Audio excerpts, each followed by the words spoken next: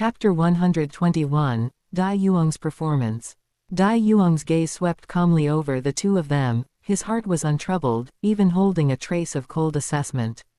One was crippled, the other half crippled, it certainly saved him a lot of trouble. However, this harmonious scene was quickly broken. Hearing the servants report Dai Yuang's return, the Duchess, Zhu Man, rushed out like a lit powder keg. She was already exhausted and depressed due to the tragic state of her two sons, seeing this illegitimate son she loathed the most appearing in the mansion unscathed, and with an even more steady and sharp aura, all her anger and malice instantly found an outlet. Dai Yuang, you jinx, you still dare to come back. The Duchess's voice was shrill, having long lost the grace of a noble lady. She pointed at Dai Yuang's nose and cursed, "It's all you. You must have used some sinister means behind our backs to make my Yuang and Hua Bin end up like this. Just to make room for a bastard like you. I knew it, you're just like your lowly mother, an ungrateful white-eyed wolf." Truly malicious. Vicious curses poured out like sewage, mixed with baseless speculation and extreme humiliation. Dai Yuang stopped in his tracks and slowly turned around. He did not get angry, there wasn't even an extra expression on his face. He just looked calmly at the frenzied Duchess with his deep, cold eyes. This extreme calmness made the Duchess feel suffocated and angry more than any rebuttal could, as if her full-strength punch had hit thin air. "Old hag, shut up." Dai Yuang's voice was flat and waveless. They were ambushed by powerful evil soul masters while performing a Shrek Guardian mission and were injured after a hard-fought battle. Elder Zan, Dean Yan, and all the Shrek students can testify to this. Without any evidence, you pin this baseless crime on me. Isn't that a bit too disheartening for the soldiers and students who bleed and sweat for the Empire and the Academy? Aren't you afraid the White Tiger Duke will blame you? His tone was indifferent, but every word was like a knife. Not only did he completely clear himself, but he also implied the Duchess was being unreasonable and slandering a hero, even cleverly bringing up Dai Hao. The Duchess was choked by his words, her face turning green and white. Especially thinking of Dai Hao, her arrogance faltered. She knew Dai Hao valued military merit and honor above all else. If he knew she was blaming others for his son's injuries sustained in the line of duty, he would certainly be extremely displeased. You are glib-tongued." She pointed at Dai Yuang tremblingly, but for a moment, she couldn't find the words to refute him, only repeating pale accusations. "Don't think I don't know what you're thinking. If you have no other nonsense, Yuang will go wash up first. Having not been home for a long time and traveling far, I am a bit dusty." Dai Yuang directly interrupted her. Then, he ignored the Duchess's distorted face, Yuang's complex gaze, Hua Bin's numb expression, and Zhu Lu's wary look, walking straight toward his own courtyard. His back was straight and cold, completely out of place with the atmosphere of failure, decadence, and malice that filled this family. Watching him leave, the Duchess was so angry she nearly crushed her teeth, yet she was helpless. A strong premonition welled up in her heart. This illegitimate son she had never cared about might truly become the greatest nightmare for her and her sons. Not long after Dai Yuang returned to his somewhat cold and quiet room, soft footsteps came from outside the door. His mother, Bai Wanning, brought his younger brother, Dai Luoli, and walked in with a face full of concern and confusion. "Yuang, why did you suddenly return from the academy? Did you encounter some difficulty?" Bai Wanning's voice was gentle, but it carried an unconcealable worry. It was truly unusual for him to return home so suddenly when it wasn't a holiday or festival. "Mother, don't worry. I have officially graduated from the Shrek Outer Court and will reside in Star Luo from now on," Dai Yuang replied calmly. "Graduated?" Bai Wanning's beautiful eyes widened, her face full of shock and incomprehension. "Why? You performed so excellently in the tournament, you would surely enter the inner court upon returning and receive the Academy's full support. There would even be great hope of becoming one of the Shrek 7 Devils in the future. This is a future many spirit masters dream of, why would you give it up?" She suddenly seemed to think of something, her face turning slightly pale, her voice trembling. Could it be for Princess Juju again? "Yuang, why are you so stubborn? After all these years, can't you see her attitude clearly? She simply Mother, Dai Yuang interrupted her, his tone still calm but carrying an unprecedented certainty. That was then, this is now. The past is the past, and the present is the present. His gaze swept out the window, piercing through layers of courtyards to see the decadent brothers. Now, Dai Yuang's hands are completely ruined, his strength greatly reduced, Dai Waban's soul is damaged, his future bleak. It is impossible for the White Tiger Duke's mansion to be handed over to two wastes. His voice was calm to the point of being cold.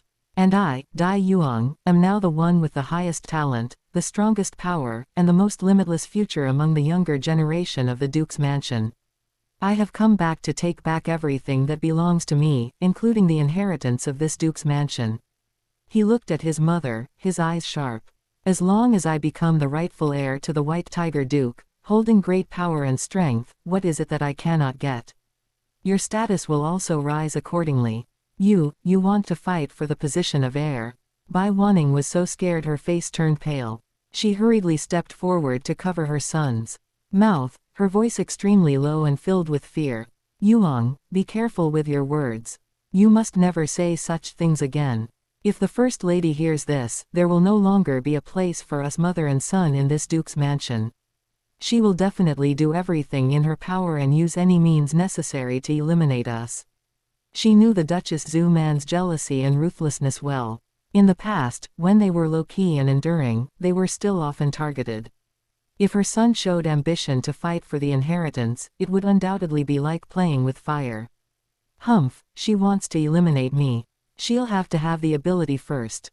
Dai Yuang gently pulled down his mother's hand, the corner of his mouth curling into a cold arc. Mother, don't worry. The ones who should be swept into the trash heap are them. Stop talking. You must be tired from the journey and talking nonsense. Bai Wanning's heart was racing, and she didn't dare listen any longer. She quickly said, I'll go have the servants prepare hot water for you to wash up. You rest well and don't let your mind wander. She almost frantically pulled the still clueless Dai Luoli and hurried out of Dai Yuang's room, as if staying for another moment would invite disaster. Dai Yuang watched Bai Wanning's departing back, his eyes deep. His gaze seemingly unintentionally glanced toward a certain shadowed corner behind the door, then moved away as if nothing had happened. He naturally knew that the Duchess's spies had been eavesdropping there. The Duchess controlled all internal affairs of the entire Duke's mansion, her eyes and ears were everywhere, inside and out. His bold words just now had surely reached that jealous First Lady's ears word for word. Dai Hao had already returned to the Mingdu mountain range. After all, an army cannot be without its commander. This period was the golden time when the Duchess could mobilize all the forces in the mansion to deal with him without any restraint. The stage is set, the bait is cast, and I'm just waiting for the fish to bite, Dai Yuang sneered in his heart. Chapter 122, Raising Chaos in the Duke's Mansion. Dai Yuang returned to the inner room and called out plainly, Lingya. A figure silently appeared as if seeping out of the shadows, kneeling on one knee with utmost respect. Your subordinate is here, Lingya. Your primary mission during this period is to secretly protect my mother, Bai Wanning, and my younger brother, Dai Luoli, Dai Yuang ordered. I predict that venomous woman will target me a few times first. After failing, she will inevitably jump the wall like a cornered dog and turn her focus to them, attempting to use my mother and brother to threaten me. At that time, you need to intervene, just right, fake the scene of their death, and then secretly move them to an absolutely safe place for settlement. Once his mother and brother died by the hands of the Zhu man, he would obtain the absolute excuse needed to overturn the chessboard and completely condemn Zhu man and her cronies to eternal damnation. At that point, whether it was internal cleanup of the Duke's mansion or external explanations, he would stand on the absolute moral high ground. Your subordinate accepts the order. Lingya replied without hesitation.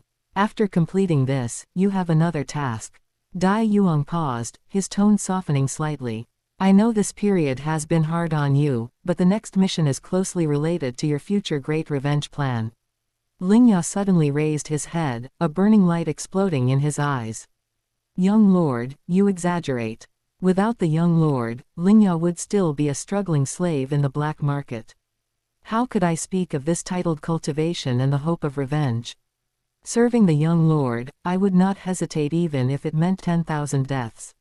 Moreover, if it benefits revenge, even if it means traversing a mountain of blades or a sea of fire, your subordinate will not flinch.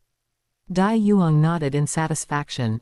Very good. I will inform you of the specific task in detail when the time comes. Go now. Quote. Yes. Ling Ya's figure merged into the shadows again and vanished. Meanwhile, inside Duchess Zhu Man's luxurious courtyard, just as Dai Yuang had predicted, a trusted maid was nervously reporting the wild and arrogant words she had overheard. Pang cha, walla. Expensive porcelain and exquisite jade artifacts were frantically swept onto the floor and shattered. Duchess Zhu Man looked like she was going mad, her beautiful face distorted by extreme anger and jealousy, her chest rising and falling violently. Evil spawn. Base creature. She cursed shrilly, her voice tearing with rage. How dare you covet my son's title? How dare you dream such a pipe dream? Fine, fine. Since you seek death yourself, don't blame me for being ruthless. Vicious and frantic light flickered in her eyes, and a malicious plan began to brew in her mind. Dai Yuang, you might have come back, but you might not be able to leave. This duke's mansion will be your burial ground. Inside the duke's mansion, undercurrents surged and killing intent had emerged. The next morning, sunlight streamed into the dining hall through the window lattice. The long dining table was filled with exquisite breakfast items, but the atmosphere was suffocatingly heavy. Duchess Zhu Man sat in the main seat, her complexion still sickly pale, but she was trying hard to maintain the dignity of the mistress. Dai Yuang sat to her left, his empty sleeve particularly glaring, eating in silence. Dai Waban sat on the right, his eyes hollow, mechanically chewing his food as if indifferent to everything. Dai Luoli sat obediently in a slightly distant spot, while Bai Wanning sat beside her son, appearing somewhat uneasy. What Dai Yuang saw when he came downstairs was this scene of the main branch being harmonious and the illegitimate branch being cautious. His expression was composed, as if he didn't sense the strange atmosphere. Yuang, hurry over, greet your legal mother, and then sit down. For breakfast. Bai Wanru quickly called out softly, afraid her son would forget his manners. No need, mother, I've already eaten. Dai Yuang smiled slightly, his tone relaxed. He had indeed eaten. Just now upstairs, he casually condensed a fate reversal heavenly demon pill and ate it like a candy bean. Even without activating a spirit ring skill, the fate reversal heavenly demon pill was not useless food. The pure energy contained within it was enough to provide for a day's needs, and the taste buds could still sense a strange sweetness. This was a truly efficient food-type martial soul. If Dai Yuang wished, he alone could be a mobile strategic supply depot. He walked up to Dai Luoli and rubbed his hair. Luoli, eat obediently. When you grow up a little more, Big Brother will treat you to some very magical candy beans. Dai Luoli blinked his innocent big eyes, looking confused. Aren't candy beans for children? Why does he have to grow up first? Big Brother is strange. The Zhu Man watched Dai Yuang completely ignore her, and her face instantly darkened enough to drip water. Dai Yuang. Dai Yuang slammed the table, making the dishes rattle. He glared angrily at this increasingly arrogant illegitimate son. Do you have any respect for rules? Your mother is here, and you didn't even greet her. What kind of behavior is this? Dai Yuang turned around, his face still bearing that unfathomable smile. Dai Yuang, why ask if something exists when it never has? Instead of asking me, why don't you ask your good second brother next to you? When he brought people to corner and humiliate the three of us, my mother, my brother, and me, in the courtyard, and repeatedly targeted Aunt Yun and Aunt Yun's son until he killed Aunt Yun, did he have any so-called rules or brotherhood in his eyes? You, Dai Waban, having his old wounds exposed, especially in front of his mother, immediately jumped up in furious shame. The hierarchy between the main branch and the illegitimate branch is natural law. Do you, an illegitimate son, even qualify to talk about rules? It is already mother's benevolence that allows you to have a meal in this mansion. Hierarchy between the main branch and the illegitimate branch. Dai Yuang chuckled, but the laughter carried a bone-chilling coldness. I don't care about other families' broken rules, but if you want to use this set to suppress me, Dai Yuang, then I'll just have to trample this rotten set of rules completely. Before his voice fell, his figure flashed like Gui Mei. Dai Yuang didn't even have time to release his spirit before he felt a strong gust of wind rush past him. Ha! Asterisk. A crisp, loud slap landed heavily on Dai Waban's face, immediately sending him staggering a few steps before he fell awkwardly onto the ground. Yuang! Bai Wanning cried out in alarm. Dai Yuang, how dare you! The Zhu man trembled with rage, suddenly standing up, and 8 spirit rings, 2 yellow, 2 purple, and 4 black, instantly rose from beneath her feet. A powerful spirit Douluo aura spread out. However, this aura only lasted for an instant before fluctuating violently, the spirit rings flickering erratically. The Zhu man's face suddenly flushed crimson, then turned ghastly pale.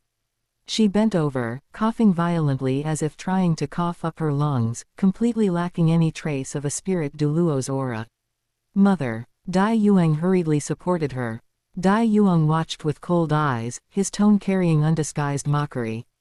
Someone who is severely ill and already has one foot in the grave shouldn't forcefully activate her spirit power to put on airs.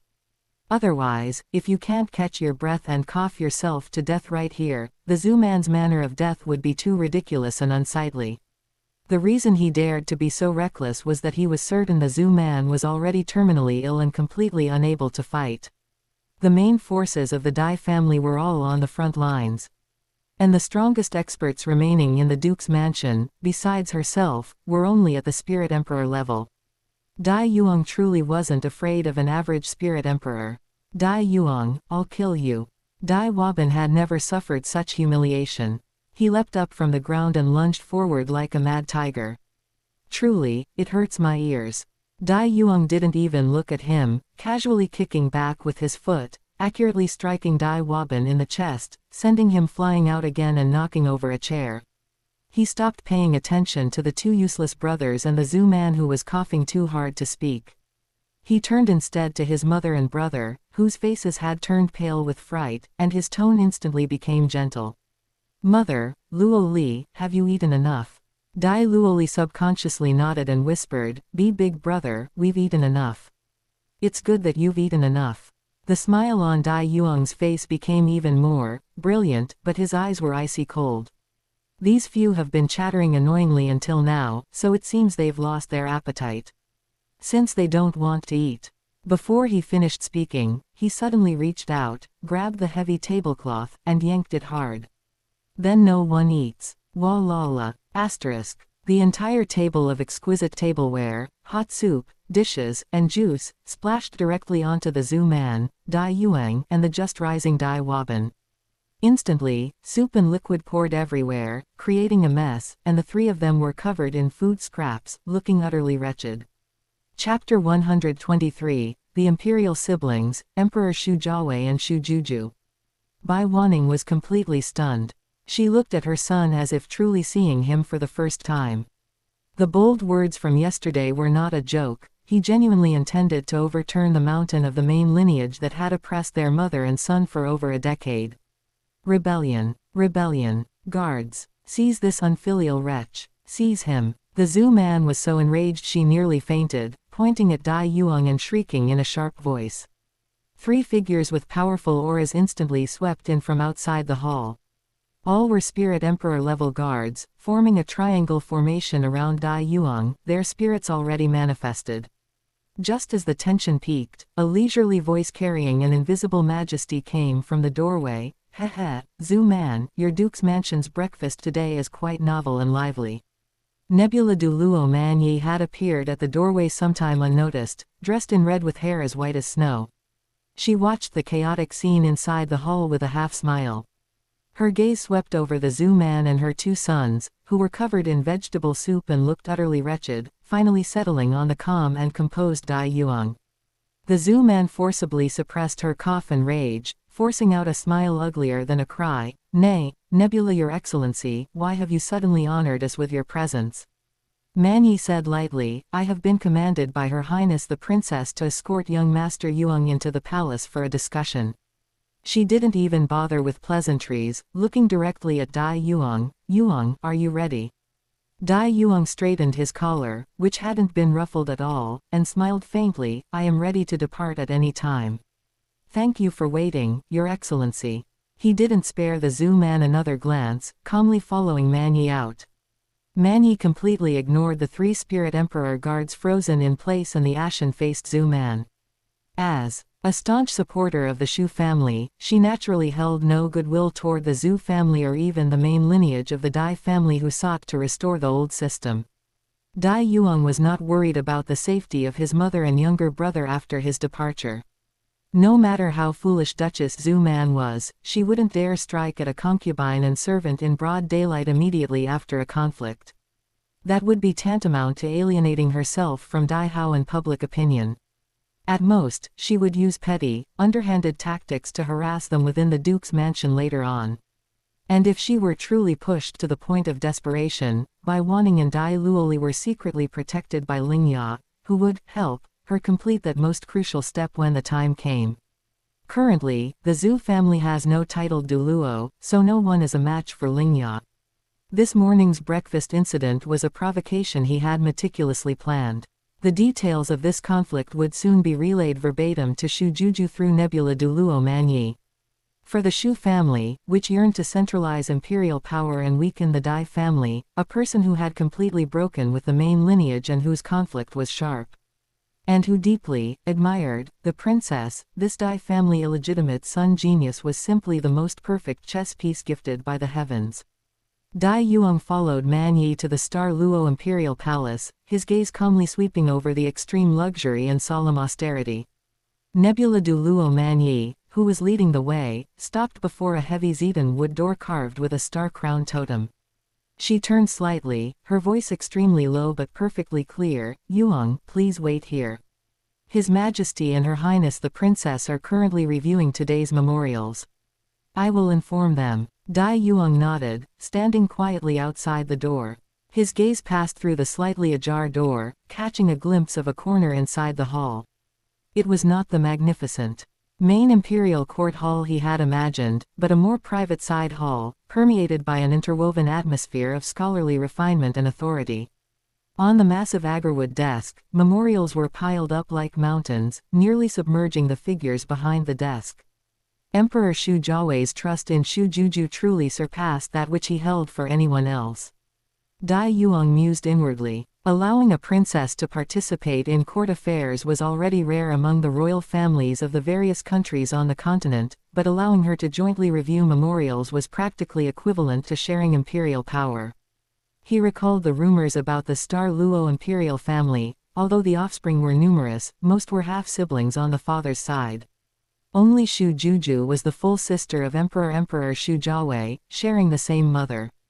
What was more noteworthy was the nearly 30-year age difference between them.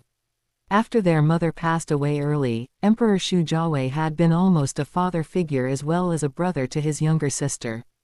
This rare sibling affection within the deep palace might be the cornerstone of this astonishing trust.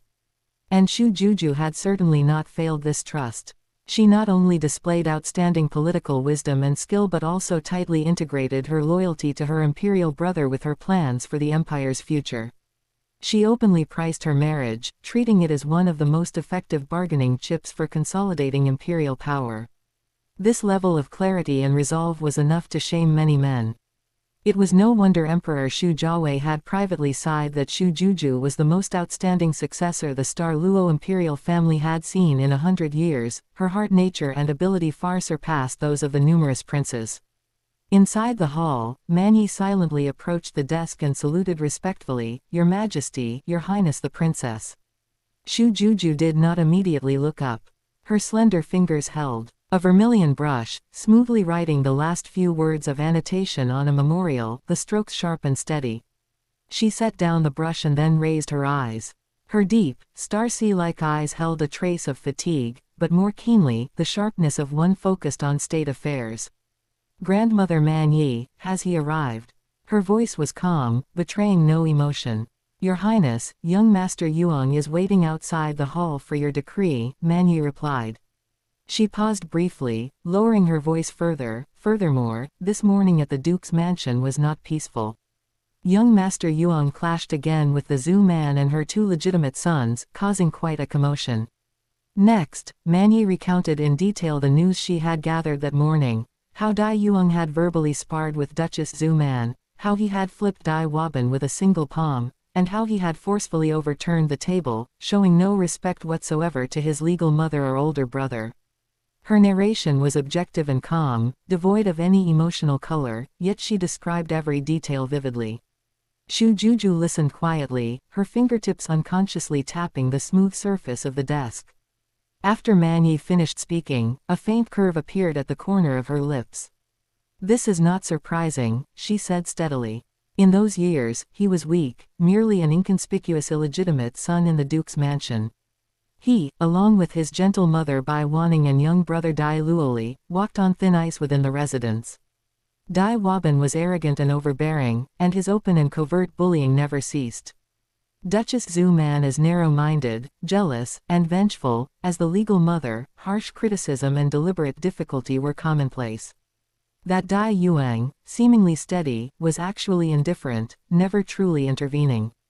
At best, he would later put on the airs of an older brother, lecturing Yuang to keep to his duties and respect his legal mother. The resentment accumulated year after year like this has long been ingrained in his bones." She picked up the warm tea beside her and took a small sip, her movements utterly graceful. Now that his wings have grown and his strength has surged, and he has glimpsed the opportunity to control the Duke's mansion, how could he still be willing to endure? This anger was bound to erupt sooner or later. For us, the deeper his conflict with the main lineage and the greater the rift, the more beneficial it is. A chess piece that is estranged from its former family and must cling tightly to the imperial family is the most useful chess piece. Emperor Shu Jiawei, seated on the throne, had been listening silently. At this moment, he slowly nodded, his eyes showing approval. "My sister Ju is absolutely right. The core members of the Dai family and Zhu family main lineages have never truly extinguished the desire for restoration deep in their hearts. However, many collateral lines are content with the status quo and have less ambition. Their internal struggle is not a bad thing for the stability of the empire. Let them fight first. When necessary, you can secretly give Dai Yuang some support, making his blade sharper and more reliant on the one who wields it." Imperial brother is wise. Shu Juju slightly bowed, then turned to the inner attendant, "Have him enter." Announcing, "Young Master Dai Yuang granted audience." The inner attendant's sharp voice pierced through the heavy hall doors. Chapter 124, Shu Juju's Interrogation. Dai Yuang straightened his robes and stepped slowly into the hall. Compared to the corridor, the lighting inside was softer. Behind a massive desk, the two most powerful siblings in the empire were watching him. His gaze immediately fell upon Shu Juju. Open black lens bracket. Remember this site's domain name. Find good Taiwan books on Taiwan Novel Network. TC is super convenient. Close black lens bracket. Today, she wasn't wearing elaborate palace attire, but a simple light golden casual outfit. Her dark hair was loosely pinned up with a jade hairpin, making her look less of the deliberately bright and dazzling beauty she usually was, but adding a touch of the steadiness and majesty she possessed when handling government affairs, an aura unique to those who wielded real power. Following etiquette, he took a few steps forward, bowed with his hands cupped, and said in a clear voice, "Dai Yuang pays respects to your majesty and her highness the princess." He did not perform the full kneeling salute, which was the proper etiquette for an audience with a monarch. However, his persona of being, deeply infatuated and unconstrained by etiquette, was already deeply ingrained in everyone's minds. Emperor Shu Jiawei's gaze lingered on him for a moment. He didn't get angry, but instead, a trace of an ambiguous smile played at the corners of his lips, as if he were looking at an immature yet interesting junior. "Nephew Yuang, no need for such formalities," Emperor Shu Jiawei said warmly, breaking the brief silence. "You've finally arrived. Just now, while my imperial sister was reviewing memorials, she seemed a bit distracted. I'm afraid she's been waiting for you for a long time." His words were clearly teasing. Shu Juju lowered her eyelids at the right moment, her long, thick eyelashes casting a small shadow beneath her eyes. A very faint blush rose to her cheeks, like white jade stained with sunset clouds. She didn't speak to refute him, but her fingertips curled slightly. This display of emotion was executed perfectly, enough to stir anyone's heart. However, Dai Yuang watched coldly from the sidelines, secretly assessing, in this shyness, how much was calculation, how much was habitual performance, and how much was perhaps a truly inexplicable ripple of emotion. He estimated that at most, 30% sincerity was the limit. Dai Yuang also displayed an appropriate amount of awkwardness and excitement, his voice seemingly trembling slightly with joy. I too have been thinking of Her Highness day and night, wishing I could fly into the palace immediately. His words were earnest, but his heart was completely unmoved. Because his own sincerity was even less, infinitely approaching zero. Seeing this, Emperor Shu Jiawei let out a hearty laugh, breaking the subtle atmosphere. Ha ha, good. Young people should be true to their feelings. Well then, I still have some government affairs to discuss with several ministers, so I won't stay here and be an eyesore. You young people talk among yourselves. The emperor stood up, gave Shu Juju a meaningful look, and then departed surrounded by his attendants. The heavy palace doors slowly closed, isolating the inside and outside into two different worlds. For a moment, only Dai Yuang and Shu Juju remained in the hall, along with Nebula Douluo, who stood in the shadows of the corner as if she didn't exist. The scent of ink and agarwood permeating the air seemed to grow even stronger. Shu Juju didn't speak immediately. She walked slowly from behind the desk, her skirt swaying gently. Her footsteps were silent yet carried a natural royal rhythm as she walked toward Dai Yuang step by step. She stopped just 3 steps away from him. This distance was neither too intimate to be rude, yet enough to create an invisible sense of pressure. She raised her head. Her gaze was no longer the soft gentleness from when her eyes were downcast, but had become sharp as a knife, as if she wanted to peel away his disguise layer by layer and strike directly at his core. That gaze scrutinized his brow, his eyes, and every minute change in expression on his face.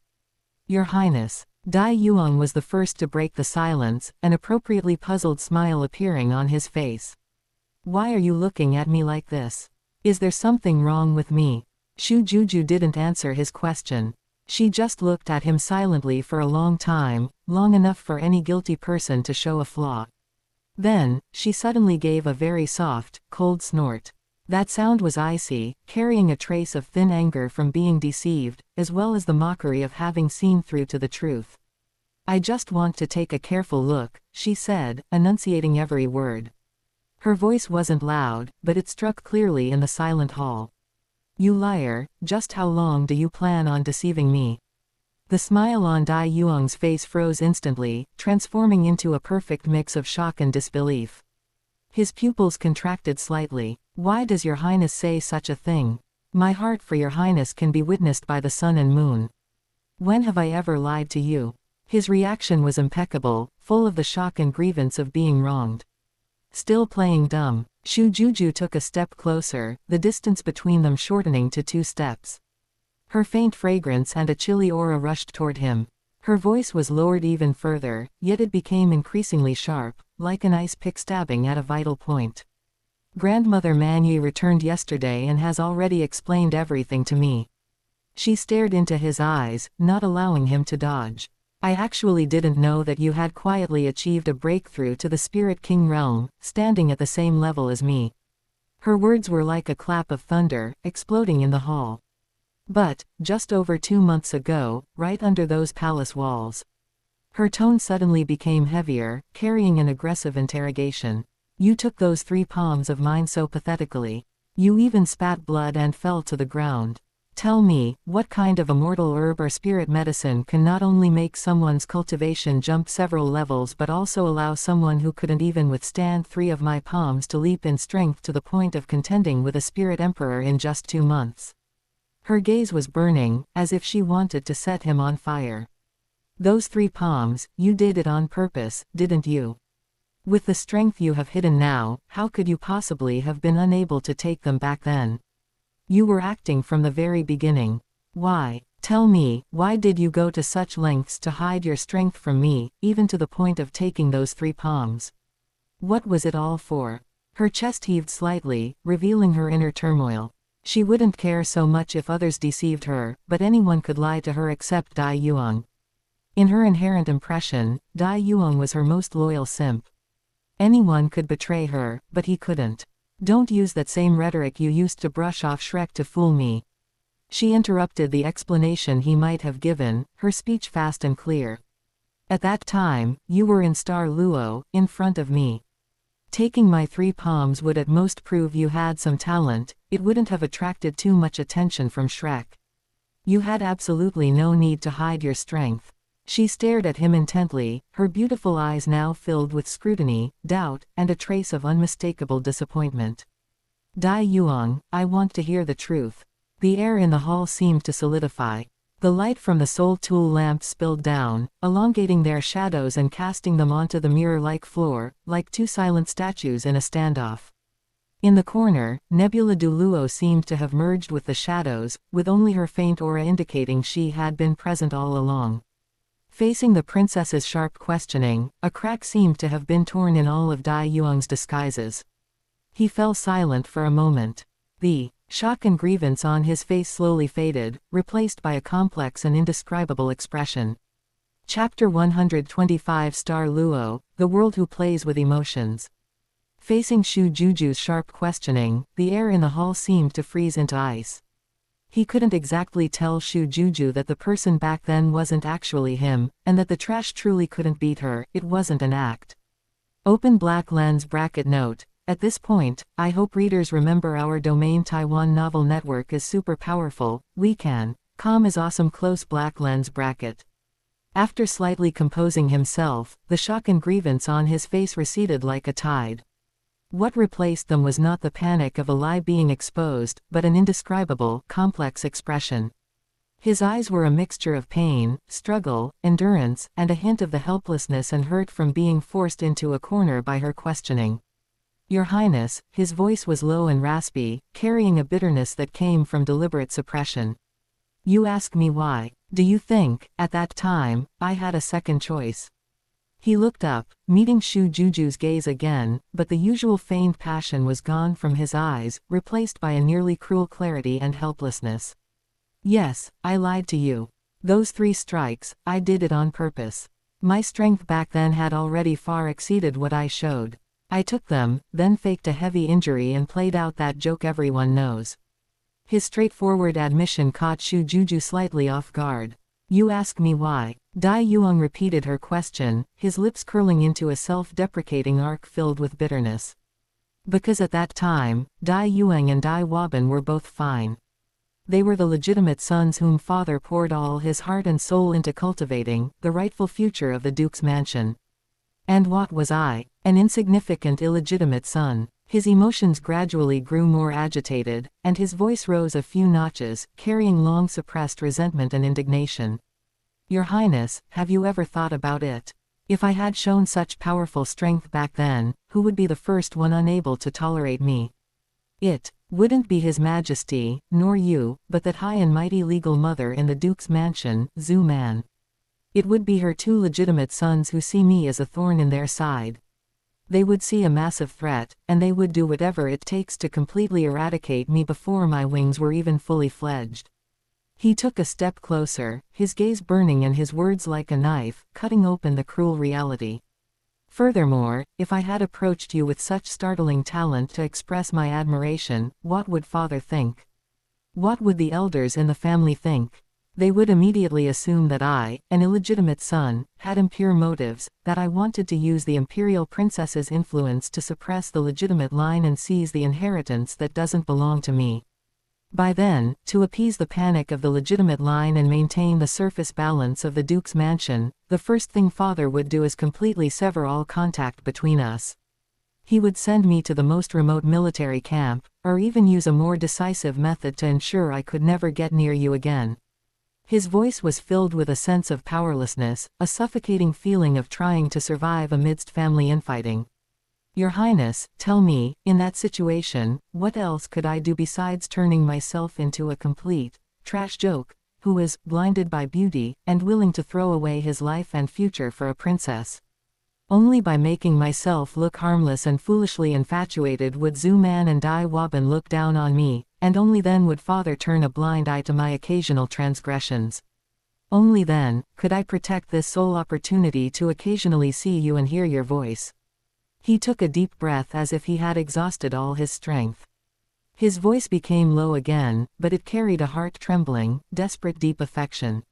I would rather be mocked by everyone, rather be looked down upon by you, and rather bear the infamy of a simp, than be completely banished from your world, where even looking at you from afar would become an extravagant hope. Silently guarding you was the closest way to you I could think of back then. After finishing this long, helpless, and tragic analysis, he fell silent and lowered his head slightly, as if he had shed a heavy burden, or as if he were waiting for a final judgment. The hall fell into a dead silence.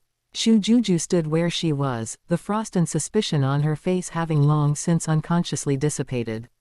She was an extremely intelligent woman and could naturally think through these layers of interests. What Dai Yuang said was entirely consistent with the cruel and real rules within Star Luo's top aristocratic circles. A powerful legal mother, 2 favored legitimate sons, and an exceptionally talented but awkwardly positioned illegitimate son, she knew the dangers involved better than anyone.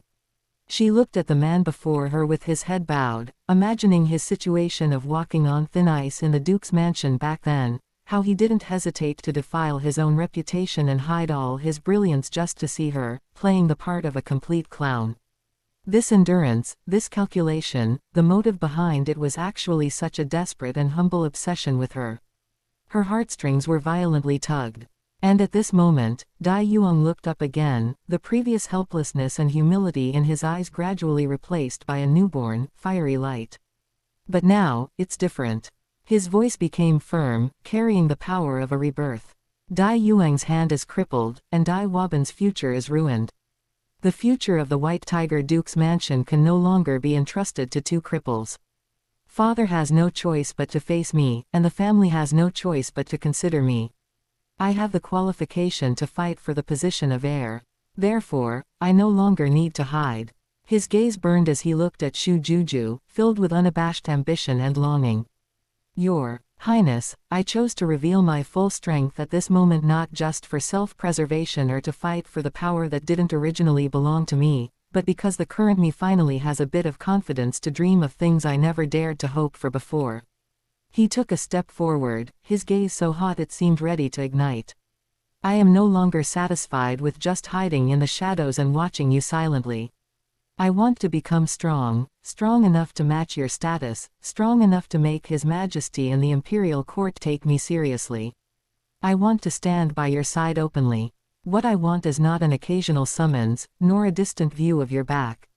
What I want is to rightfully marry you into the Dai family. To have you become my wife. Snow Empress couldn't help but facepalm in his sea of consciousness. Here he goes, acting again. This tragic drama routine is really at his fingertips, he's a master at it, the bastard. Making himself sound like some saint of love.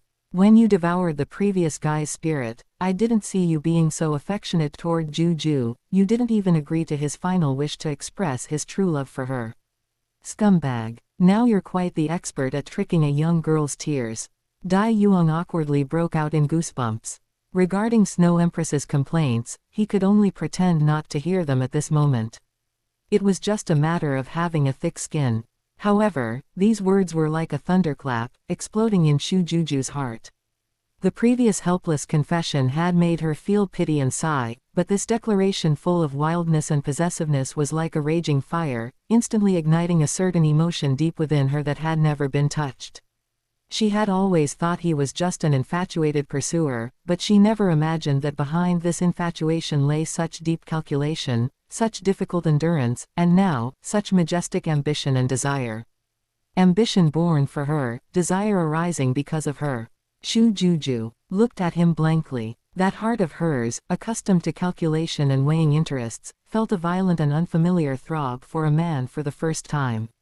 She seemed to truly be a little moved by this heavy and crazy infatuation. Nebula Douluo in the corner remained silent, but in the gaze she directed at Dai Yuang, there was less scrutiny and more appreciation. Shu Juju took a deep breath, trying to calm her somewhat disordered state of mind. She found her voice was actually a bit raspy. Don't be so excited. I didn't really mean to blame you. This time, there was no questioning in her tone, only sighs and emotion. Snow Empress shook her head. It's over. This girl looks quite shrewd, so how can she actually believe him? This scumbag's skill is getting deeper and deeper. Even this Empress can hardly listen anymore. Chapter 126, Using Emotion as a Strategy, Supporting with Power. After Dai Yuang's series of deflections and attacks, his mixture of truth and lies in his deep emotional analysis and ambitious declaration, even Shu Juju, with her superior intellect and habit of controlling situations, felt her mind in disarray for a moment. It was as if she had stepped into a mist woven from sweet words and calculations, losing her bearings. She turned slightly, avoiding Dai Yuang's overly intense gaze.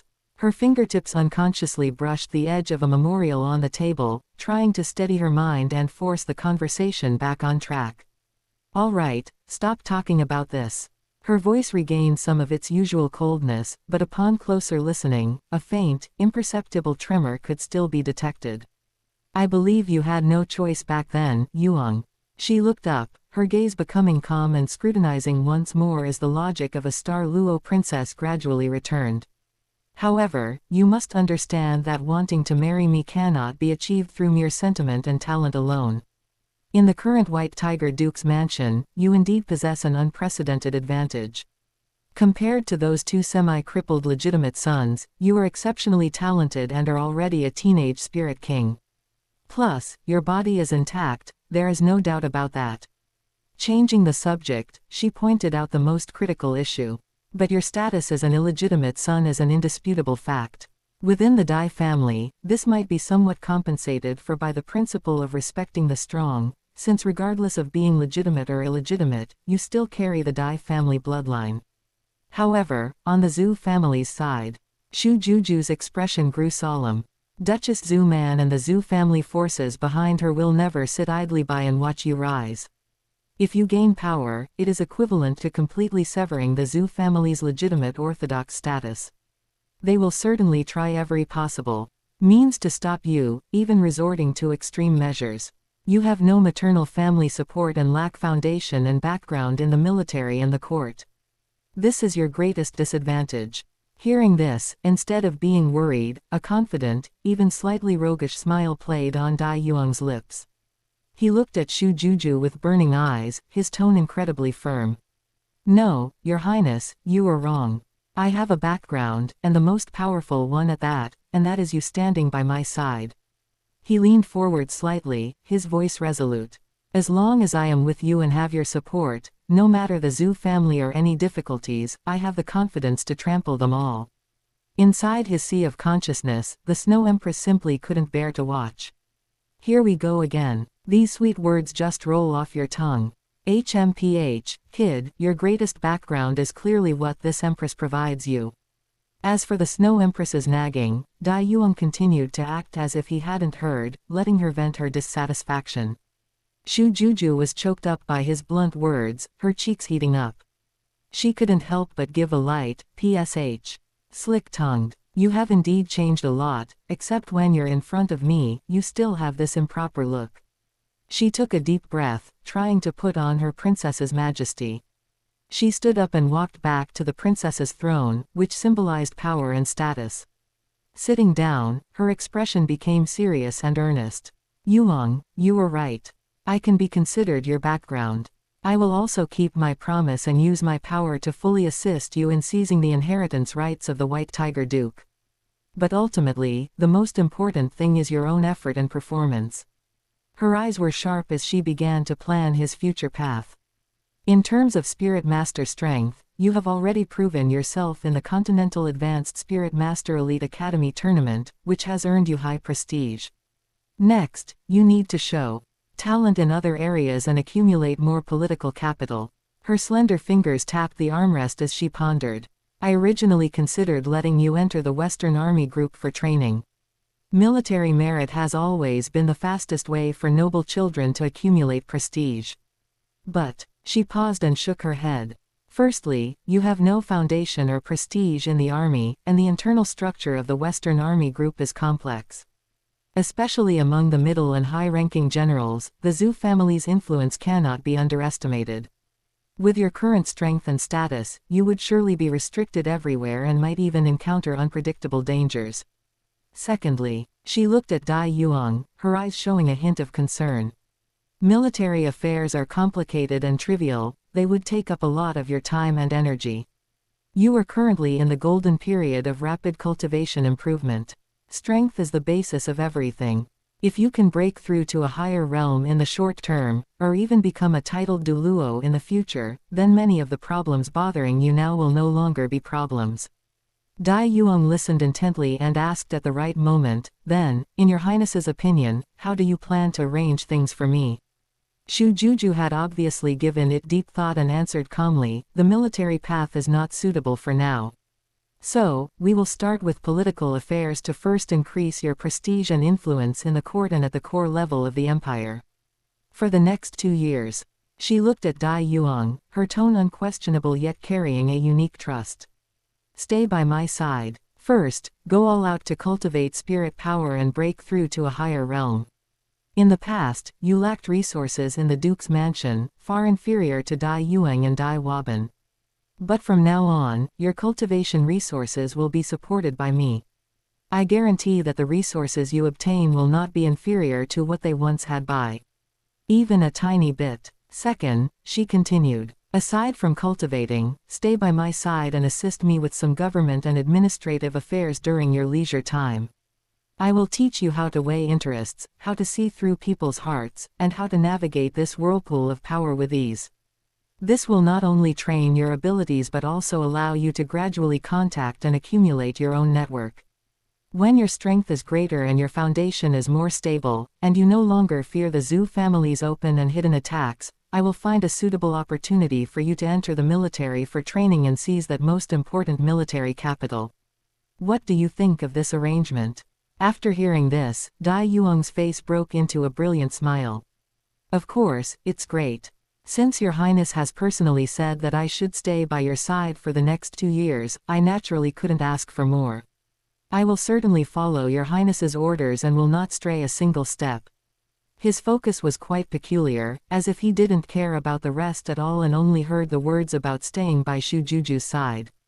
Shu Juju's face turned red again because of his off-track answer, and the serious atmosphere she had worked so hard to establish almost collapsed. She couldn't help but scold him, you guy. I said so much and analyzed so many pros and cons, and it turns out you only heard that one sentence, didn't you? Be serious. If you don't meet my requirements, if your strength stagnates, or if you handle political affairs in a mess, even if I am willing to marry you, our Star Luo royal family will never allow it. Dai Yuang immediately pulled back his playful expression, stood up straight, looked at Shu Juju with firm eyes, and made a solemn promise, rest assured, your highness. Since you have paved this path for me, I, Dai Yuang, will definitely go all out. I will not let you down. Chapter 127, 1 year later. For the following year, Dai Yuang followed Shu Juju's plan, making the diligent cultivation of his rank his top priority. He made full use of the abundant resources provided by Shu Juju, which far exceeded the standards for an illegitimate son of the Duke's mansion, and devoted himself entirely to cultivating his spirit power without distraction. In his spare time, he stayed by Shu Juju's side, assisting her with some of the empire's political affairs. Shu Juju fulfilled her promise, even opening up her exclusive mimicry cultivation ground for him to use as he pleased. This treatment made Dai Yuang recall the past days of his predecessor in the White Tiger Duke's mansion. Back then, Zhu Man specifically built mimicry cultivation grounds most suitable for the White Tiger spirit for Dai Yuang and Dai Waban, while he and his younger brother Dai Luoli could only use them occasionally. Moreover, that environment, filled with masculine and slaughterous qi, did not fully align with the attributes of the evil shadow demonic tiger, resulting in half the result with twice the effort. It wasn't that the Duke's mansion lacked the ability to build one for him separately, it was purely that his legal mother deliberately ignored and suppressed him. Meanwhile, Dai Hao was away at war for years and never concerned himself with these minor matters within the mansion. The original Dai Yuang could only struggle forward amidst such a lack of resources. In contrast, what Shu Juju gave was truly worthy of being called resources. Coincidentally, the mimicry cultivation ground environments required by their two spirits were exceptionally compatible. Shu Juju's star-crowned spirit needed to cultivate under the vast starry sky to absorb starlight power, while Dai Yuang's evil shadow demonic tiger also required cultivation in the dark night. Their mimicry cultivation grounds were both the same deep and brilliant night sky. Thus, even during the day, Dai Yuang could practice under the starry sky, greatly increasing his daily cultivation time. Under such favorable conditions and his own efforts, a year later, Dai Yuang's spirit power rank broke through 4 levels in succession, reaching the height of rank 56 Spirit King. His cultivation speed was startlingly fast. Furthermore, the insights he occasionally displayed in political affairs frequently surprised and even shocked Shu Juju. During this time, a massive blizzard broke out in several northern cities of the Star Luo Empire, with severe cold blocking the roads and the people suffering. In the imperial court, a group of officials frowned, but the plans they proposed were uninspired, consisting of nothing more than the same old 3 methods: opening granaries to distribute grain, and allocating funds for relief. When the official in charge of household registration tremblingly stated that the national treasury might lack sufficient funds, many officials actually showed a helpless expression of doing what is humanly possible and leaving the rest to fate, as if the people who couldn't be saved were destined to die there. This scene left Dai Yuang, who was listening in, dumbfounded. He thought to himself that this was indeed a world where individual power reigned supreme and the internal affairs skill tree was generally misaligned. The crisis management capabilities of these officials were truly no joke. No wonder Tang San's single grain raiding strategy could be hailed as that of a god of war. He knew his chance to shine had come. Although he wasn't an internal affairs expert in his past life, his exposure during the information age, combined with the disaster relief strategies he had read about in various histories and novels, was enough to crush this group of fellows who only knew how to give a man a fish but not how to teach him to fish. He immediately offered his counsel to Shu Juju and soon received an opportunity to explain it at the court meeting. He clearly pointed out that riots were likely to occur during a disaster year because the victims were without food, clothing, or work, and were hopeless about their livelihood for the coming year. If the imperial court only knew how to blindly distribute money and grain, it would be the clumsiest method. The core of his strategy lay in work relief and production for self-help, which could be summarized as: first, guarantee basic survival. First, ensure that the disaster victims are fed and not freezing, but not through simple distribution. Second, develop side industries to generate income. Organize victims to engage in side industries based on the actual conditions of each region.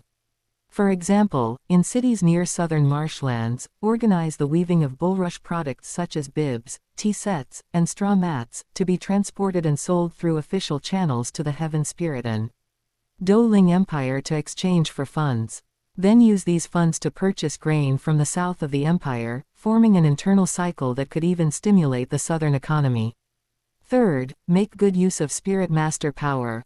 Hire fire spirit masters to concentrate their strength on specific areas, such as seedling bases and workshops, to provide heating and melt snow. While this cannot change the overall weather, it is enough to protect key production activities. Fourth, vigorously promote infrastructure construction. Organized by the court, carry out projects such as road repairs, bridge building, river dredging, and mountain reclamation for mining. Recruit young and strong labor for work relief, allowing them to earn rewards through labor and avoid causing trouble while idle. In some areas with slightly warmer climates, projects could even continue until next spring. Fifth, guarantee next year's spring plowing. Seeds for spring plowing will be allocated from national special funds. Disaster victims can receive them for free, and taxes for that year will be waived. If there is a harvest the following year, they will be required to repay the seed costs without interest. After this series of measures, the officials in the court were stunned, and eventually, they all sighed in admiration, calling him a great talent for stabilizing the country. Dai Yuang felt somewhat speechless. These disaster relief procedures, which seemed almost like common sense in his past life, had actually become world-shaking strategies in this world. Those officials indeed didn't understand at first, they only knew how to mechanically allocate funds and transfer grain. When funds and grain were insufficient, they thought of raising taxes, robbing Peter to pay Paul. Helplessly, Dai Yuang could only participate in the coordination personally with the support of Shu Juju, teaching the relevant officials step by step how to execute specifically.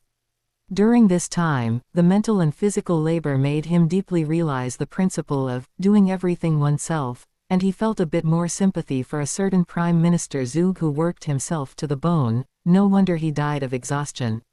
However, the effect was extremely significant. Although this blizzard was fierce, under the new policy, the disaster was effectively controlled, the people's hearts were settled, and even the speed of post-disaster recovery far exceeded the past. The court's expenditures were actually much lower than expected. After this battle, Dai Yuang's prestige in the country rose sharply. No one expected that this combat genius, who had once shone brilliantly in the Spirit Master competition, would also possess such astonishing talent in internal affairs. He gradually transformed from an illegitimate son who was lucky enough to gain the princess's favor, into a young hero in everyone's eyes who was adept in both the pen and the sword, and capable of helping Your Highness stabilize the country. He and Shu Juju went in and out together every day, inseparable. Originally, there were many criticisms throughout the court and the commonality that an illegitimate son is not a worthy match, but now these had gradually turned into praise for a golden boy and jade girl, a match made in heaven. Shu Juju also admired and even relied on him more and more. Having him by her side every day while handling political affairs, providing insights that were often incisive and unconventional, made her feel much more at ease. Unconsciously, she even began to get used to and look forward to his figure appearing on time in the palace every day. Of course, while some were gratified, others naturally hated him to the core. Duchess Zhu Man had never stopped tripping up Dai Yuang during this year. Since overt difficulties were hard to make effective under the vague protection of the emperor and the princess, she resorted to underhanded methods. Dai Yuang had encountered assassinations several times while out on official business. Initially, it was 3 Spirit Emperor-level assassins with a fierce offensive, clearly intending to settle the matter quickly and nip him in the bud. However, they far underestimated their target's strength. Dai Yuang didn't even let Ling Ya, who was guarding in the shadows, take action. Relying solely on his own strength, he killed the 3 Spirit Emperors with his Tyrant Tiger soul-refining saber. His formidable combat power left Zhu Man trembling with fear upon hearing the news. With one plan failing, she gritted her teeth and paid a high price to invite 2 Spirit Saint-level powerhouses to act. Given her current situation, the cost for a titled Douluo was too high and they were hard to invite. Spirit Saints were the strongest force she could currently mobilize, and dealing with a Spirit King should have been foolproof.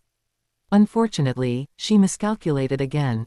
She had no idea what kind of existence was always following Dai Yuang. Those 2 Spirit Saints didn't even touch the corner of Dai Yuang's clothes before they were casually dealt with by Ling Ya, who appeared like a ghost. For a titled Douluo to deal with Spirit Saints, there was simply no suspense. That night, Zhu Man tossed and turned in extreme unease. The next morning, when she woke up, she was horrified to find 2 hideous heads with eyes wide open in death placed prominently on the coffee table by her bedside. It was exactly those 2 Spirit Saints she had sent out. Ah! A shrill and terrified scream pierced the morning silence of the Duke's mansion. According to the trembling recollections of the maid on duty that day, after seeing those 2 heads, the Zhu Man's face turned as pale as paper on the spot. She violently spat out a large mouthful of blood and then fainted. It was unclear whether she was frightened by that bloody and terrifying scene or driven to a frenzy by this blatant warning and failure. Since then, Zhu Man seemed to have truly quieted down a lot. At least in the short term, she dared not use such extreme methods again. And Dai Yuang's path to rise also seemed to have cleared a layer of the most direct haze. Chapter 128, Coveting the Tyrant Tiger Soul Refining Saber, Beating Dai Yuang. Dai Yuang had neutralized the Zhu man's several assassination attempts with thunderous methods, knowing in his heart that the time was ripening. With the Zhu man's narrow-minded and vicious heart nature, after repeatedly hitting a wall with him, there was a high probability she would turn her malicious gaze toward the more vulnerable Bai Wanning and Dai Luoli, attempting to coerce him by controlling them. And he was precisely waiting for her to make this move. It happened that on this day, he returned to the stagnant atmosphere of the Duke's mansion and found that Dai Yuang was actually there as well. Furthermore, this elder brother, who had been gloomy ever since his hand was crippled, unexpectedly had a rare trace of relaxation on his face. The reason was simple. After nearly a year of waiting and adjustment, his right hand, which had been severed due to the corrosion of the death god emissary's toxin, had finally been fitted with a spirit tool prosthetic meticulously crafted by the Shrek Academy's soul tool department. This prosthetic was exquisitely made, almost indistinguishable from the real thing. The joints moved flexibly, enough for him to handle daily life without obstacles and even engage in some less intense combat.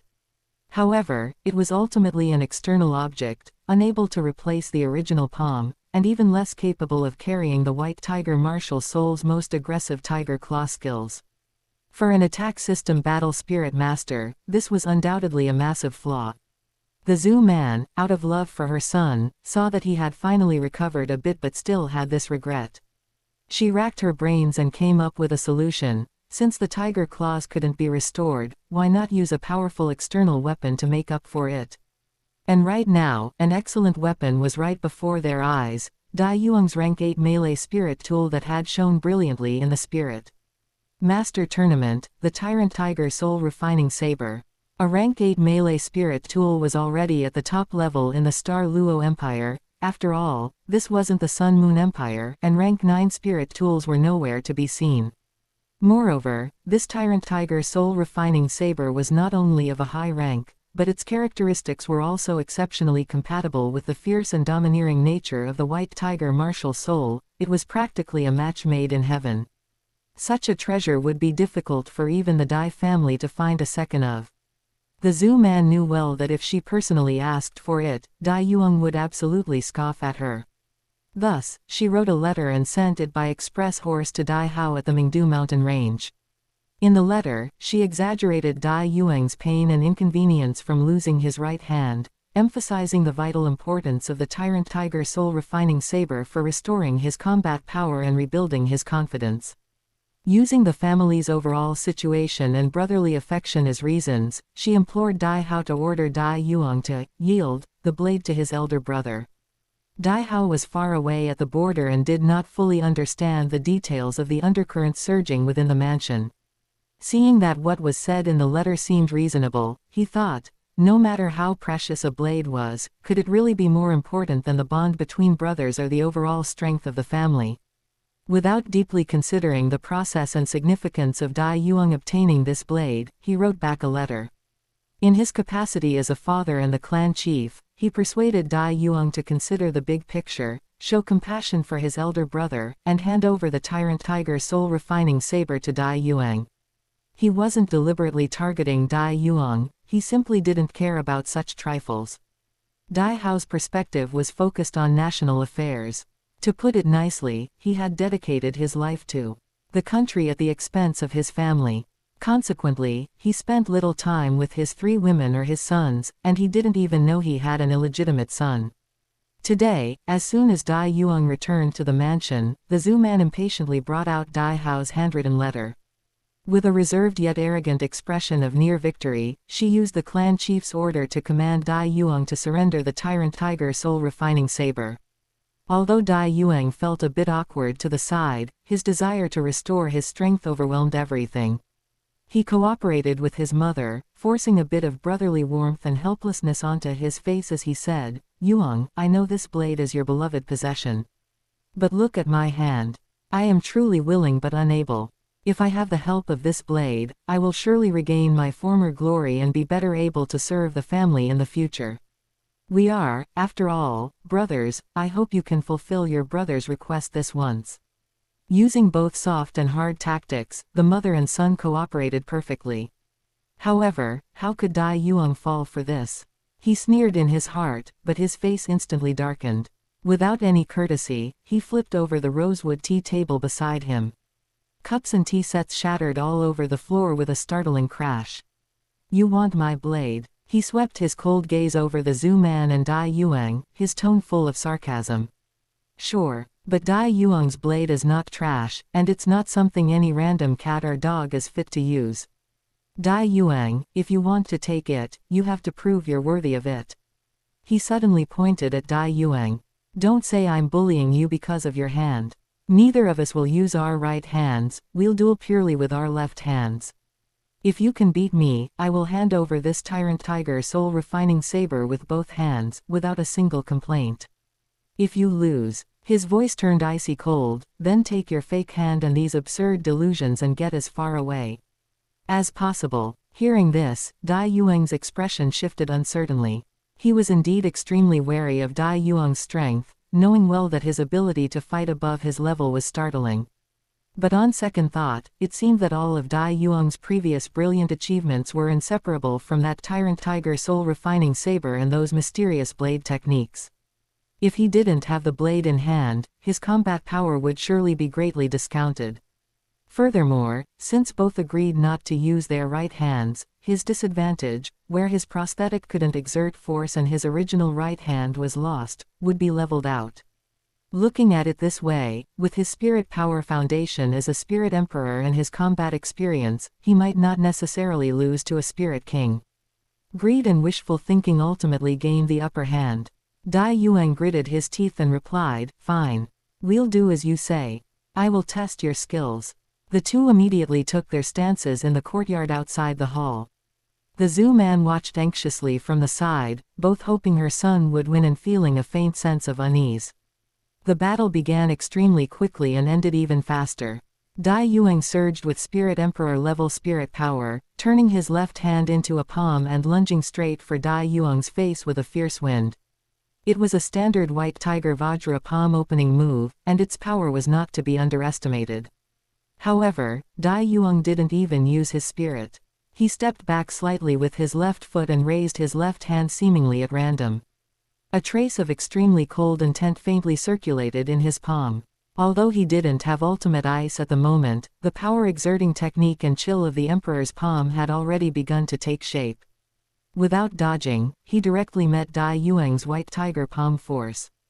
Bang! Asterisk. The two palms collided, producing a dull thud. Dai Yuang felt an extremely strange palm force, both domineering and frigid, penetrate his body.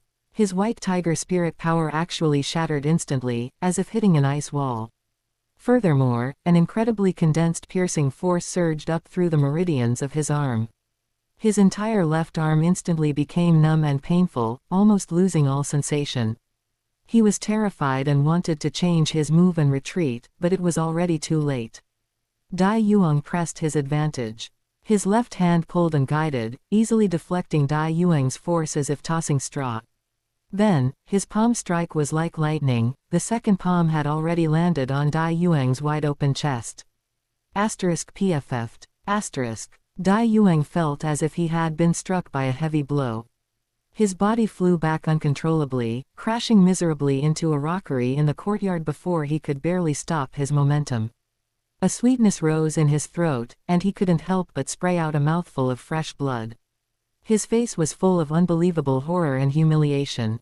3 moves, maybe not even 2. As a spirit emperor, in a situation where his opponent was a mere spirit king, didn't use a right hand, and hadn't even used a spirit or a weapon, he had actually lost so completely and so embarrassingly. Dai Yuang withdrew his palm and stood tall, dusting off non-existent dust from his robes. The contempt in his eyes was almost overflowing. "With just this bit of ability, you're fit to covet my tyrant tiger soul refining saber. Dai Yuang, you're really regressing as you get older. Go live your days clutching your fake hand, and don't come out to make a fool of yourself again." After saying that, without even looking at the Zhu man, whose face was pale and who was trembling all over, or the humiliated and desperate Dai Yuang slumped on the ground, he turned and walked straight away, leaving behind a cold and powerful silhouette. The Zhu man stared fixedly in the direction Dai Yuang disappeared, her nails almost digging into her palms as blood seeped out. Her face turned from green to white, then from white to purple. Her chest heaved violently, she was clearly enraged to the extreme and would definitely not let the matter rest here. Chapter 129, Duchess Zhu Man's Conspiracy, Countering a Scheme. That night, the lights in Duchess Zhu Man's room were dim, and the atmosphere was oppressive. She dismissed all the maid-servants, facing Dai Yuang alone, who looked dispirited and still carried the humiliation of his defeat earlier that day. Yuang, even now, can't you see the situation clearly? Zhu Man's voice carried a cold despair and ruthlessness. That Dai Yuang's wings have grown, his strength has increased terrifyingly, and he has gained the favor of the princess. His prestige in court is growing. If this continues, not to mention your position as the legitimate eldest son, even the entire White Tiger Duke's mansion will bear the Shu family name in the future. That Dai Yuang is practically already a member of the Shu family. Dai Yuang suddenly looked up, his eyes bloodshot, his lips moving, but he couldn't utter a word of rebuttal. His mother's words pierced his heart like knives, and the crushing defeat of the day kept replaying before his eyes. Zhu Man stepped closer, lowering her voice, and revealed her long brewing venomous scheme. I've thought of a countermeasure. I will write another letter to your father, no need to mention the tyrant tiger soul refining saber again, only saying that Dai Yuang is arrogant and unruly, openly defying his father's orders, and needs strict discipline. Let your father, in the name of clan rules and family rules, order him to immediately go to the Mingdo Great Camp to explain. As long as he leaves Star Luo City. A sinister glint flashed in her eyes. While he's away, we'll find a way to invite Bai Wanning and Dai Luoli back to our Zhu family's territory as guests.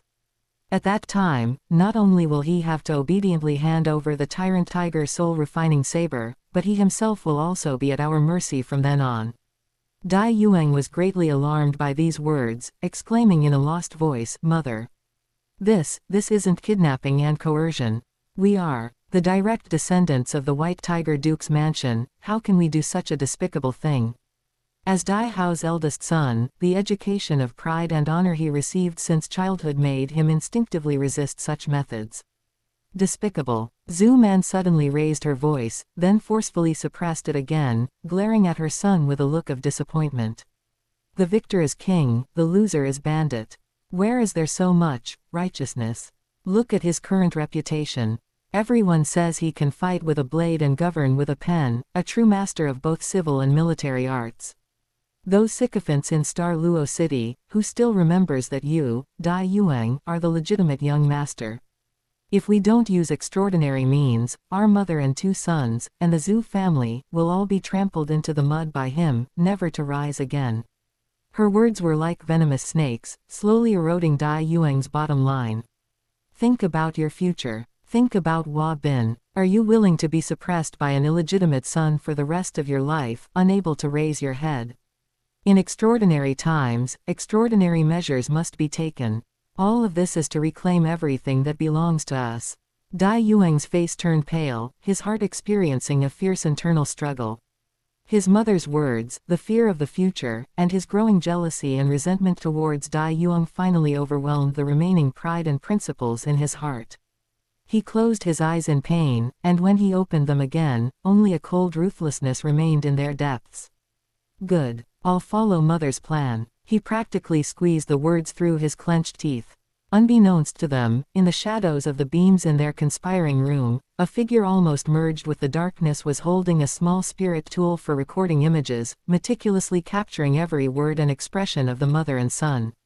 A few days later, Zhu Man indeed sought out Dai Yuang again. This time, her face bore a look of feigned worry and unquestionable authority, as she presented another handwritten order from Dai Hao. Yuang, your father is extremely enraged by your previous defiance of his orders and injuring your elder brother.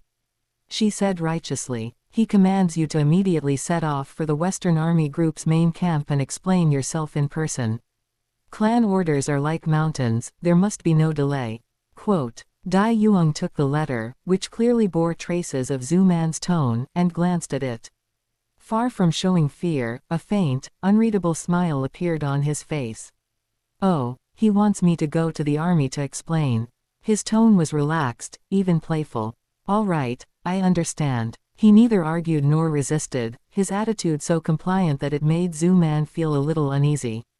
But at this point, she could only force herself to remain calm and urge him to depart quickly. After Zhu Man left, Dai Yuang immediately turned and entered the imperial palace, found Shu Juju, and frankly informed her about the clan order. Upon hearing this, Shu Juju's willow-like brows immediately shot up, and her phoenix eyes filled with anger. How preposterous. Dai Hao is muddled. That tyrant tiger soul refining saber was purchased by you, it's your private property, how can he forcibly give it to Dai Yuang? His handling of this matter clearly shows favoritism towards the direct line, with no justice whatsoever.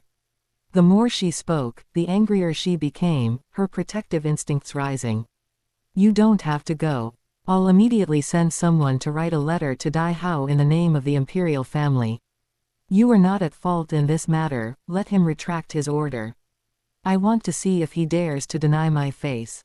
However, Dai Yuang smiled and shook his head, stopping her. Juju, I understand your intentions. He looked at her, his eyes gentle yet firm. But I want to resolve this matter myself. I can't always rely on you to stand up for me, wouldn't that make me a freeloader hiding under a princess's skirt? I, Dai Yuang, still want to stand proudly by your side. These words both flattered Shu Juju and displayed his own integrity. Shu Juju felt both pleased and a little pained, finding him so sensible that it made her feel affectionate.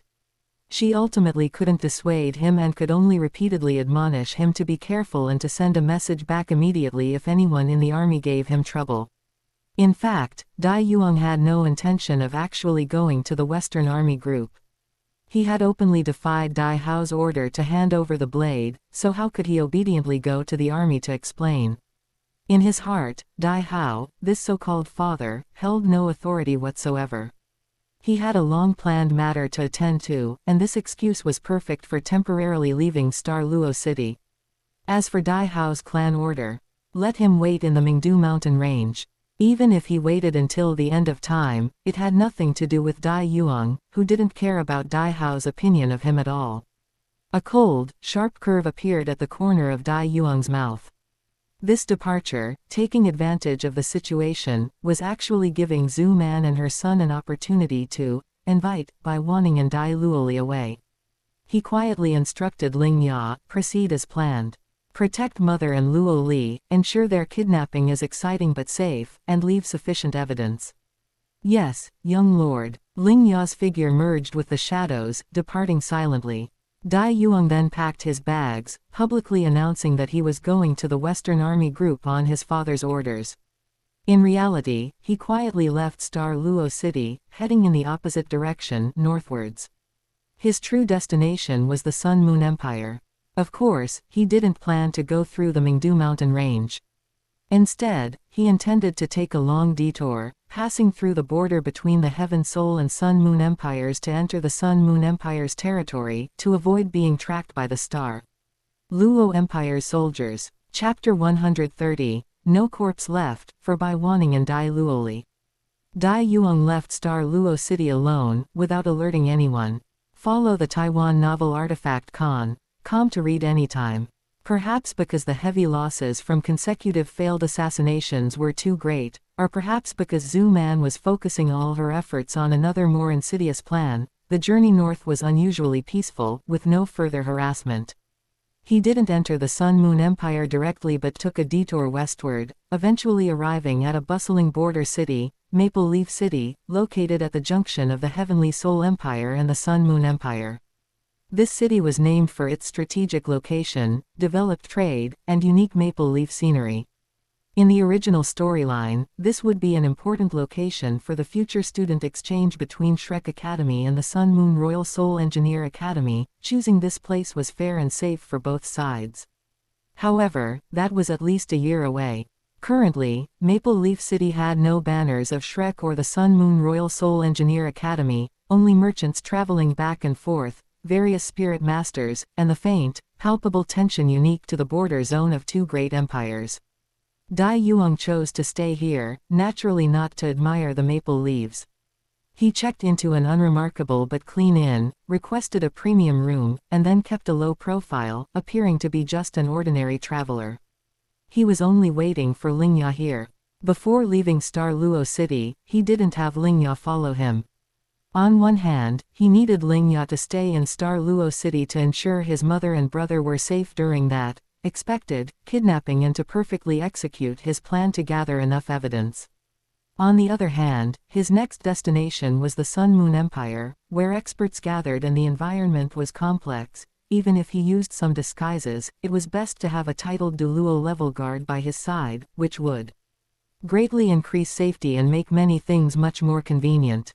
He believed that with Ling Ya's ability and efficiency, once the matters in Douluo City were settled, he would immediately rush to rendezvous with him. During the few days of waiting, Dai Yuang was not entirely idle.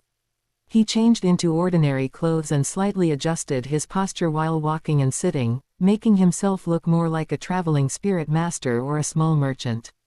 Dai Yuang calculated in his heart. If he wanted to contend with the Sun Moon Empire in the future, or even just for the development of his own power, deeply understanding or even mastering spirit tool technology was crucial.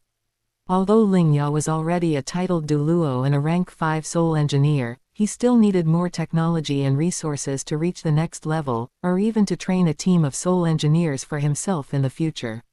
The Sun Moon Empire was undoubtedly the largest treasure trove. Shortly after Yuang left, within the Duke's mansion, Zhu Man decided the time had come, and her long-suppressed malice was finally no longer hidden. One day, in her capacity as the mistress of the house, she summoned Bai Wanning and Dai Luoli for questioning. In the hall, Zhu Man sat in the main seat with a cold expression, finding a baseless excuse of lax household management and indulging a son's violence, to directly condemn the mother and son as guilty. Bai Wanning was gentle by nature but not dull. Knowing this was Zhu Man's deliberate harassment and framing, she tried to explain, but was harshly interrupted by Zhu Man, who wouldn't allow her to speak. Dai Luoli was young and impetuous. Seeing his mother insulted, he couldn't help but talk back, only to be denounced by Zhu Man as disobedient and rebellious, showing the base nature of an illegitimate son. Since you mother and son have no remorse, staying in the Duke's mansion is only a disaster. Zhu Man slapped the table, a ruthless light flashing in her eyes. Men, seize the Bai woman and her son Dai Luoli, and escort them to the Du family's ancestral hall to reflect on their mistakes. They are not to step out a single inch without my command. The Du family's ancestral hall she spoke of was actually a strictly guarded manor within the Du family's sphere of influence. Once sent there, it was equivalent to being isolated from the outside world, with life and death controlled by the Du family. Most of the guards in the mansion were Zhu Man's confidants. Hearing the command, they immediately stepped forward and roughly restrained Bai Wanning and Dai Luoli. Bai Wanning's face was pale, with tears in her eyes that she forced back. She knew this day would come sooner or later, she just didn't expect it to come so quickly and so shamelessly. Dai Luoli struggled violently, cursing Zhu Man, but his voice was sealed by a guard using spirit power, leaving him only able to glare angrily.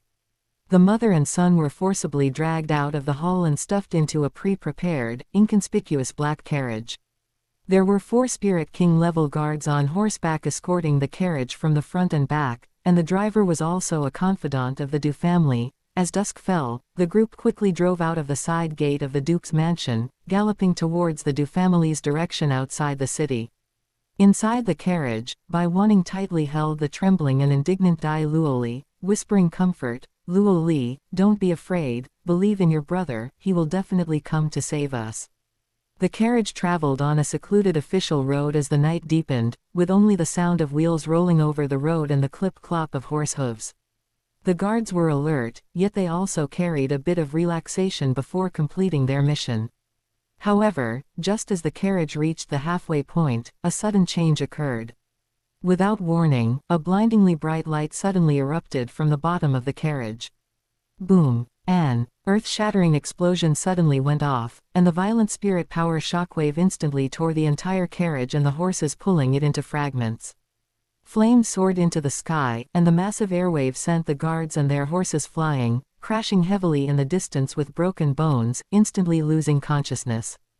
At the core of the explosion, only a charred crater remained. severed limbs and carriage fragments flew everywhere, burning with raging flames, and the air was filled with the thick smell of gunpowder and blood. Everything happened too fast, too violently. From explosion to destruction, it was only the blink of an eye. When the guards who were knocked unconscious by the airwave gradually struggled to wake up, what they saw was this purgatory-like scene. They endured their pain and approached in terror to investigate, but found nothing except charred remains and unidentifiable fragments. Bai Wanning and Dai Luoli. Naturally, there was no corpse left. The news was quickly sent back to the Duke's mansion by fast horse. When Zhu Man heard the report from her confidant, she was first stunned, then an expression of disbelief appeared on her face, followed by panic. Her carefully planned kidnapping had inexplicably turned into silencing. Where did this explosion come from? If Bai Wanning and Dai Luoli were gone, what would she use to threaten Dai Yuang? Even worse, if Dai Yuang found out about this, he would definitely believe that their Du family had intentionally killed his mother and brother, and then he would take frantic revenge on the Du family. She had actually personally erased Dai Yuang's only weakness, and moreover, created a madman who was going to take frantic revenge on them. She immediately suppressed the shock and unease in her heart and ordered sharply, seal the news. Publicly announced that Bai Wanning and the fourth young master encountered mountain bandits while out praying for blessings, and the carriage was destroyed and they were killed. Go do it now. She had to quickly establish this as an accident, she could never let anyone link it to her. However, Zhu Man would never know the truth. Just a moment before that earth-shattering explosion occurred, a figure as fast as a ghost had already relied on the speed of a titled Douluo and subtle control over his own aura to silently merge into the shadow of the carriage. At the moment the explosive spirit tool he had personally crafted was remotely detonated and the energy was about to be completely released, Lingya used his powerful spirit power to forcibly create a protective shield, precisely pulling Bai Wanning and Dai Luoli into it to block the fatal impact, while simultaneously replacing them with charred remains of similar build to the mother and son that he had found in a mass grave beforehand. Under the cover of the explosion's fire and chaos, he took the briefly unconscious mother and son and left the scene at a speed difficult for the naked eye to capture, leaving no trace. A few mere spirit kings could not possibly detect his movements. After all, not every spirit king is a messenger of death, and not every titled Douluo would be like that grand elder of the Holy Spirit cult who constantly drops the ball. If a titled Douluo wants to play with a spirit king, it is normally a dimensional strike. Chapter 131, Faking Death and Hiding, the storm approaches.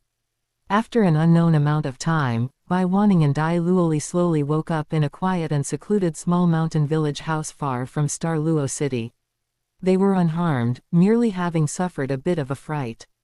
Lingya stood by the bedside. Seeing them wake up, he bowed respectfully. "Madam, little young master, you are awake. You have been frightened. Sir, where is this?" Bai Wanning looked at the unfamiliar surroundings with suspicion and uncertainty, tightly clutching Dai Luoli's hand. "Madam, there is no need to panic. This place is very safe. I am young Lord Yuang's subordinate, Lingya, and this is a secret location the young lord arranged long ago." Lingya explained calmly. Everything that happened today was part of the young lord's plan.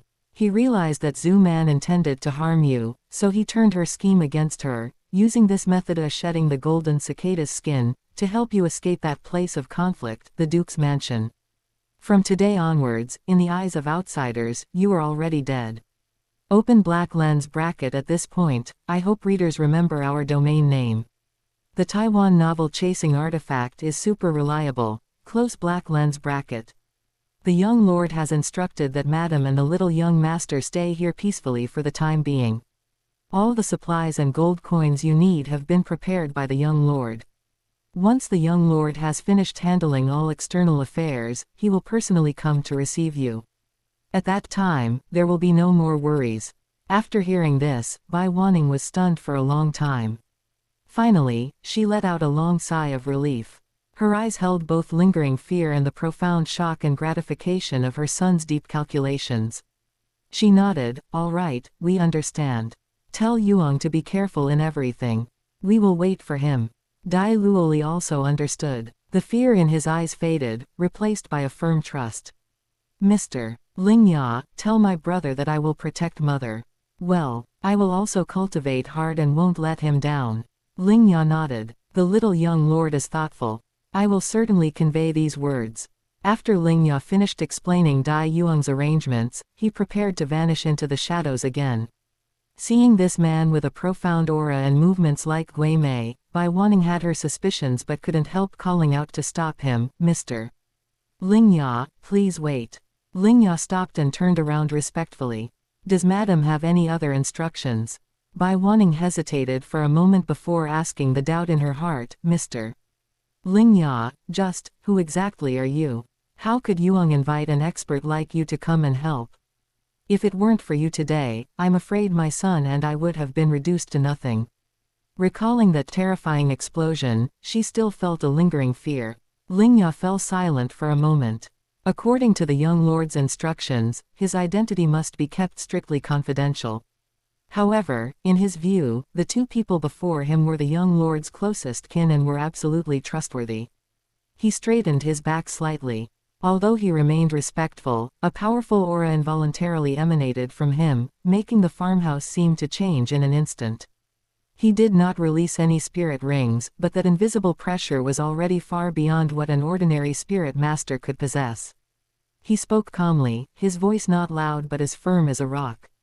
To answer madam, I am Lingya. I was not abandoned by the young lord, who granted me new life and power. I am now a guardian under the young lord's command. My cultivation has fortunately reached the realm of titled Douluo, with the title Ice Sky titled Douluo. Titled Douluo. Bai Wanning's eyes widened instantly. Her slender hand snapped to cover her mouth to suppress the exclamation that almost escaped. Her delicate body trembled slightly, her face ridden with unbelievable shock.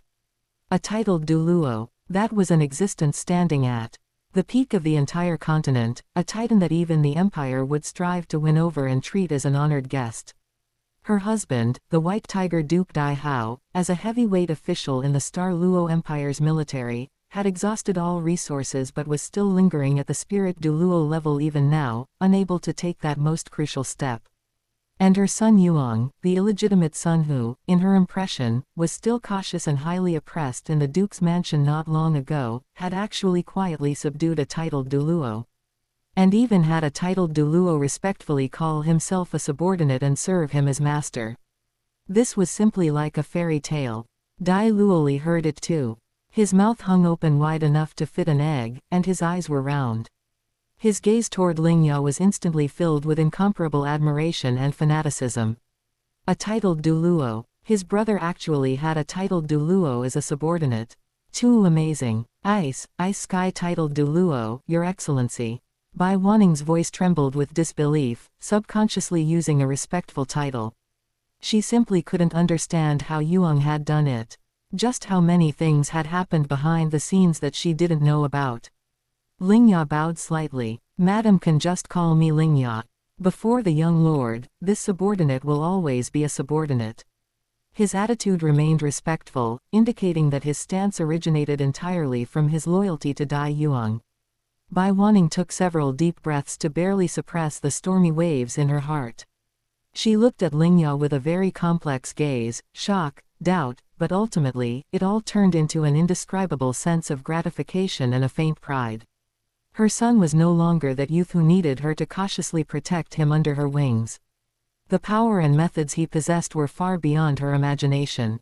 I understand. Bai Wanning's voice finally regained some calm, though it was still slightly raspy from the excitement. Thank you, Mr. Lingya, for telling me, and thank you for your assistance to Yuang and for saving our lives today. Madam, you are too kind. This is merely my duty.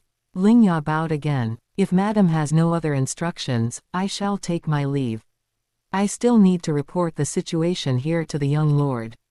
Madam and the young master can live here in peace, there is no need to worry about safety.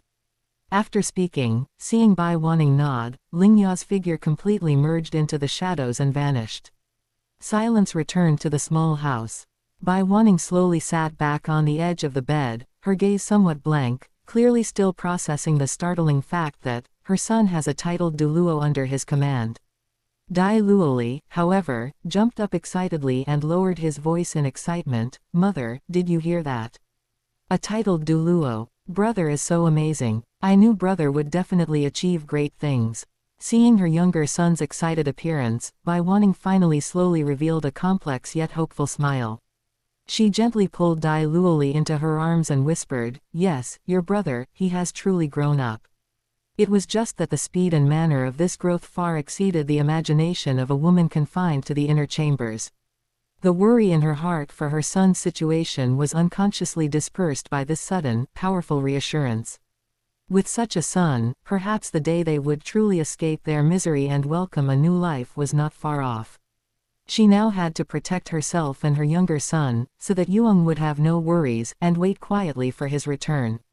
The small house returned to tranquility, as if it had simply welcomed a family of ordinary distant relatives. Meanwhile, in Douluo City, a massive storm triggered by the accidental deaths of the Duke's concubine and the fourth young master was quietly brewing. It only awaited the return of the young lord who had traveled to the northern lands to explode with a bang. Chapter 132, Spreading across Douluo City, Shujuju's worry. The White Tiger Duke's concubine and the fourth young master Dai Luoli went out to pray for blessings, but unfortunately encountered mountain bandits. The carriage was destroyed and all perished. This tragic news was like it had grown wings, quickly spreading through every street and alley of Douluo City. Although the Duke's mansion tried its best to characterize this as an accident, and Duchess Zhu Man appeared grief-stricken to the public, claiming she had sent troops to suppress the bandits and vowing to avenge her sister and nephew. However, just as this news was reaching a fever pitch with everyone debating its truth, another more explosive and impactful undercurrent began to spread frantically through the shadowed corners of Douluo City at an even faster speed. An incredibly clear recording was copied countless times, spreading like an invisible plague, quietly flowing into the residences of major nobles, restaurants, teahouses, and even into the hands of well-informed commoners. In that recording, it clearly showed Duchess Zhu Man in a room late at night, her face twisted and her tone harsh as she explained her poisonous plot to Dai Yuang.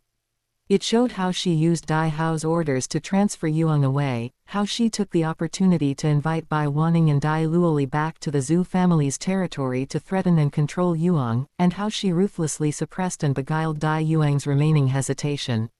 Every word and every sinister expression was like the sharpest knife, tearing Duchess Zhu Man's disguise of a grieving matriarch to shreds, revealing the filthy and vicious truth beneath. How was this an accidental encounter with mountain bandits? This was clearly a thorough kidnapping and persecution orchestrated by the legal mother against the line of the illegitimate son. The truth behind that so-called accidental explosion also became blurred and evocative. Was it a silencing of witnesses, or a true accident? Regardless, Duchess Zhu Man was the culprit. Heavens, it was actually like this. So vicious. Even if they are a concubine and an illegitimate son, she is still considered an elder sister and a legal mother, isn't she? I knew it couldn't be such a coincidence. Something happened just as young Master Yuang left. The direct line of the Dai family is actually this filthy.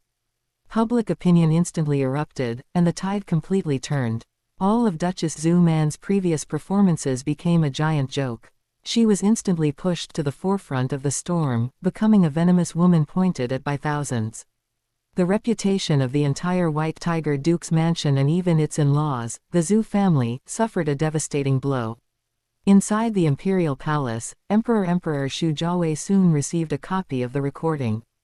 After watching it, instead of showing any anger, his face revealed a hint of an undeniable, politician-like smile of satisfaction. Good, very good. He tapped the table lightly. Duchess Zhu Man's actions are simply digging her own grave. After this, Dai Yuang and the direct lines of the Dai family and Zhu family are in a deathlock. He has no other choice but to rely closely on my imperial family. A very useful chess piece is finally going to fall completely into my palm. To him, the deaths of Bai Wanning and Dai Luoli were not a tragedy, but a God-given opportunity to consolidate imperial power and completely control the sharp blade that was Dai Yuang. However, unlike her brother's cold calculations, Shujuju's mood reached an extreme level of complexity after learning the news, especially after seeing the recording. She sat alone in her palace, clutching the recording of the crime tightly in her hand, her knuckles turning slightly white from the force. The incense smoke curled in the hall, but it couldn't dispel the heaviness in her heart. Admittedly, from the perspective of imperial interests and her original plan, this was indeed good news. Dai Yuang's complete break with the direct line meant he could only rely more on her and the imperial family. The alliance between them would become even firmer, and the plan for her to control the Duke's mansion and subsequently the Western Army group seemed to have a bright future. Yet at this moment, she found she couldn't be happy at all. The figure of Dai Yuang involuntarily surfaced in her mind. Having spent over a year together day and night, no matter how much she prioritized interests, she couldn't help but feel moved by Dai Yuang, who was skilled in both literature and martial arts and acted as if he loved her more than life itself. If he returns and learns this news, how desperate will he be? Juju murmured to herself, her heart feeling as if it were being squeezed, a strange, sour pain welling up. She could almost imagine how that man, who always wore a slightly cynical smile, would collapse and explode with rage upon hearing the news of his mother and brother's tragic deaths, especially knowing the tragedy stemmed from such a despicable plot by his legal mother. She found that she actually felt a bit sorry for him. This heartache, for once, did not stem from political calculation, but from the affection that had quietly grown during their year of companionship, an affection she hadn't even fully realized herself. How should I comfort him? Shu Juju looked out at the deep night, a touch of gentle sorrow coloring her brow. She was used to weighing pros and cons and calculating people's hearts, but she had never learned how to soothe a heart about to break. She was even a little afraid to see his pained and desperate look. She was even afraid of the hatred and sorrow that might burn her as well. Because she didn't know the source of this evidence, the Zhu family wouldn't have filmed themselves, so there might be some conspirator working in the shadows. If she were a member of the Zhu family, she would definitely blame the imperial family, saying they did it to sow discord between the direct and branch lines of the Dai family so they could better control Dai Yuang through hatred. At that time, would Yuang be willing to believe she truly did nothing? At this moment, the princess of Star Luo, Shu Juju, felt genuine worry and helplessness for a man for the first time. Although she still viewed him as a chess piece, he was no longer just a piece, but a person who was about to endure great pain and for whom she felt pity. She had originally been looking forward to his quick return, but now she was afraid of him returning to face this cruel truth. This contradictory feeling was something she had never experienced before. A few days later, a middle-aged looking man who appeared travel-worn checked into the inn where Dai Yuang was staying and quietly knocked on his door. The door opened, and their eyes met. It was Ling Ya, arriving as scheduled. "Young lord." Ling Ya bowed respectfully, his voice kept very low. "Everything in Star Luo City has been handled according to plan. I have safely delivered the madam and the young master to the designated location. That mountain village is quiet and peaceful, with ample supplies and absolute safety. Although the madam and the young master were a bit startled, they are physically fine and their spirits are stable. Madam asked me to tell the young lord that they are well and that you shouldn't worry, prioritize your own safety, and they will wait for your early return." "I understand." Dai Yuang's tone was flat, showing no emotion. "You did well, Ling Ya. Thank you for your hard work. I would die 10,000 deaths to share the young lord's burdens." Ling Ya lowered his head and said, "Young lord, this is the recording spirit tool you wanted. It contains the entire process of Duchess Zhu Man and Dai Yuang's conspiracy, as well as all the footage from when they took away the madam and the young master. I have already spread it throughout Star Luo City." Dai Yuang took the small spirit tool, his fingertips tightening slightly. "Very good. I expect the Zhu family will try to frame the imperial family for the explosion later. After all, they have no reason to film themselves. Duchess Zhu Man will likely suspect the Shu family for the source of this evidence, thinking they have been monitoring them to get the evidence at the right time and kill my mother and Luo Li to frame them. Let them make a scene, in any case, it will be hard to suspect me. After all, it's my mother and brother who died, I am the biggest victim. Get ready." Dai Yuang put away the recording spirit tool, his tone returning to calm. "It's time for us to move. We'll head to the Sun Moon Empire first, and deal with the rest when we return." Chapter 133, Ming City. Not long after, Dai Yuang and Ling Ya arrived at the capital of the Sun Moon Empire, officially named Sun Moon City. This massive city, towering over the plains, was world-renowned for its unparalleled spirit tool technology, though most people were accustomed to calling it Ming City. The Taiwan novel Pursuit tool is super useful. It was like a steel heart embedded in the Douluo continent, beating vigorously and exuding a vitality completely different from all traditional ancient cities.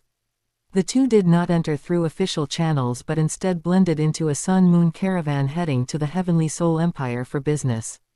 Dai Yuang was generous, paying a handsome reward just to have the caravan owner take them into the city as distant cousins curious about sun-moon technology. Both had undergone simple disguises. Dai Yuang restrained the sharp edge belonging to a Star Luo noble and an attack system battle spirit master, posing as a wealthy young merchant who found everything fresh and new. Ling Ya, on the other hand, concealed his titled Douluo aura so perfectly that he looked like a taciturn, seasoned servant providing thorough service. As the massive caravan wheels rolled over the smooth pavement marking Ming City's outer area, the caravan owner pointed with no small amount of pride at the seemingly endless forest of steel that had already come into view. He said to Dai Yuang, "Bosses, we've entered the Ming City area now. See that? That is the pride of our Sun Moon Empire, the undisputed #1 great city on the continent. I'm not boasting, but Heaven Do City, Star Luo City, or even that Shrek City, compared to our Ming City, they're all ancient antiques." As Dai Yuang walked the streets of Ming City, he had to admit in his heart that the merchant's words weren't entirely bluster. This city had no walls. Towering metal buildings stood in rows, their glass curtain walls reflecting cold light under the illumination of spirit tool lights. On the wide streets, various spirit tool vehicles shuttled back and forth in an orderly fashion, with traditional horse-drawn carriages almost nowhere to be seen. Occasionally, small spirit tool flying devices streaked across the sky. The air was filled with the faint, distinct scent of heated metal, and his ears were filled with the hum of spirit tool engines, the sounds of broadcast spirit tools, and the clamor of the crowds. All of this actually gave him a momentary illusion of returning to his past life. This was a city of the future built entirely on spirit tool technology. Its power and advancement were at least 1,000 years ahead of the three Douluo empires. "Boss, do you know where the Soul Engineer Academy is?" Dai Yuang withdrew his gaze, his face showing curiosity and longing. "Coming to Ming City to visit, what we want to see most is the #1 Soul Engineer Academy on the continent." The caravan owner laughed upon hearing this. "The Soul Engineer Academy. Of course I know. The two top ones in our Sun Moon Empire, the Sun Moon Royal Soul Engineer Academy and the Mingdu Soul Engineer Academy, are both in the city. The Sun Moon Royal Soul Engineer Academy is in the city center, right next to the palace. It's very grand. The Mingdu Soul Engineer Academy is in the north of the city, and its scale isn't small either. However," he lowered his voice, "the guards at these two places are unusually strict. Inside is our empire's precious technology, so they don't let outsiders in normally." Dai Yuang nodded in understanding. "That's natural, we understand. How could such important academies be visited at will? We'll just look from a distance, feel the atmosphere from the outside, and satisfy our curiosity." After parting ways with the caravan at a busy intersection, Dai Yuang and Ling Ya followed the directions to the area where the Sun Moon Royal Soul Engineer Academy was located. The closer they got, the more they could feel the heavy security. The academy's perimeter was equipped with invisible spirit power detection barriers, and the high walls were covered with monitoring spirit tools. The only entrance was strictly inspected by uniformed soul engineer guards, and every student needed to swipe a card to enter. That solemn and tense atmosphere proclaimed the extraordinary and secretive nature of this place. Ling Ya's gaze swept over those hidden defensive spirit tool arrays, and he whispered, "Young lord, the defense level here is very high. Even for me, trying to sneak in silently would be extremely difficult and would easily trigger alarms." Dai Yuang nodded slightly, not surprised. His trip wasn't for a forced entry anyway. The two opened a private room in a well-frequented restaurant on the street corner opposite the academy. They sat by the window, from where they could clearly observe the academy's grand entrance and the flow of people coming and going. Lingya asked, "Young lord, did you come here specifically to find someone in the academy?" "Correct." Dai Yuang gently stirred the drink in his cup, but his gaze never left the academy gates. "A girl named Nana. I want her to become part of my core team, just like you." Nana. Lingya searched his memory but had never heard of the name. "Her situation is somewhat similar to yours," Dai Yuang explained. "She also carries a deep blood feud. Your enemy is the Xuanming sect, while her enemy is a more mysterious and powerful evil soul master organization, the Holy Spirit cult." Holy Spirit cult. Lingya frowned slightly. He hadn't heard this name, but he certainly knew of evil soul masters. They were a bunch of lunatics. "Yes," Dai Yuang continued. "Her parents were killed by people from the Holy Spirit cult, and after their deaths, their souls were controlled by the evil soul masters through special means. By controlling her parents' souls, those fellows have completely gained control over Nana, forcing her to follow their orders." A flash of understanding and sympathy crossed Lingya's eyes. This method was indeed despicable and cruel to the extreme, enough to drag a person completely into an abyss of despair. As long as we can find and liberate her parents' souls, we can rescue her from the Holy Spirit cult's control. That debt of gratitude will be enough to earn her loyalty. Dai Yuang paused, his tone becoming more pragmatic. "More importantly, she is a top student meticulously cultivated by the Sun Moon Royal Soul Engineer Academy, with the authority to access and read the Academy's internal spirit tool technical data. Through her, we might obtain a large amount of precious spirit tool technology that is difficult for the outside world to reach. This is crucial for your future improvement and for the enhancement of our overall strength." Lingya immediately understood Nana's value. A soul engineer talent who had potential, was easy to control, and could bring massive added value was indeed the type of core member the young lord urgently needed. "The young lord hopes that she also takes the..." Lingya didn't finish, but the meaning was clear. Dai Yuang opened his palm, and with a slight surge of spirit power, a strange medicinal pill, half red and half blue with what looked like a lotus phantom floating inside, quietly emerged, emitting a majestic yet contradictory energy fluctuation. It was the second yin-yang reversal fate lotus seed pill. Thanks to the continuous nourishment of the gold of living beings' vast life force, this heaven-defying divine pill, which originally would have taken 5 years to condense, had actually formed again in just over a year. Although that one-time boost had vanished, the unending cycle of life energy remained, greatly shortening the pill's cooldown time. According to this trend, the next one would likely be born in just 3 to 4 years. If he could obtain another piece of the gold of living beings, mass-producing titled Douluo might no longer be an unreachable fantasy. "That's right," Dai Yuang answered affirmatively. "For her, this isn't actually the best choice, it's even a negative option. With her talent, if she cultivates on her own, it wouldn't be difficult for her to become a titled Douluo in the future. But for me, what I need is immediate combat power and a force that ensures absolute control. In exchange, I will give her what she desires most, her parents' release and the power for revenge." His words were cold and cruel, where the weighing of interest stood above all else. He hadn't been without another candidate in mind, Ji Juchen, who was obsessed with the way of the sword at the Sun Moon Royal Soul Engineer Academy. But he gave up on that after just a single thought. Ji Juchen's Dao heart was pure, focused only on the sword. He would rather break than bend and would never accept this kind of power that subjected him to another. Forced control would likely backfire. But Nana was different. She harbored a deep grudge and was trapped in shackles. To save her parents and to take revenge on the Holy Spirit cult, she was willing to pay any price, including her freedom and future potential.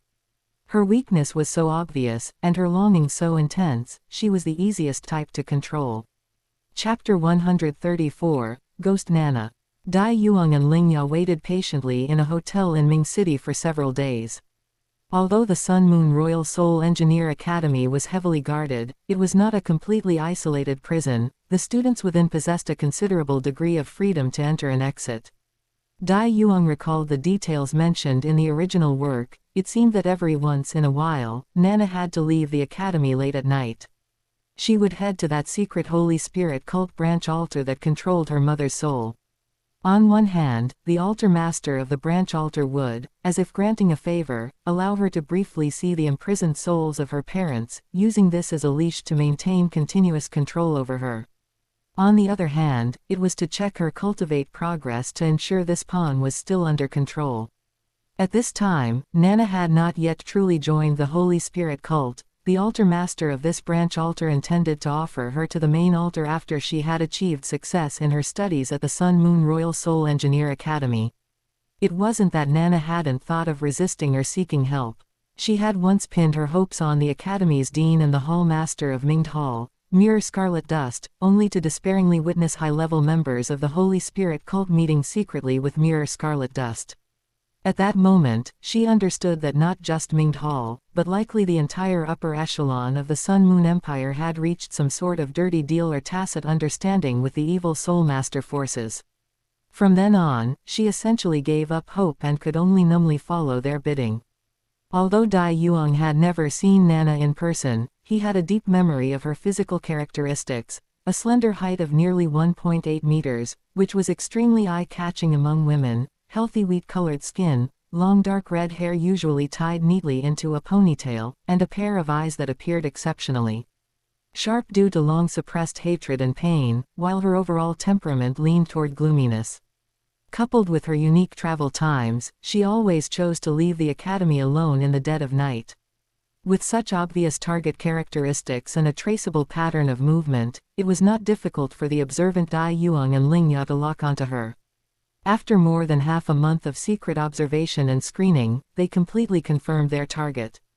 This night, as Nana returned once again from that nauseating Holy Spirit cult branch altar and walked, physically and mentally exhausted, into a secluded and deserted alley that was a necessary path back to the academy, a dark figure emerged from the shadows behind her without warning, like Gui Mei. Without even giving her any time to react, a terrifying spirit power far exceeding her own instantly suppressed her entire body, and a precise force was delivered to the back of her neck.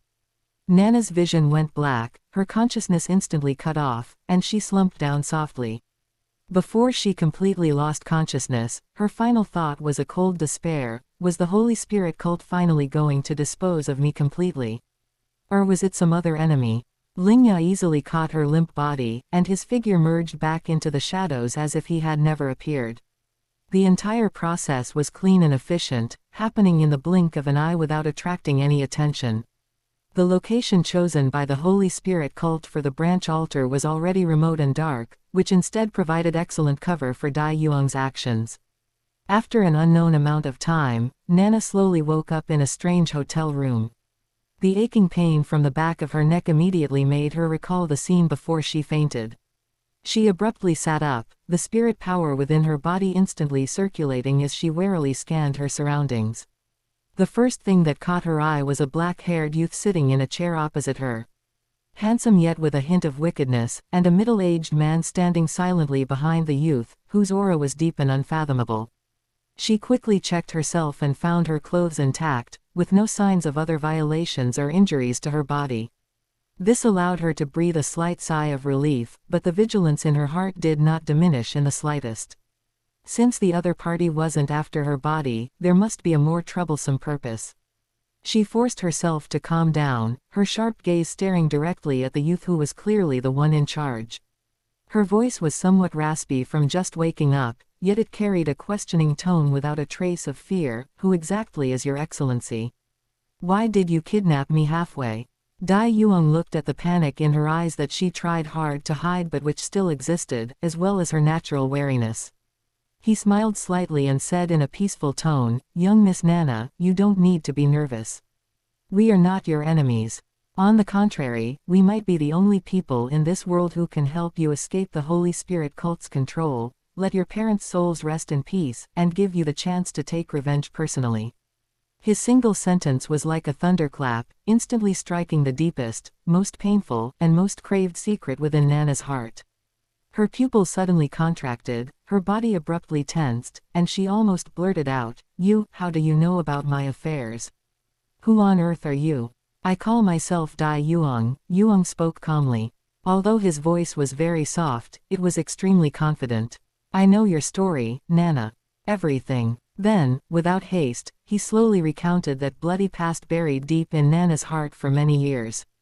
From her inheriting her mother's ghost martial soul, to the year she was 6 when her mother went out to hunt spirits and encountered the Holy Spirit cult, her mother being forced to join the cult and killing her husband while out of control, finally committing suicide after regaining her sanity, to how the people from the Holy Spirit cult came to her door, took away her parents' souls, and used the release of those souls as bait to threaten her young self into becoming a pawn, and her later accidental discovery of the truth that her parents' souls were imprisoned, and her mother's soul's desperate warning.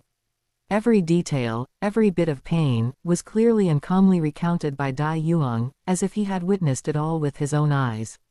"Stop talking, I beg you, stop talking." Nana clutched her head in pain, her body trembling violently.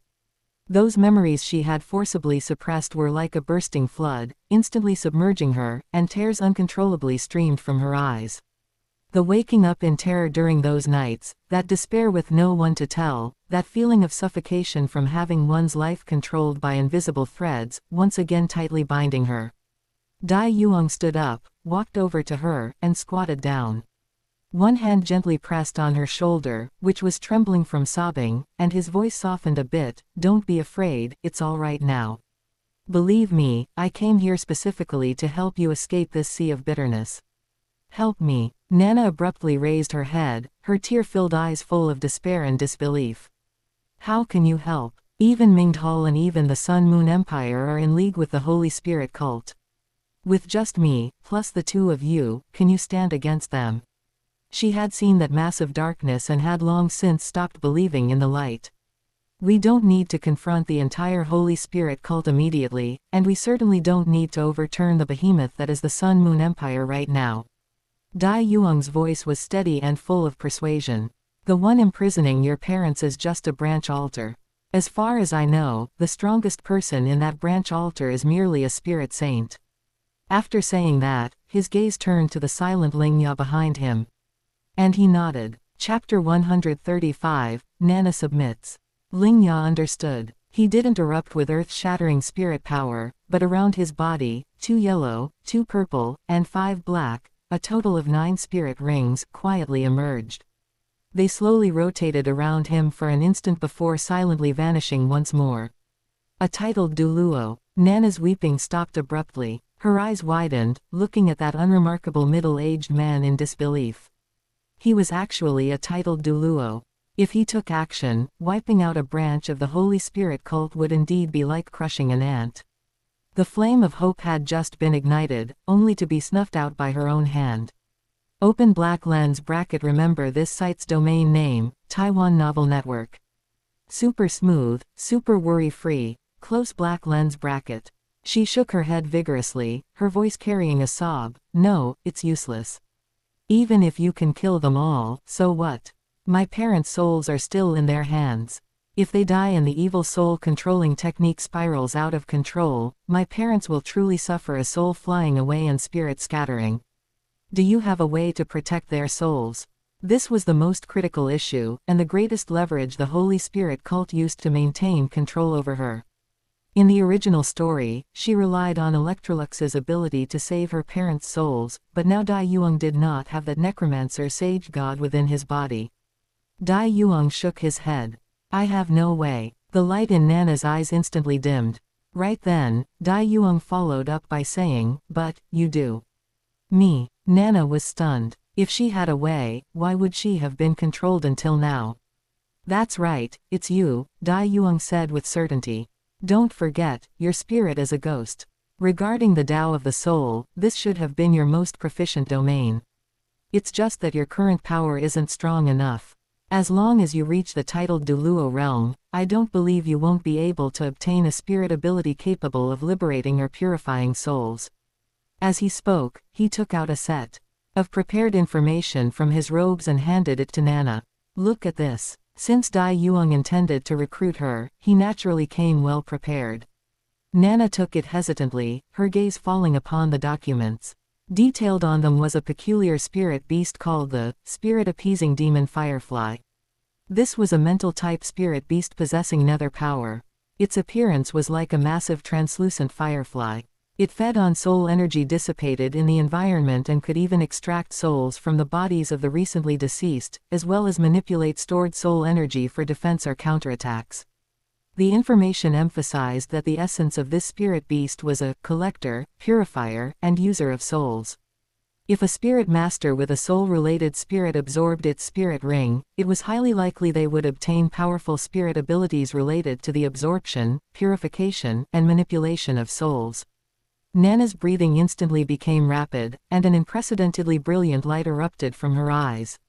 Yes, that's it. If she could obtain such a spirit ability and have the support of titled Douluo-level spirit power, it was absolutely possible to safely rescue her parents' souls while wiping out the branch. However, the cold water of reality was soon poured over her. She had only recently broken through to rank 50. To reach rank 90, how many years would that take? 20 years? 30 years? Could her parents wait that long? Would the Holy Spirit cult give her that much time? Just then, Dai Yuang slowly opened his palm. Within it, a strange medicinal pill, half red and half blue with what seemed like the phantom of a lotus flower floating inside, quietly emerged, emitting a majestic yet contradictory energy fluctuation. This is my method. Dai Yuang's voice seemed to carry magic. This pill is called the Yin-Yang Reversal Fate Lotus Seed Pill. By taking it, I can let you reach the heavens in a single step, possessing a rank 90 spirit power. Foundation at the titled Douluo level. Nana's pupils shrank suddenly. She stared fixedly at that pill, her heart beating like a drum. But Dai Yuang's next words were cold and direct. The price is that a massive amount of your potential will be consumed. From now on, no matter how you cultivate, it will be useless. Even if you absorb many spirit rings and add spirit bones, you might barely break through to rank 91, but rank 92 is a slim hope, and rank 93 or above is almost impossible. Furthermore, he looked at Nana with sharp eyes. By taking this pill, your soul will develop an inseparable connection with my spirit. Your life and death, your power, will all be within a single thought of mine. In a sense, it's no different from being controlled by the Holy Spirit cult now. However, for a Nana who had long been in despair, this so-called price didn't even need to be weighed. Did it matter who controlled her? It didn't. As long as she could save her parents. Did losing her future potential matter? It didn't matter either. What the Holy Spirit cult gave her was endless torture and false hope, but the person before her was offering a life-saving rope she could grab immediately. With almost no hesitation, Nana snapped her head up. Her tears hadn't even dried, yet her gaze had become incomparably firm, even carrying a sort of resolution to burn her bridges. I promise you, as long as you can help me save my father and mother, and help me take revenge on the Holy Spirit cult. Never mind my soul being controlled by you, even if you wanted me to die right now, I would do so willingly. She reached out her hand, trembling yet incredibly determined, pointing toward that pill that could change her fate. Give me the pill. Nana's slender fingers trembled slightly as she took the half-red, half-blue pill with the lotus phantom swirling inside. The yin-yang reversal fate lotus seed pill emitted a strange and gentle energy fluctuation in her palm. It felt neither cold nor hot, but rather gave the illusion of a rhythmic pulse of life. She looked up, her gaze complex as she looked at Dai Yuang. Reason told her that it was impossible for a divine object to exist in this world that could let someone reach the heavens in one step and instantly create a titled Douluo. The path of a spirit master required every step to be tempered 1,000 times, condensing sweat, talent, and opportunity. This was an eternal and unchanging iron law on the continent. A single pill could overturn this eternal rule. This sounded even more absurd than the Holy Spirit cult's evil soul-controlling techniques. However, another deeper impulse was tugging at her doubts. This mysterious youth before her, as well as the unfathomable titled Douluo guard behind him, possessed power and means she couldn't comprehend. They had gone through so much trouble to find her. If they just wanted to control or destroy her, they didn't need to take out such a precious pill as a front. That titled Douluo moving a finger would have been enough. There was no point in deceiving her. More importantly, she craved power too much. She craved the power sufficient to tear through the darkness and rescue her parents from their endless suffering. The Holy Spirit cult was like a heavy mountain pressing down on her, making it impossible to breathe or see even a glimmer of light. And this pill, regardless of whether it was real or fake, was like a strand of spider silk suddenly lowered into the darkness. It was the only hope she could grab, within her reach. Even if the other end of this silk was connected to an even deeper unknown, or perhaps another abyss, she was willing to gamble everything to climb it. She would risk it, for that one faint glimmer of possibility. Chapter 136, The Second Subordinate, Soul Core. Determination burned in her eyes like a cold flame, dispelling the last trace of hesitation. Nana didn't think further and tilted her head back to swallow the yin-yang reversal fate lotus seed pill. The medicinal pill didn't taste like medicine as she had imagined. Instead, it instantly transformed into a warm yet incredibly vast torrent of energy. Like the waters of a celestial river bursting through a dam, it crashed into her limbs and bones. Intense pain and extreme comfort intertwined strangely, making her let out a suppressed groan. She felt as if her meridians were being instantly stretched by the violent energy, only to be repaired in the next moment by an even more miraculous life force. Her spirit power surged at an unprecedented speed, and her internal organs, bones, and flesh were all undergoing a world-shaking transformation. Fine grime seeped from the surface of her body, these were the impurities being forcibly expelled. Her skin became more lustrous, and as she opened and closed her eyes, a sharp light flickered within. Her vision, hearing, and sense of smell, all her senses became clearer than ever before. She could almost hear the flow of spirit power particles in the air and see her own spirit power roaring through her wider, tougher meridians like liquid gold. An invisible bottleneck was easily broken, then a second and a third. Realms that had once seemed unreachable were pierced through like thin membranes one after another. Dai Yuang sensed that Nana's absorption of the lotus seed pill was much better than Ling Ya's. He immediately sat opposite her, his voice ringing like a great bronze bell directly against her mind. Nana, listen, concentrate, calm your mind, focus on your dantian, guide the flow, and gather the void into a core. Nana had a sudden flash of insight and immediately followed his instructions, doing her best to guide the surging spirit power within her. Guided by Dai Yuang's cultivation technique and aided by external force, the originally incomparable torrent of energy seemed to be combed and tamed by an invisible hand. It began to move along a profound trajectory, eventually converging frantically toward her dantian below her lower abdomen. Compress, compress again. Condense, condense again. The intense pain was gradually replaced by a feeling of fullness and power. She could clearly feel a tiny energy vortex forming in the center of her dantian, spinning rapidly and frantically absorbing the surging medicinal power and the origin force of heaven and earth. The core of the vortex grew brighter and more stable, finally seeming to cross a critical threshold. A hum that only Nana could hear rang out from the depths of her soul. All the pain vanished instantly, replaced by an incredibly solid and powerful sense of perfection. Inside her dantian, a pigeon egg-sized, translucent grayish-black crystal surrounded by a faint mist, which constantly emitted faint soul fluctuations, had already formed. It suspended there quietly, pulsing slowly like a heart. With every pulse, it naturally drew in and exhaled massive amounts of heaven and earth origin force, converting it into pure spirit power to nourish her entire body. A soul core. This was the power core that perfectly matched her ghost martial soul, something only a titled Douluo could condense. Nana was indeed a genius. Lingya had condensed his soul core after obtaining 9 rings, but she used the power of the lotus seed pill directly, condensing her soul core while becoming stronger. As the soul core formed, it absorbed a large amount of heaven and earth origin qi. She might be able to use this to slightly break the side effect of the lotus seed pill fixing her at rank 90, allowing her to reach rank 91 without needing a spirit bone. This process lasted an entire night. When Nana opened her eyes again, the morning light was dim outside the window.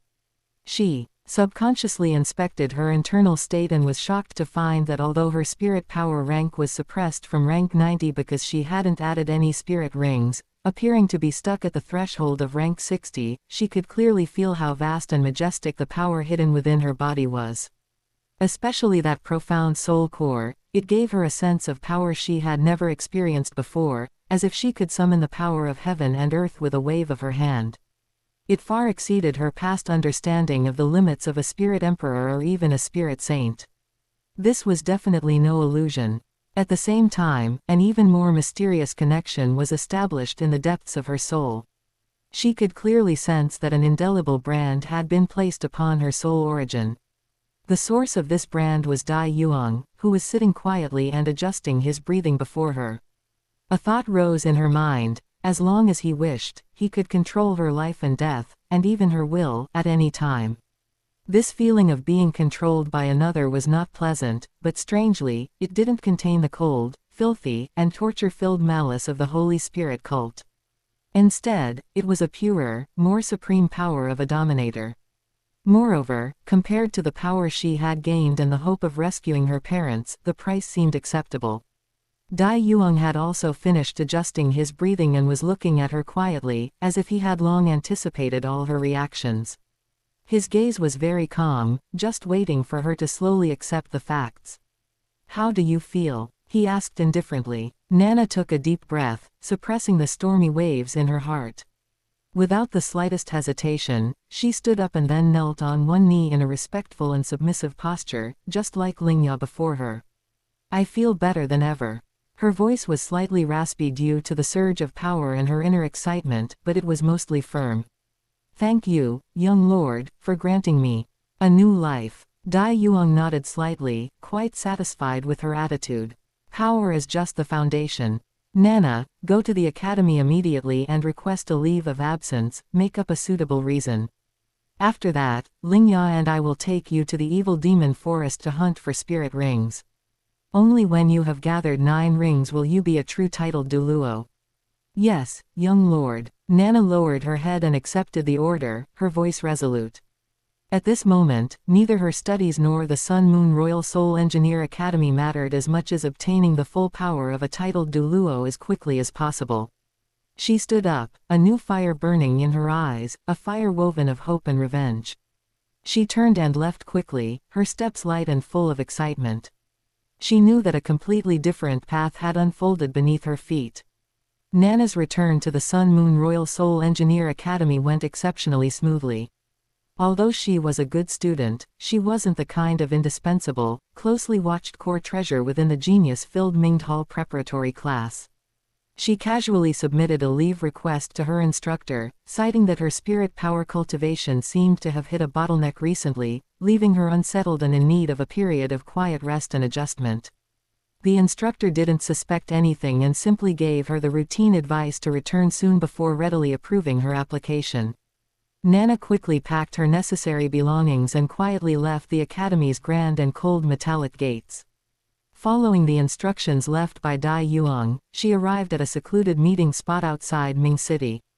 Chapter 137, Evil Demon Forest, Spirit-Appeasing Demon Firefly. Dai Yuang and Lingya were already waiting there. Seeing Nana arrive on schedule, Dai Yuang only nodded slightly without any redundant pleasantries.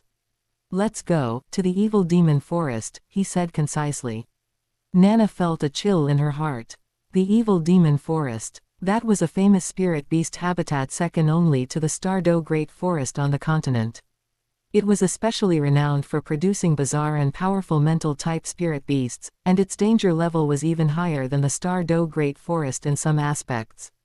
Simply because the strongest mental-type spirit beast in the world today resided there, the terrifying existence ranked second among the 10 great ferocious beasts, the evil-eyed tyrant dominator. It was a holy land for mental-type spirit masters and a nightmare for countless others.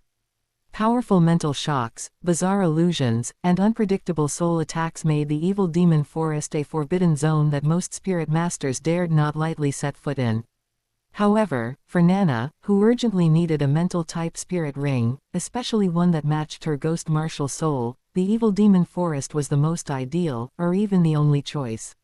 Only in such an extreme environment could she find a top-tier mental-type spirit beast most suitable for her current titled Douluo level.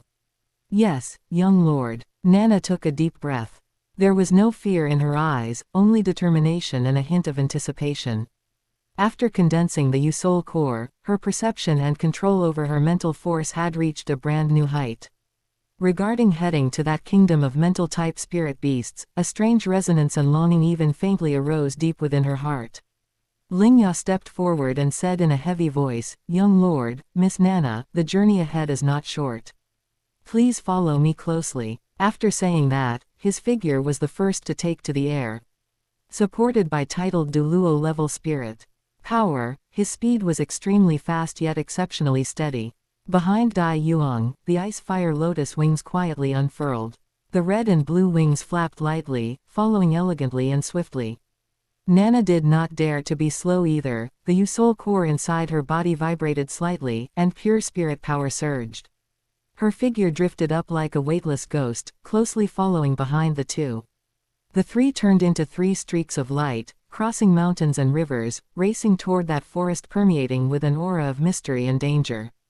Beneath the sky, Nana's gaze passed over Dai Yuang's back in front of her, as if she could already feel the majestic mental fluctuations that made one's soul throb coming from that distant land. The evil demon forest was located within the vast territory of the Sun Moon Empire, adjacent to the western side of the winding and steep Jingyang mountain range. As soon as they stepped into this region, an oppressive aura, different from the primitive wildness of the Star Do Great Forest, rushed toward them. Nana had a clear goal. Following the guidance of previously obtained information, she directly began searching for areas where spirit-appeasing demon fireflies might inhabit, those dark, damp depressions or forest clearings shielded by ancient trees where soul energy was relatively abundant. Her gaze was persistent and firm, casting aside all temptations regarding stronger offensive spirit abilities.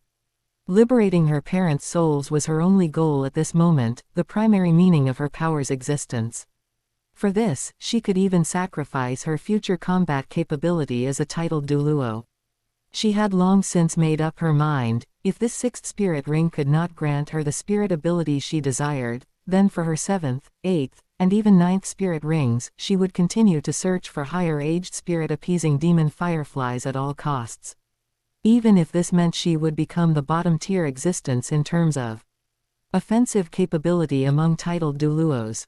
After all, the spirit-appeasing demon firefly itself had almost no combat power to speak of. If her core spirit abilities all originated from it, her actual combat capability could be imagined. On this conviction, she would never back down, even if it were Dai Yuang's command. Her parents' souls were more important than everything else she had, including power and future. However, to her surprise, Dai Yuang did not speak out against her or force her to choose other spirit beasts. He just watched quietly and then acquiesced to her search. In Dai Yuang's weighing of options, an absolutely loyal subordinate with slightly inferior combat power was far better than a genius with ulterior motives and infinite potential who might turn against him. Although he could directly kill anyone with disloyalty, that would undoubtedly be a waste of a lotus seed pill. The yin-yang reversal fate lotus seed pill was exceptionally precious. What he needed was complete control, not creating potential trouble. If Nana became estranged or even developed disloyalty because of this, that would be the true waste. Forcing her would not be worth the loss. Fortunately, the spirit-appeasing demon firefly was not some rare or scarce spirit beast. Soon, deep within an ancient woodland filled with faint mist, they found a small colony. Over a dozen spirit-appeasing demon fireflies flew slowly through the forest like flickering ghostly lights. Their bodies were translucent grayish-white, and 2 points of ghostly light on their heads shifted and flickered, emitting gentle mental fluctuations. In this colony, the strongest one's aura was around 30,000 years, while the weakest had only 100 years of cultivation. Like Lingya, the spirit power boosted by the lotus seed pill could not improve Nana's physique when she had no spirit rings and was locked from using it.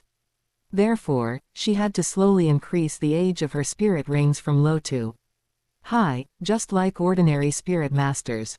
After careful perception, they locked onto an individual with an age of about 18,000 years. This age was already excellent for a conventional spirit master's sixth spirit ring. Although it hadn't reached the theoretical limit of over 20,000 years, it wasn't far off, and the energy it contained was enough to provide a powerful spirit ability. Lingya stepped forward, and with a slight release of his titled Douluo pressure, he easily froze the other panicked spirit-appeasing demon fireflies, leaving only that target. Nana did not hesitate. The crimson flame blade instantly appeared in her hand. This peak work of a rank 5 close combat spirit tool had its blade burst with dazzling crimson light, and the high temperature of over 500 degrees caused the surrounding air to distort slightly. Her figure was like lightning as she darted past. The crimson flame blade, carrying a scorching sharpness, precisely ended the life of that spirit-appeasing demon firefly. A deep black spirit ring emerged immediately after. Nana immediately sat cross-legged and began the absorption process by guiding the spirit ring. The pure mental power contained in the spirit ring resonated strongly with her ghost martial soul and Yusoul core, making the absorption process exceptionally smooth. When the energy of the spirit ring had completely merged into her body and she perceived the specific information of the brand new spirit ability, Nana's tightly closed eyes snapped open. Her eyes were instantly filled with mist, and then, large teardrops rolled down uncontrollably. Soul liberation. She had succeeded. The effect of this spirit ability was clearly imprinted in her mind. It could liberate and guide masterless, broken souls in the surrounding environment, or mobilize the soul power she had collected and stored in the past, turning this soul energy for her own use. It could either form a soul shield to protect herself or be shaped into a soul spear to strike the enemy's mental domain. This was exactly the key she had dreamed of to save her parents from their misery. The long accumulated emotions erupted like a flash flood. Nana could no longer hold back. She covered her face with her hands and wept with joy. In the tears, there was the relief of discharging the heavy pressure she had carried for years, the ecstasy of seeing the hope of her parents' liberation, and an indescribable complex gratitude toward the young lord before her who had changed her fate. The light of hope had never shone so truly on her future path. Chapter 138, Netherworld Ghost Mother and Void Dreamweaver Beast. Lingya unfroze the remaining spirit-appeasing demon fireflies, and the startled fireflies immediately scattered like birds and beasts. They continued deep into the forest to look for spirit beasts. Having obtained the crucial 6th spirit ability as she wished, the greatest obsession in Nana's heart was finally eased. In her gaze toward Dai Yuang, besides the inescapable soul bond, there was more heartfelt gratitude and conviction. From this moment on, her mindset completely shifted. She had no further objections to Dai Yuang's subsequent arrangements and followed them entirely. Dai Yuang had already planned Nana's path to becoming a titled Douluo. The 7th spirit ring was vital as it concerned the martial soul true body. He intended to find Nana a spirit beast that could greatly strengthen her soul origin and mental force to lay a foundation for her true body form. The 8th spirit ring was positioned as a powerful control skill, while the final 9th spirit ring had to be an attack-type spirit ability with destructive power to compensate for the potential lack of ultimate lethality due to her previous spirit abilities leaning toward support and control. With clear goals, the three continued further into the depths of the evil demon forest. This land truly lived up to its reputation as the kingdom of mental-type spirit beasts. Powerful mental fluctuations were everywhere, far exceeding any other place on the continent. After only half a day, their search yielded results. A rare netherworld ghost mother was captured by Ling Ya's perception. This spirit beast was approximately 40,000 years old. It was not an ordinary flesh and blood life form but a special mental aggregate born in a place of extreme yin. It was like a ball of rolling, twisting black mist. Within the mist, countless faces of wailing souls flickered in and out of view.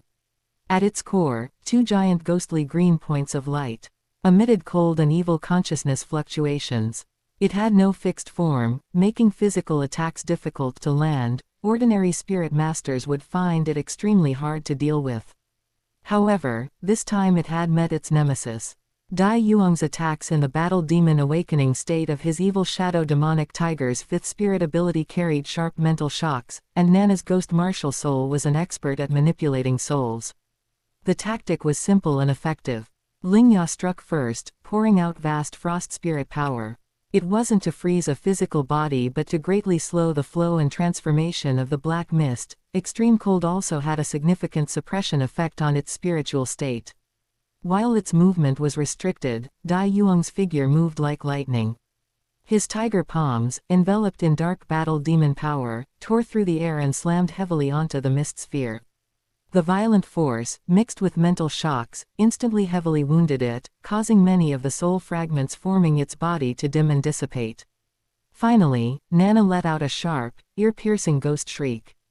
This was a sonic attack that acted directly on the soul, delivering the final blow to the already collapsing Netherworld Ghost Mother and completely dismantling its core consciousness.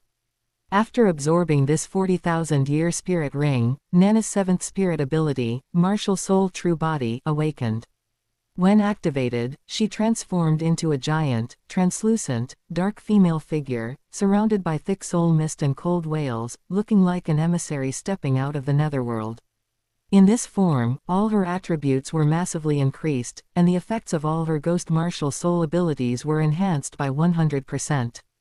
More importantly, her transformation between physical and spiritual states became more effortless, consumption was significantly reduced, and her control over soul power and natural lethality against living beings reached a whole new level. This was undoubtedly an extremely powerful martial soul true body that perfectly fit her spirit and development direction.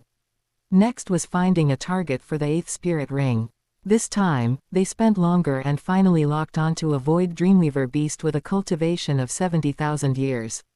This was an even more bizarre and powerful mental-type spirit beast. It resembled a giant spider, but its body was translucent, as if woven from pure void energy and mental force. Its 8 long legs were like crystal-clear silk threads that could easily penetrate space and mental barriers. It didn't spin physical webs but wove invisible nightmare webs that could directly capture a creature's perception and spirit. Its control was already comparable to a human powerhouse who had just entered the titled Douluo rank. Facing such a being, Dai Yuang and Nana found it difficult to resist head-on. Even Ling Ya's ice seemed a bit tricky, its body was semi-virtualized and could largely exempt itself from physical freezing effects. At the critical moment, the snow soul condensing ice pill that Dai Yuang had given Ling Ya beforehand played a decisive role. Ling Ya swallowed the pill without hesitation. Extreme cold instantly erupted, and his ice attribute spirit power underwent a qualitative leap. This time, even void energy and mental force seemed to be frozen by that absolute cold. This was the power of an ultimate attribute titled Douluo. Seal, Ling Ya shouted. The spreading cold air contracted with all its might, finally completely imprisoning the void dreamweaver beast that was flickering and trying to merge into the void. Except for its head, which was still struggling violently, its massive body was completely sealed by a layer of indestructible ultimate profound ice. Now was the chance. Nana struck like lightning. Her strongest rank 6 melee spirit tool, the Blink Sword, was suddenly in her hand. This white short sword was only 5 inches long, yet it contained terrifying penetrative and destructive power. A white flash flickered, so fast it truly seemed like a mere blink of an eye. The short sword accurately pierced the core of the void dreamweaver beast's head, which had not yet been fully frozen. With its mental origin broken, the void dreamweaver beast's struggle stopped instantly. The process of absorbing this 70,000-year spirit ring was much more difficult than before.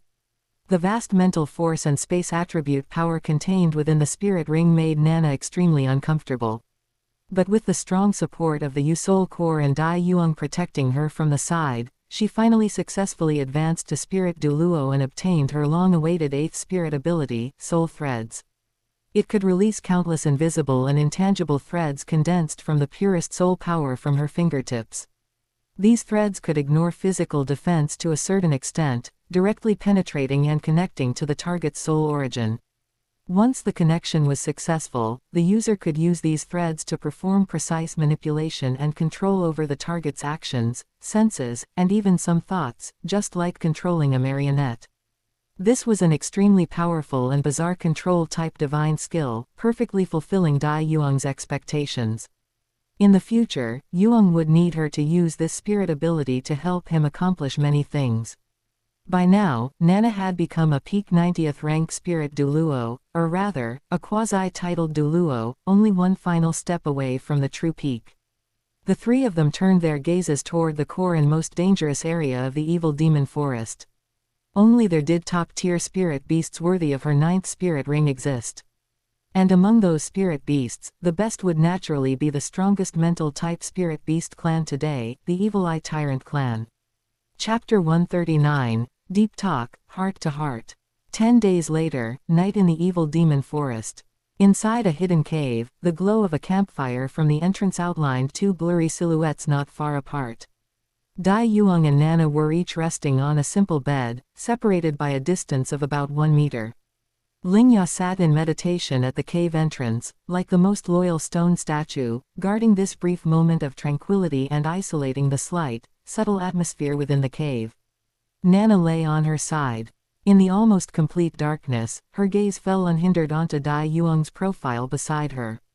The extraordinary perception granted by her soul core allowed her to clearly see the lines of his face, calm and deep. An imperceptible heat quietly climbed onto her wheat-colored cheeks, and her heartbeat quickened for some reason. This was the first time she had lain so close to a member of the opposite sex who was not a relative. The last time was when she was a child with her father and mother. But there wasn't much shyness or resistance in her heart, instead, more complex and surging emotions welled up. The person before her was putting all his effort into helping her reach the titled Douluo realm, and would later face the Holy Spirit cult's dragon's den and tiger's lair just to rescue her parents from their misery. This kindness was as heavy as a mountain. She had even thought that if he needed it, she would agree without hesitation even if he asked her to give herself to him. However, this thought was suppressed as soon as it flashed.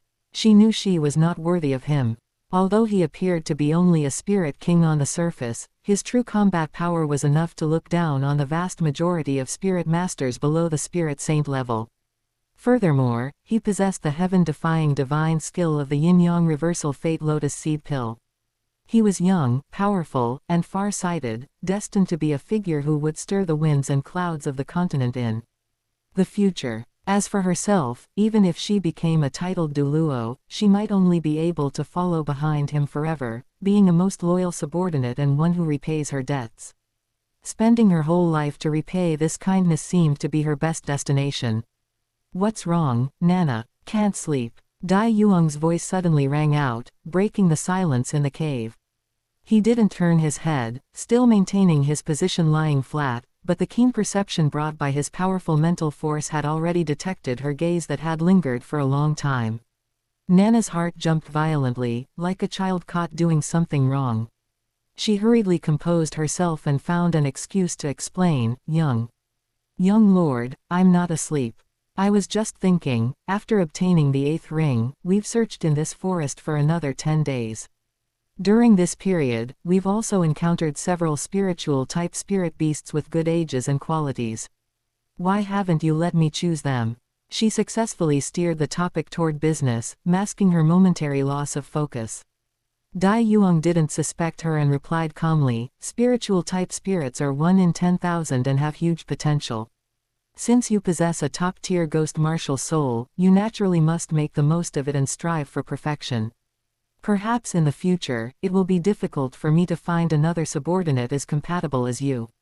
His voice carried a hint of consideration. You might be unique. Since that's the case, how can the 9th spirit ring, which lays the foundation for your ultimate combat power, not be treated with caution? We must find the most top-tier existence. Hearing the word, unique, Nana's heart felt like a stone had been thrown into it, ripples spreading out, and an indescribable joy quietly spread. She couldn't help but ask further, then young lord, what exactly is the target you have in mind? In the darkness, Dai Yuang's voice was clear and steady as he slowly uttered 4 words, evil eye tyrant. What? Nana was so startled that she sat up abruptly, her voice trembling with a hint of disbelief. Evil eye tyrant. How could she not know this name?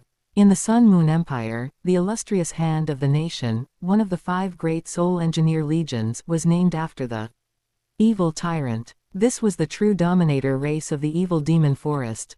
Among them was the evil eye tyrant dominator, ranked 2nd among the 10 great ferocious beasts.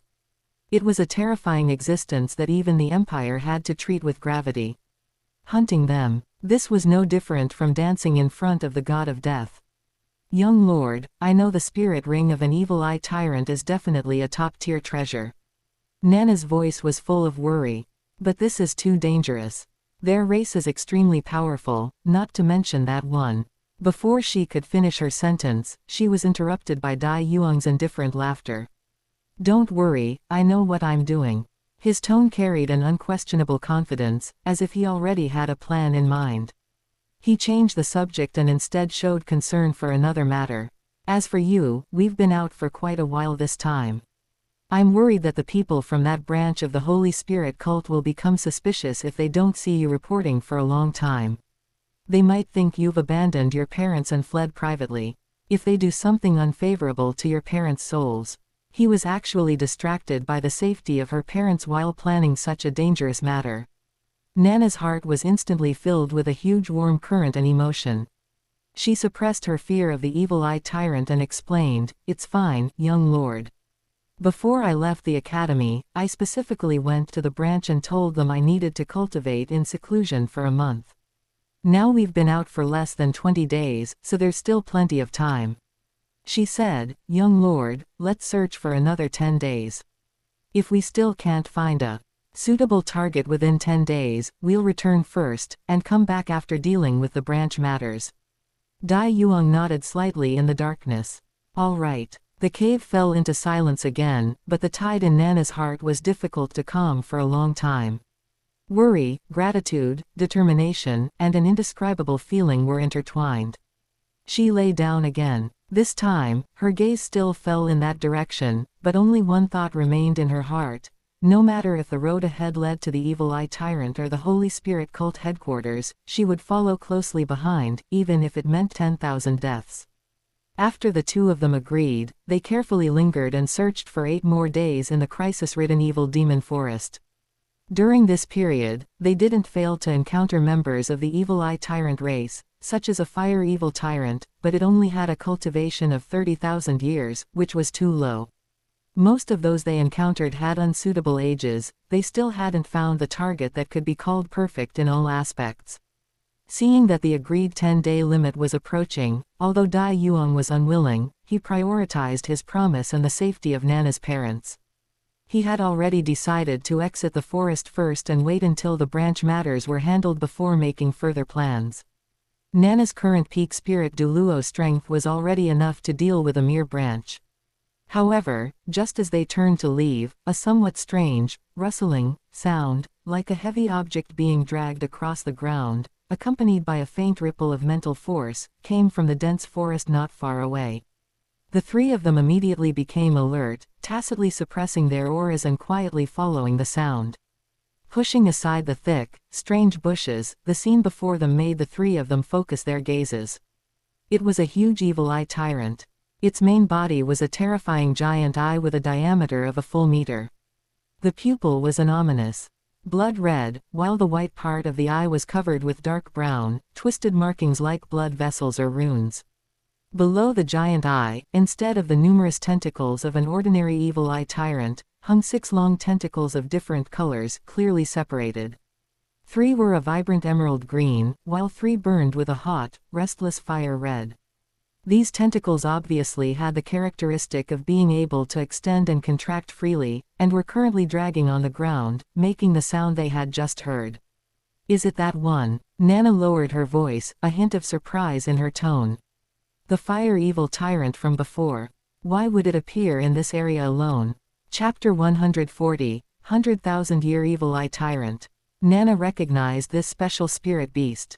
Although the Evil-Eye Tyrant clan values pure mental attributes above all, the population is vast, and mutated individuals occasionally appear. The one before them was a fire evil tyrant, possessing both fire and mental attributes. Their status and strength within the clan were usually inferior to pure-blooded members, but their abilities were by no means weak. When they had encountered it before, they had given up on hunting it because its cultivation was only around 30,000 years, far below the standard for a 9th spirit ring. Logically, with such cultivation, it should be active in the outer middle regions of the clan's territory. Yet, at this moment, it was clearly heading toward the heart-stopping core depths of the evil demon forest. That area was a dangerous place where terrifying spirit beasts of over 50,000 years resided. Even for an evil-eye tyrant, venturing deep with only 30,000 years of cultivation was far from safe. "Young lord, there's no need to pay it any mind. Let's go, Nana said softly, withdrawing her gaze. A useless target wasn't worth wasting energy on. Wait. Dai Yuang suddenly raised his hand to stop her, a flash of realization and rapidly rising heat appearing in his eyes. A detail from the original work that had been almost forgotten suddenly leapt into his mind. In the original story, Huo Yuhao seemed to have also encountered a similar dual-attribute fire evil tyrant and killed it, which then drew out 100,000-year evil eye tyrant. According to those vague memories, this fire evil tyrant was very likely the favorite concubine of a powerful 100,000-year evil eye tyrant. It was venturing into the depths of the forest now. Could it be going to find its mate? An incredibly bold and tempting thought instantly seized Dai Yuang's heart. If they could quietly follow it, would they be led straight to the nest of that 100,000-year evil eye tyrant? His original highest expectation was merely to find an evil eye tyrant of 70 or 80,000 years, which would already be a top-tier spirit ring sufficient to create a powerful mental type titled Douluo. But 100,000-year spirit ring. That was something enough to drive any spirit master mad. Once successful, Nana would no longer be an ordinary titled Douluo. With a 100,000-year spirit ring and the bizarre power of her mental type spirit, she would be able to crush most ordinary titled Douluo who lacked 100,000-year spirit rings and spirit bones upon first entering the titled realm, and could even contend with super Douluo level powerhouses. This was the core combat force truly capable of playing a key role in his future plans, a powerful asset capable of holding her own and changing the course of a battle. The risk was certainly immense, but the rewards were equally incalculable. Opportunity was right before them. How could they miss it out of fear? Most importantly, there was also a 100,000-year spirit bone. There was a pattern to the spirit bones born from the Evil Eye Tyrant clan. They were almost always skull bones. 100,000-year skull bone, wasn't that exactly what he needed now? In fact, this was also one of the reasons Dai Yuang had come here. In an instant, the pros and cons were weighed clearly. Dai Yuang suppressed the excitement in his heart, his lips curling into the sharp smile of a hunter who had found the tracks of precious prey. Nana, Lingya, he said in a low but clear voice, deciding, change of plans. We'll follow it quietly. If my guess is correct, this guide will give us an unexpected grand gift. His eyes were locked tightly onto that bizarre, receding figure of intertwined red and green, as if he could already see a 100,000-year spirit ring shimmering with crimson luster and containing immense power, slowly beckoning to them. The three immediately concealed their auras and followed far behind the fire evil tyrant. The dense mental force permeating the depths of the evil demon forest should have been its most natural warning network. However, for one, its cultivation wasn't that strong, and for another, the combination of its trackers was simply too exceptional. Lingya, the ice sky titled Douluo, a titled level existence, had reached the transcendent stage in concealing his own aura. Nana, an 8-ring spirit Douluo, possessed the ghost martial soul and soul core, giving her an extraordinary understanding and ability to shield mental fluctuations. As for Dai Yuang, who seemed to have the weakest cultivation, the golden adamant evil warding body he practiced was profoundly mysterious. With his aura restrained, even a true titled Douluo would find it difficult to detect him easily. Coupled with the fact that the three deliberately maintained an absolutely safe distance, the 30,000-year fire evil tyrant was completely unaware, merely following its instincts and moving rapidly toward a specific location deep in the forest. After following for an unknown amount of time, the trailing, rustling sound ahead suddenly stopped. The three immediately halted their movements, lowering their presence to the absolute minimum as they crept forward soundlessly. Parting the final giant fern leaf that obscured their vision, the view suddenly opened up. A very quiet, deep lake reflecting the dim starlight appeared before them. And by the lakeshore, besides the fire evil tyrant they had been following, there was a shocking presence. It was an evil eye tyrant with an even larger body and an incomparably terrifying aura. It floated in midair, its 16 thick and slender tentacles hanging down naturally like the tassels of an imperial crown. All these tentacles, along with the giant main eye in its center, presented a pure, noble, and soul-shuddering silver-white color. This was the noblest symbol of the Evil Eye Tyrant clan, pure mental attribute. However, at this moment, this scene that should have been incredibly majestic possessed a bizarre sort of intimacy. Those silver-white tentacles were tightly entwined with the red and green tentacles of the fire evil tyrant, rubbing and binding together as their mental fluctuations merged harmoniously, emitting a primitive and intense aura of life. They are. Nana's cheeks instantly flushed. As a girl who had matured early, she knew very well what this scene implied. Just then, within Dai Yuang's mental sea, Snow Empress's shocked voice suddenly rang out, "Yuang. This is a 100,000-year level evil eye tyrant. Don't tell me your real target is it. Have you gone mad?" "That's right," Dai Yuang's reply was very calm. "Give up on this idea immediately." Snow Empress's voice carried unprecedented urgency and severity. 100,000-year evil eye tyrant is a completely different concept from ordinary members. Not only is its strength terrifying, but more importantly, it is extremely likely to be able to communicate mentally with the evil eye tyrant dominator at any time. It might even be a direct descendant of the evil emperor himself. Once it sends out a distress signal before dying and alerts the evil emperor, all of you will be dead without a place to be buried. Her tone was filled with deep apprehension. The evil emperor's strength has long since surpassed the human limit Douluo. Even in my prime, if I left the extreme north land, I would be no match for it. In the entire continent, aside from that beast god Dtn in the Stardo Great Forest, I can't think of anyone who could surely defeat it. That dragon god Douluo Elder Mu you've seen wouldn't be enough either. Snow Empress's warning was not alarmist. The terror of the evil emperor was a reality that stood at the apex of the continent. "It's fine, I have my ways." Dai Yuang's voice remained steady, as if he had already calculated everything. "When I first came to this world, the storage spirit tool I found on that 9th-rank soul engineer's corpse didn't just contain the deification platform. Among the items was an 8th-rank spirit tool called the Abyssal Eternal Ice Coffin." He quickly explained, "The core formation on the inner walls of this ice coffin can generate a special, eternal force field, that can greatly suppress and freeze the target's spirit power circulation and mental force fluctuations. Once a target is sealed inside, their spirit power will become as difficult to mobilize as a frozen river, and their thoughts will fall into sluggishness, eventually tending toward a state of eternal stasis. That way, it won't be able to send a distress signal to its father, the evil emperor, will it?" Snow Empress instantly understood his intention. "You want to use this ice coffin to seal it, and then kill it after taking it out of the evil demon forest."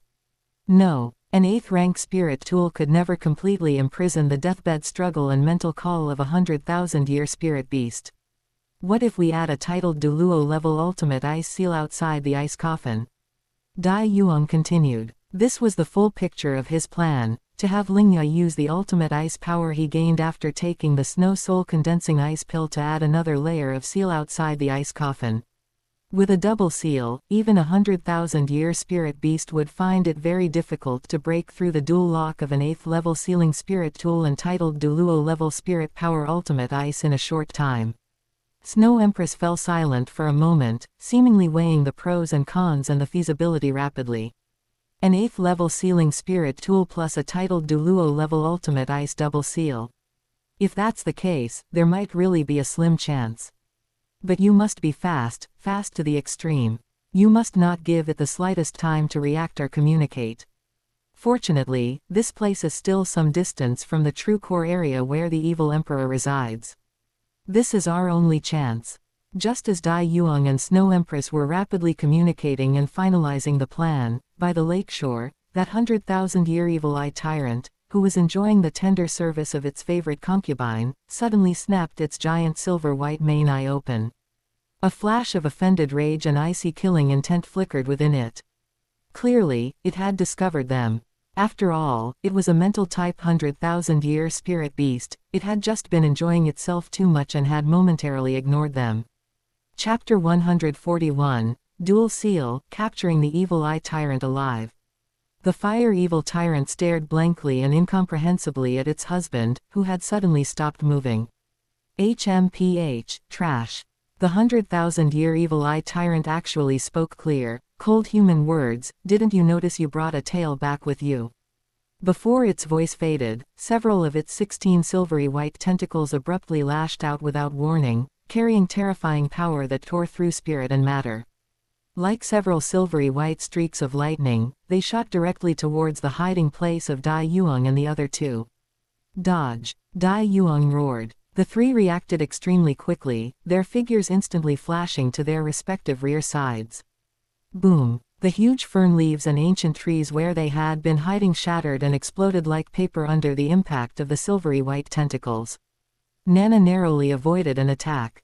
Hearing the clear human speech and feeling the overwhelming, terrifying pressure that made her soul tremble, she exclaimed in shock, speaking human words. 100,000-year spirit beast.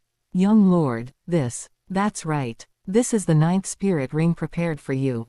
Dai Yuang's voice was full of confidence. It will definitely be fine, Nana, Lingya, let's work together to subdue it.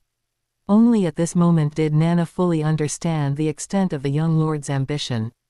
Her 9th spirit ring's target was actually this existence at the pinnacle of the spirit beast pyramid, the 100,000-year evil eye tyrant.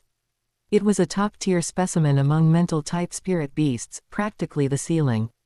After the immense shock came a burning battle intent ignited by this trust and ambition.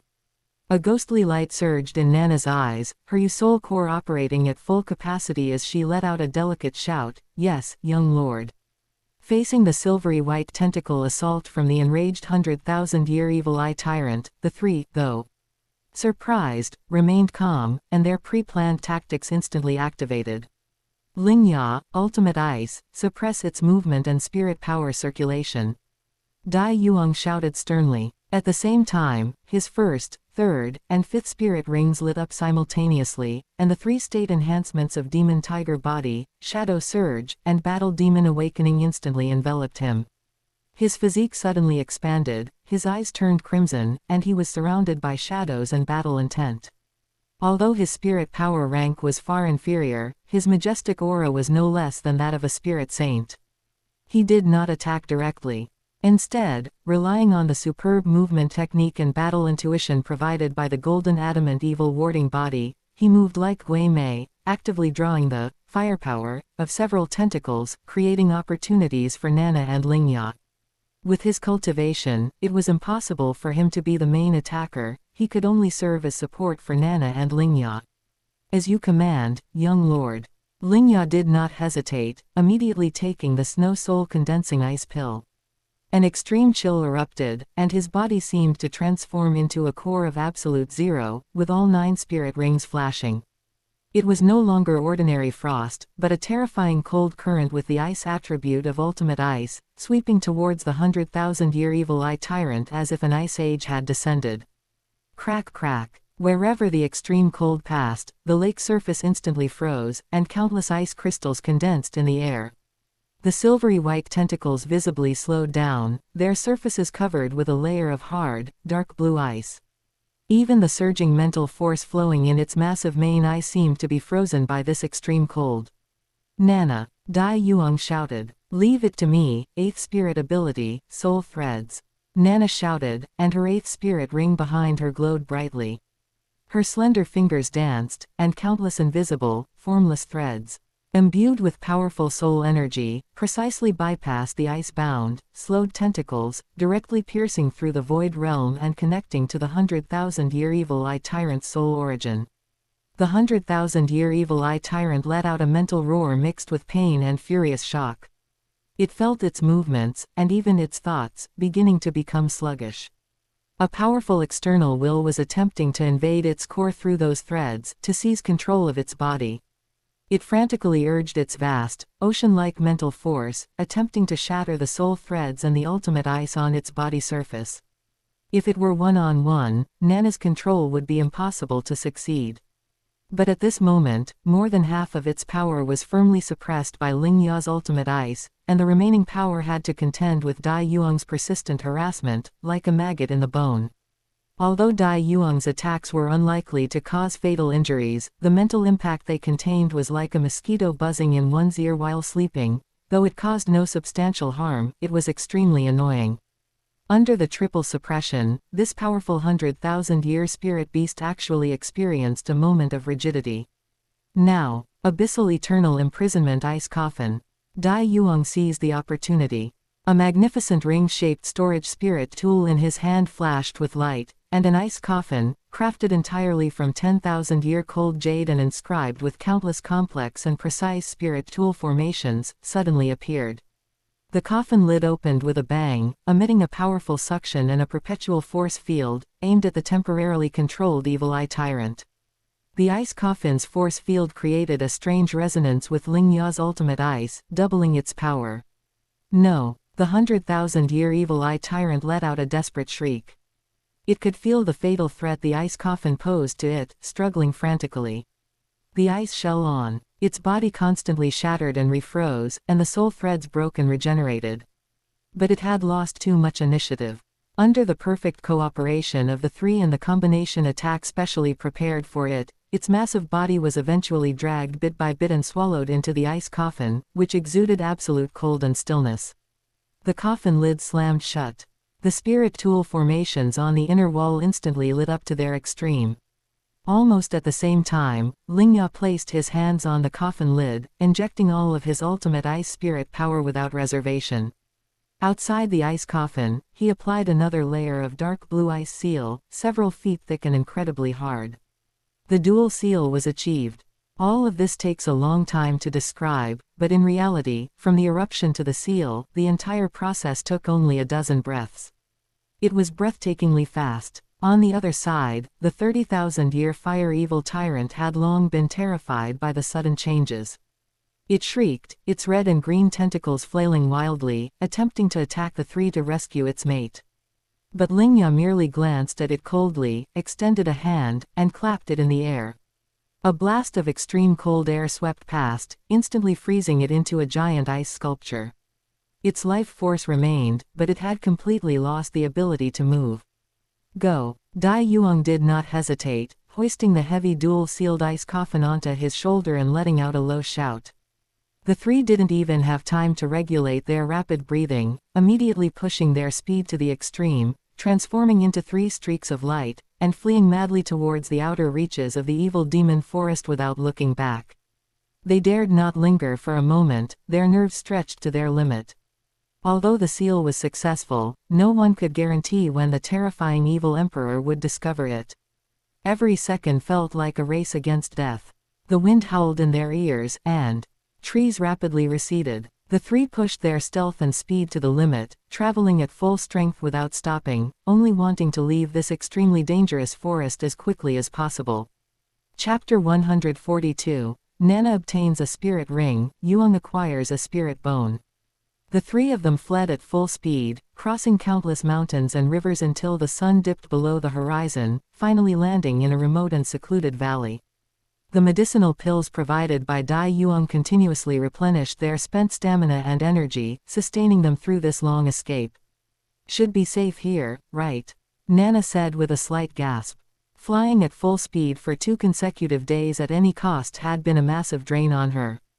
Unlike Ling Ya, who possessed a natural flying-type beast spirit, or Dai Yuang, who had the advantage of an external spirit bone, she relied entirely on her vast spirit power as a titled Douluo to force her way through high-speed flight. Now that she could finally relax, a wave of exhaustion immediately washed over her. Dai Yuang scanned the surroundings. The valley was deep and uninhabited. He nodded with satisfaction. This place is excellent. It is the perfect spot to absorb a spirit ring. He had his own calculations. This place was far from the evil demon forest and even close to the radiation range of Ming City, the capital of the Sun Moon Empire. Even if the evil eye tyrant dominator sensed its offspring's death, it would be impossible for it to arrive in time. Furthermore, Ming City was a dragon's pool and tiger's den, gathering the top soul engineer forces of the Sun Moon Empire. There was even a terrifying existence like Kong Deming, who was close to the 10th rank, presiding over it, with countless high-energy spirit tools standing by. No matter how strong the evil emperor was, it would never go so far as to attack Ming City alone. Unless it launched a beast tide regardless of the consequences, like DTN did against Shrek, but it was uncertain whether it would be worth such a massive undertaking for just one son. After all, the evil emperor had many sons, not just this one. Even if it truly went mad, the primary suspect would inevitably be the nearby Sun Moon Empire, and the hatred would be successfully redirected. It was a perfect plan to shift the trouble onto others. Lingya set down the double-sealed ice coffin and waved his hand to remove the outer layer of ultimate ice. Without the suppression of the outer ice seal, the internal grade 8 spirit tool, the abyssal eternal ice coffin, was clearly no longer enough to completely contain the death struggle of a 100,000-year spirit beast. The ice coffin began to vibrate violently, and muffled, frantic sounds of impact and mental roars echoed from within. "Nana, do it," Dai Yuang ordered decisively. Yes. Nana did not hesitate. Taking a deep breath, her majestic spirit power as a rank 90 quasi-titled Douluo instantly surged to its peak. With a sharp cry, a terrifying power capable of shattering mountains and splitting rocks condensed on her jade-like palm. Seizing the moment the ice coffin's vibration paused, she struck several times in succession. Through the coffin, she accurately and violently bombarded the core of the evil eye tyrant within, its massive silver-white main eye. Bang, bang, bang. Accompanied by the dull sound of a skull shattering and a mental roar filled with endless malice and despair, the vibration of the ice coffin came to an abrupt halt. Damned humans. Just you wait, my father will definitely destroy you all to avenge me. A mental ripple filled with a sense of curse spread out like a final wave before completely dissipating. A brilliant, bright red spirit ring, emitting heart-palpitatingly vast energy fluctuations, slowly condensed above the ice coffin. Nana immediately sat cross-legged and began to put all her effort into absorbing this 100,000-year spirit ring. The vast energy poured into her body, battering her meridians and soul. The process was far more difficult than absorbing her previous spirit rings, but with her rank 90 spirit power as a foundation, the strong support of her soul core, and her resilient will fueled by the desire for revenge, she was able to endure it. Meanwhile, in the innermost core of the evil demon forest, within a distorted mental field, that terrifying existence, the evil eye tyrant dominator, suddenly snapped its massive evil eye open. A violent mental storm instantly swept in all directions. My child, the mental connection is broken. A mental roar filled with rage and killing intent shook the entire forest. Who is it? Who dares to kill my son? Its terrifying mental force followed the faint traces of its offspring's final dissipation, frantically spreading out to perceive. Finally, the direction it locked onto pointed directly toward the vicinity of Ming City. That direction is the human city, Ming City. The evil emperor's fury erupted like a volcano. Sun Moon Empire, it must be them. Several 9th-ranked soul engineers must have joined forces to imprison my son and take him out of the forest before killing him. How vicious. What a calculation. This hatred is irreconcilable. Sun Moon Empire, just you wait. It had firmly locked all its suspicion and hatred onto the Sun Moon Empire. In the valley, Dai Yuang was unaware of the distant evil emperor's rage, and even if he knew, he would only laugh it off. He walked to the corpse of the 100,000-year evil eye tyrant and reached out into the air. Sure enough, just as recorded, although the location of a spirit bone produced by a spirit beast is uncertain, only when the evil eye tyrant clan falls, the spirit bone they produce is almost certainly a head spirit bone. A skull, deep silver black in color with mysterious patterns naturally formed on its surface like the pupils of an evil eye, fell into his palm. It was cold to the touch but contained mental force as vast as the sea. This was absolutely one of the most top-tier existences among all head spirit bones. A long time later, Nana finally completed the absorption of the spirit ring.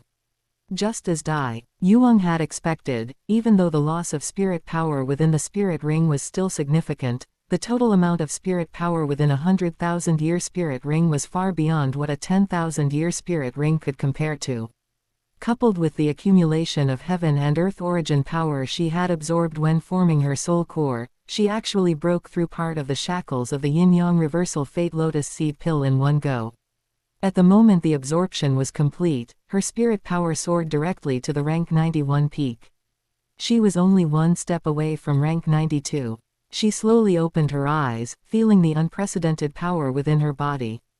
However, her gaze immediately fell upon Dai Yuang, seeing him approach with that 100,000-year evil eye tyrant skull. Dai Yuang said, Nana, this spirit bone. He had originally wanted to say that he needed this spirit bone more now. Although the effect could be maximized if the spirit ring and spirit bone from the same spirit beast were absorbed by the same person, this spirit bone was indeed very important to him right now. So this time, he was going to take priority.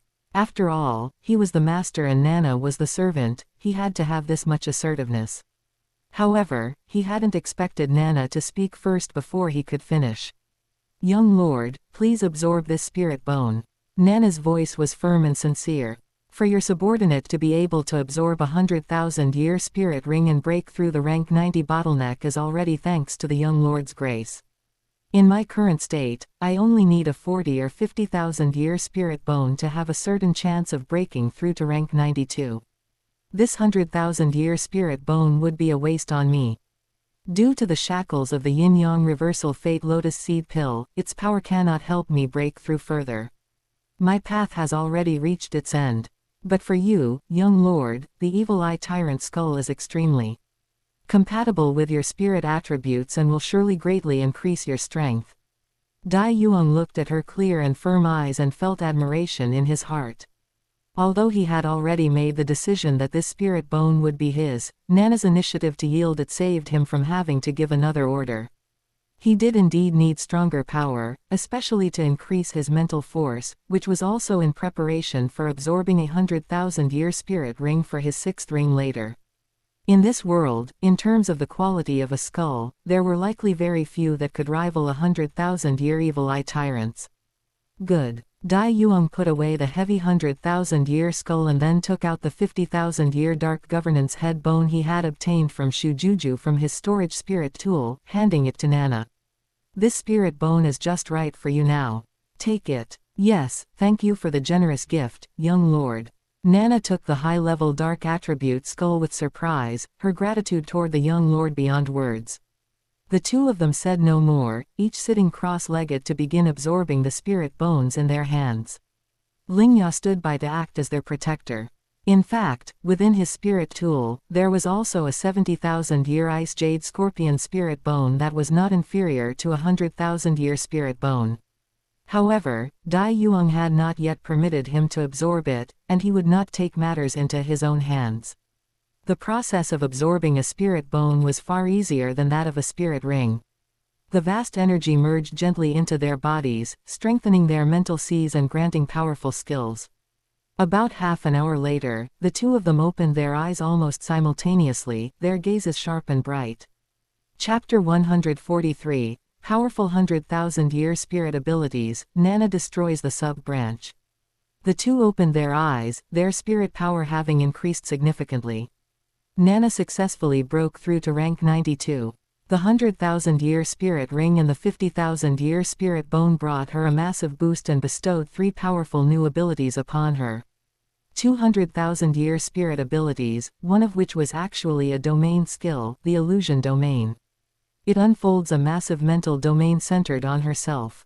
Distorted light and whispers permeate the domain, greatly strengthening the user's mental force and suppressing the mental perception of all enemies within.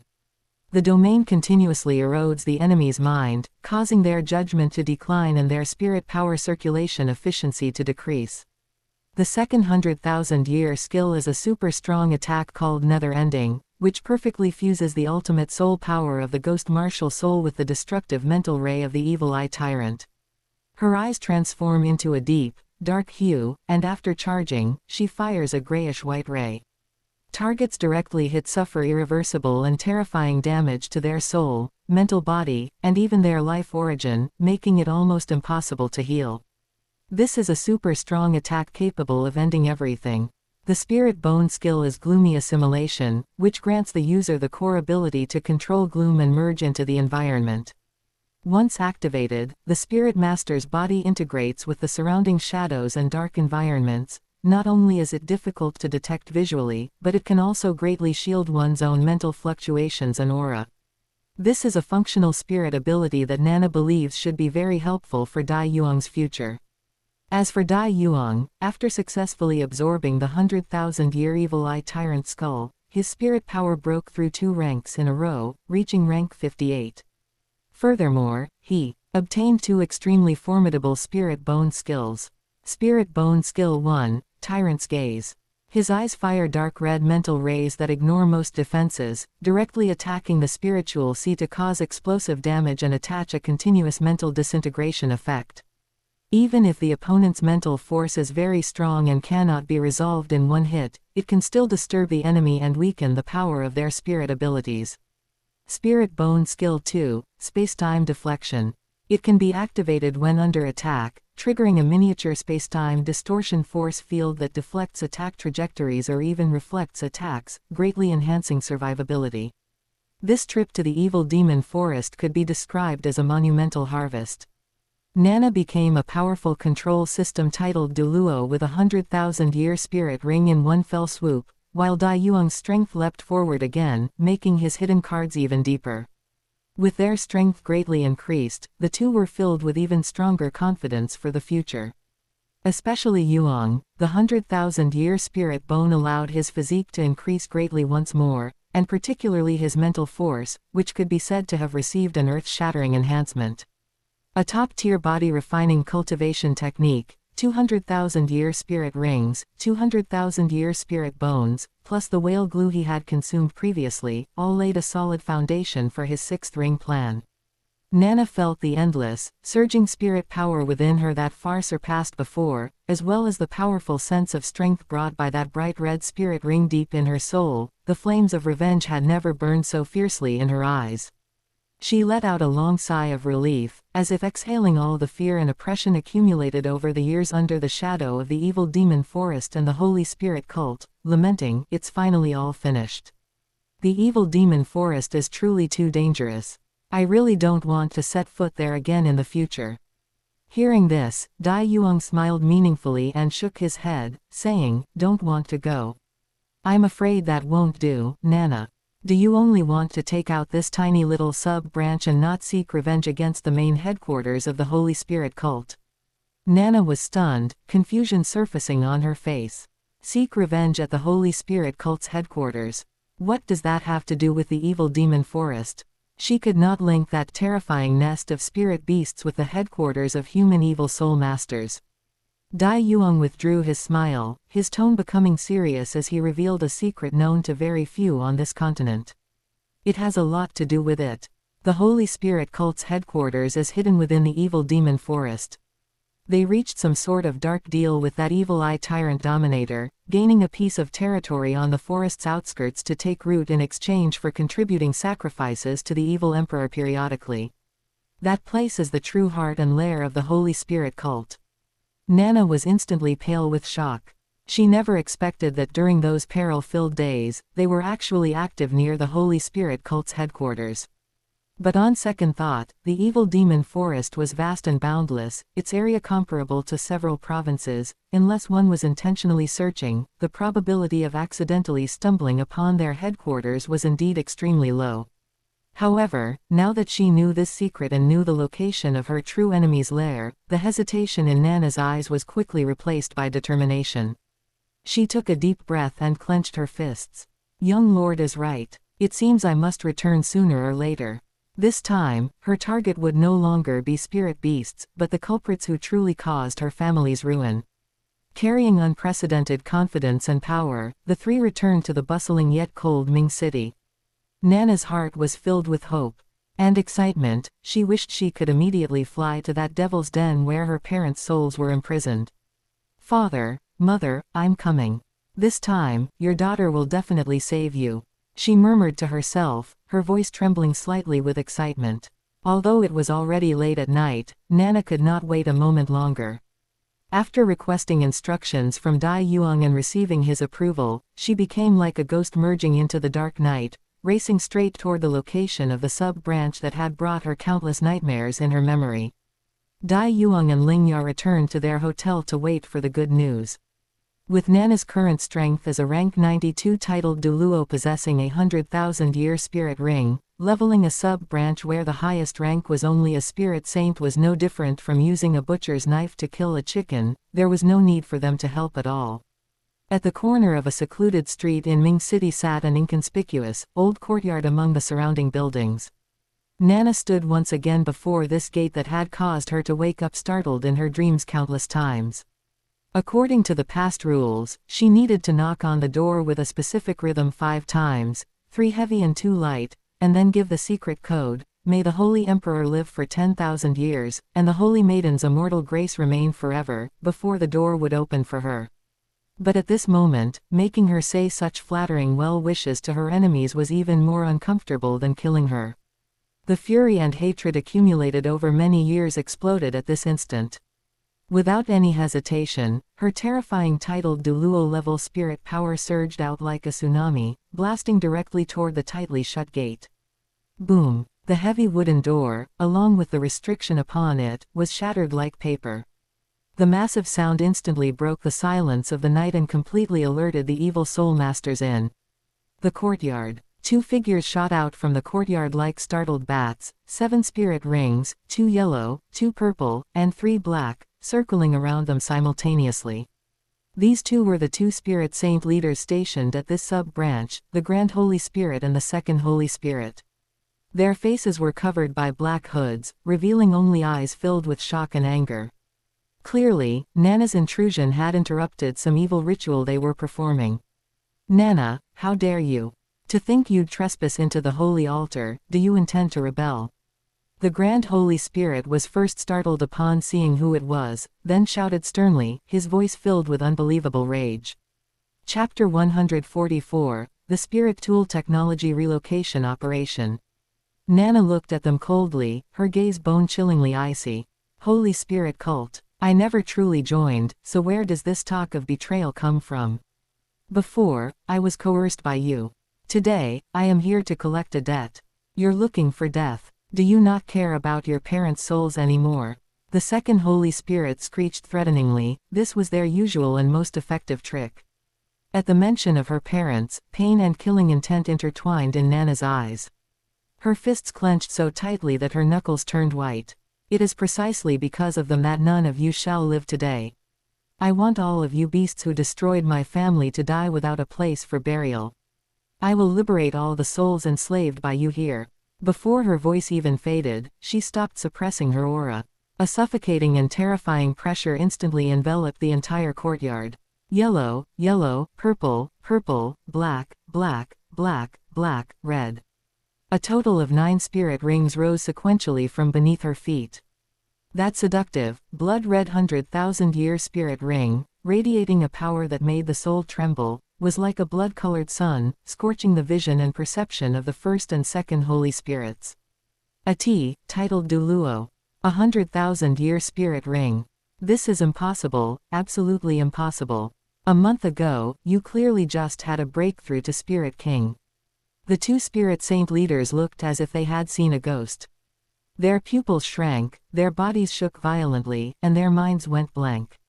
They simply could not comprehend this scene that overturned common sense. A cold and gratified smile curled at the corners of Nana's mouth. "You frogs at the bottom of a well, how could you understand my master's heaven-defying methods? Your doomsday has arrived." 6th spirit ability, Soul Liberation. The black 6th spirit ring on her body suddenly shone brightly. A strange and grand soul fluctuation centered on her, spreading instantly to every corner of the branch altar like flowing mercury. In the next moment, a shocking scene occurred. All the evil magic devices used to imprison souls within the branch altar exploded one after another. One after another, illusory and pained figures broke free. The confusion and pain in their eyes quickly faded, replaced by clarity and freedom. Countless imprisoned and tortured souls were liberated at this moment. "Ah, no, my soul servants. What's going on? Who broke my spirit ability?" Immediately after, the terrified and shrill screams of evil soul masters echoed throughout the Holy Spirit cult branch altar. Those souls that had lost control, along with Nana's merciless ghost power, began their reckoning and revenge against them. About half an hour later, the entire branch altar fell into complete silence.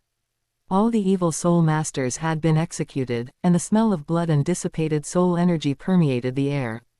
Those 2 spirit saints were also personally crushed into powder by Nana. Deep within a shattered altar, Nana found the 2 soul bodies she had been longing for, glowing with a soft light, her parents. She threw herself into that illusory yet warm embrace. The years of accumulated grievance, fear, longing, and the joy of this moment erupted completely as she wept like a pear blossom bathed in rain, unable to control herself. She told her parents about her experiences over the years, but she glossed over all the hardships and dangers. She only said she had met a great figure and received his help, which led to her current achievements and the power to rescue them. She did her best to describe a bright future so her parents would no longer worry. Hearing that their daughter had such an opportunity, a gratified and relieved smile appeared on the illusory faces of Nana's parents. As long as their daughter was well, they had no more concerns. Before dawn, the souls of Nana's parents became increasingly transparent and peaceful. It was time for them to go to the resting place of souls. Although Nana was extremely reluctant, she knew this was the best outcome. Possessing a ghost martial soul, she understood better than anyone that the paths of the living and the dead are different. What she sought was never to have her parents stay in the human world for a long time, but for them to escape torture and obtain the peace and freedom they deserved. She gazed in the direction where her parents' souls were gradually dissipating, tear tracks on her face, yet wearing a relieved and determined smile. "Father, Mother, please go in peace. Nana has grown up and will take good care of herself from now on. Your enmity, your daughter will continue to avenge." Afterward, she composed herself and returned to the hotel. Seeing her return, Yuhao asked calmly, "Is everything resolved?" Nana didn't answer immediately. She walked up to Yuhao with an incredibly solemn expression and then knelt with 3 heavy thuds, kowtowing 3 times. Raising her head, her eyes were filled with immense gratitude and absolute loyalty. Her voice was clear and firm. "Young lord, my parents' souls have been liberated, and my deep-seated blood feud has been avenged, all thanks to your grace and power. From this day forward, Nana's life is yours as your most loyal subordinate and blade. Wherever your will points, Nana will go through fire and water, even if it means 10,000 deaths." A satisfied smile appeared on Yuhang's face as he reached out to gently help the kneeling Nana up. "I have received your loyalty," he said in a calm tone. "Since you are ready, I have the first task to give you." Nana immediately straightened her body, her eyes burning bright. "Please give your orders, young lord." "Return to the Sun Moon Royal Soul Engineer Academy," Yuhao directly issued the command. "You are a formal student of the academy and have the authority to borrow materials from the library. I want you to borrow as many books related to spirit tools as possible, especially design diagrams, detailed explanations of core formations, alloy formulas, and the like. Bring back as many as there are." Nana instantly understood Yuhang's intention. He wanted to seize the essence of the spirit tool technology that the Sun Moon Empire had accumulated over thousands of years. Toward an empire that had long since secretly colluded with an evil soul master organization like the Holy Spirit cult, Nana felt no guilt. Instead, a surge of vengeful pleasure rose within her. But she immediately thought of the difficulties in execution, her brows slightly furrowing. "Young lord, this subordinate will not shrink from this duty. However, there are 2 problems. First, the spirit tool data open to the public in the Academy Library only goes up to Class 7. Core technologies of Class 8 and above are all treasured within Mingde Hall and the Sun Moon Empire's offering hall. Ordinary students simply cannot access them. Second, I only have 1 student ID card, and each card has strict limits on the number of items and the duration of borrowing. Even if I wanted to go back and forth frequently, I must return what I've borrowed before I can take out new ones. I can't just bring a batch back every time, have you forcefully memorize the content, and then have me take them back, right? The Academy's collection is as vast as the sea. This method is too inefficient and very easy to expose." However, Yuhao seemed to have anticipated these difficulties, a confident curve touching his lips. "It doesn't matter. Since the highest is only Class 7, then we will specifically take the Class 6 and Class 7 data. As for those below Class 5, the Star Luo Empire has already mastered quite a lot through years of research, so their value is relatively low. As for the borrowing limits," he looked at Nana, a meaningful light flashing in his eyes.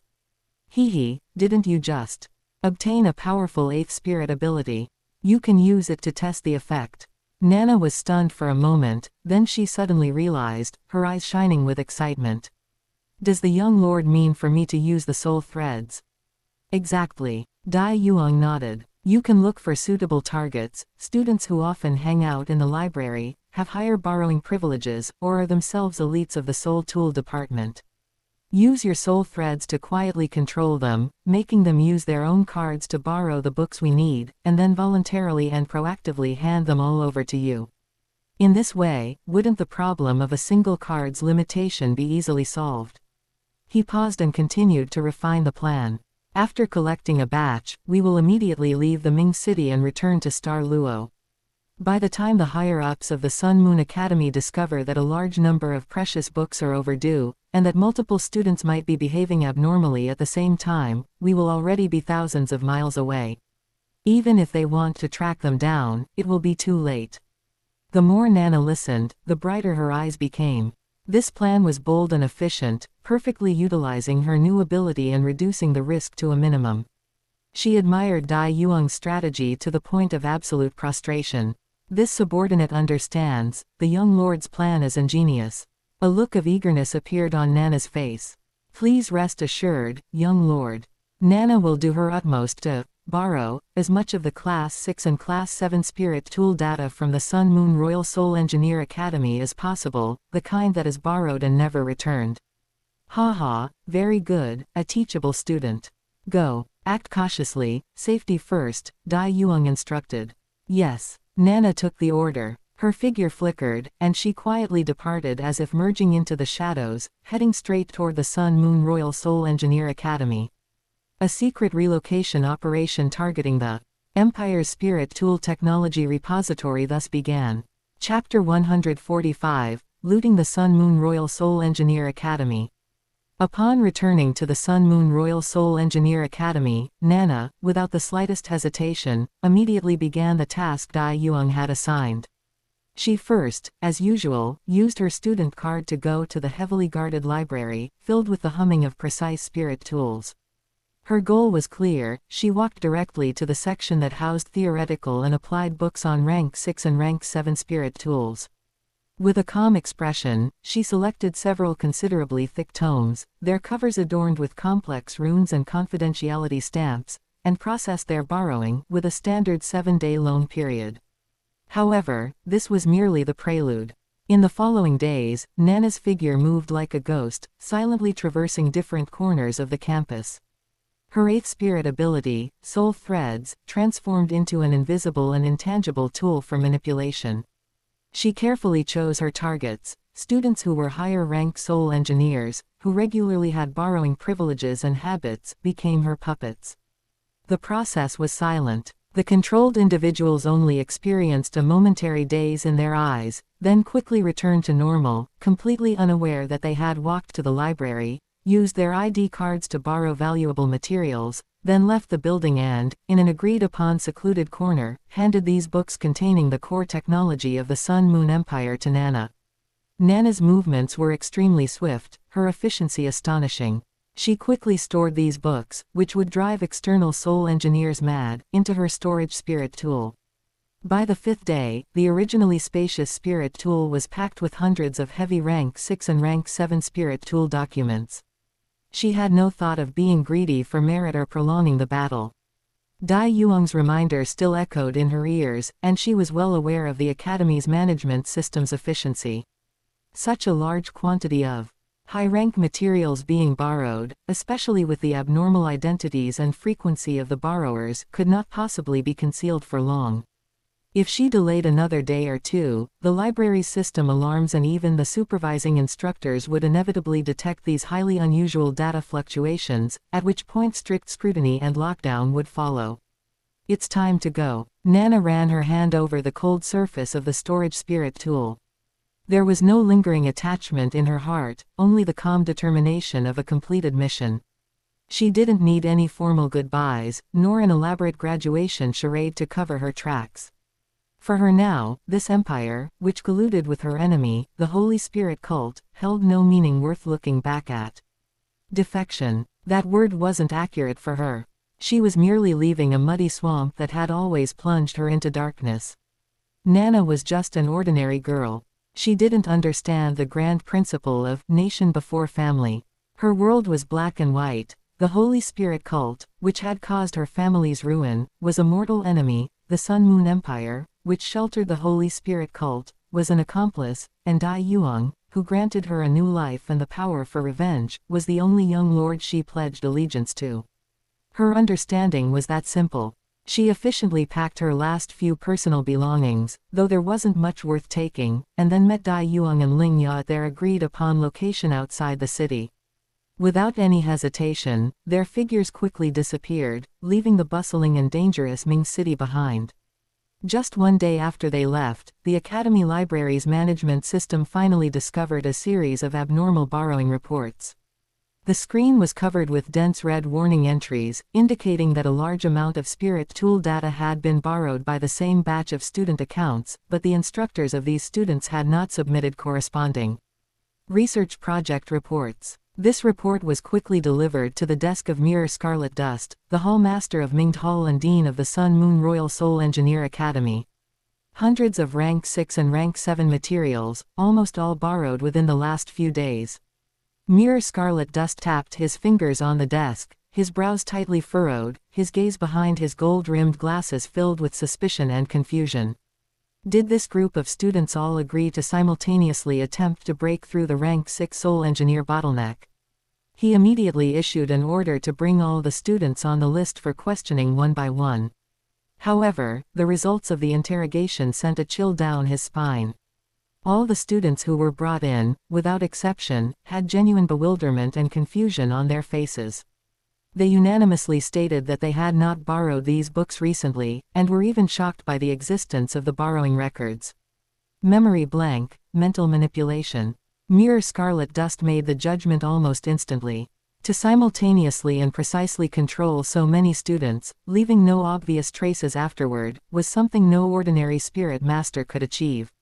He immediately ordered a thorough inventory of the books in the relevant library sections.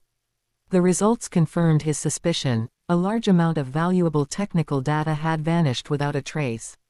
That same day, he immediately sent people to search the entire academy and discovered that Nana, a fifth-year student in the Soul Tool department with the Ghost Martial Soul, had not been seen for several days, and her dormitory was empty. Nana. Mirror Scarlet Dust remembered the name, not just because of her spirit, but also because he vaguely knew that this girl had some unclear connection to that Holy Spirit cult peripheral stronghold. Could the Holy Spirit cult have instructed her to do it? Did they want to fully seize the Empire's Spirit Tool technology?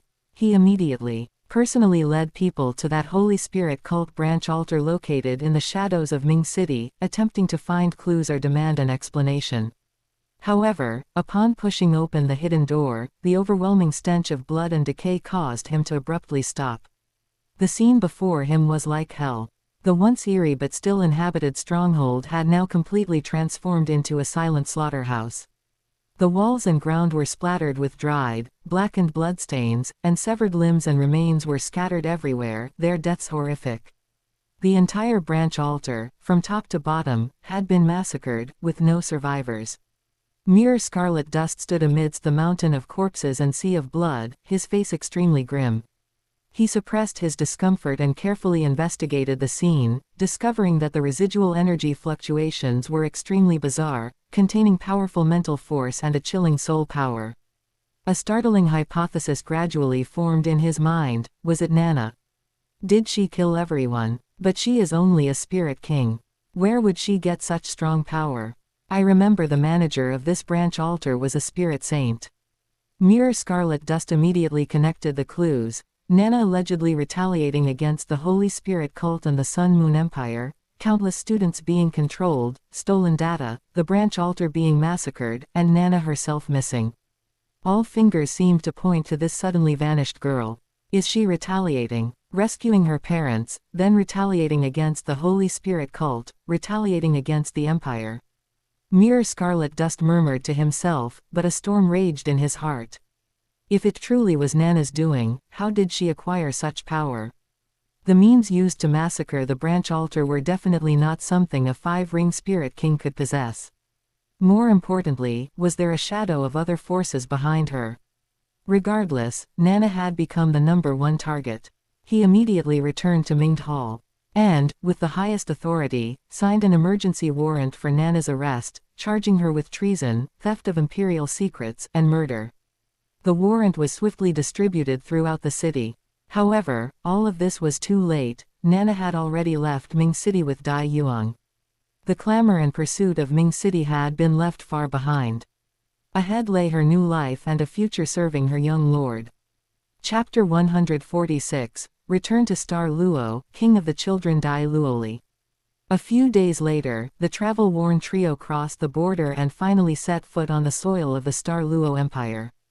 The hum of spirit tools in the air diminished significantly, and that ancient atmosphere returned. Vast fields and rolling mountains lined both sides of the road. Compared to the spirit tool streetlights and rail vehicles seen everywhere within the Sun Moon Empire, the scenery here indeed appeared much more backward. Young lord, so this is Star Luo. Nana couldn't help but look around curiously, her sharp eyes filled with novelty. Having grown up in Ming City since childhood, she was accustomed to the cold luster of metal and the precise operation of spirit tools.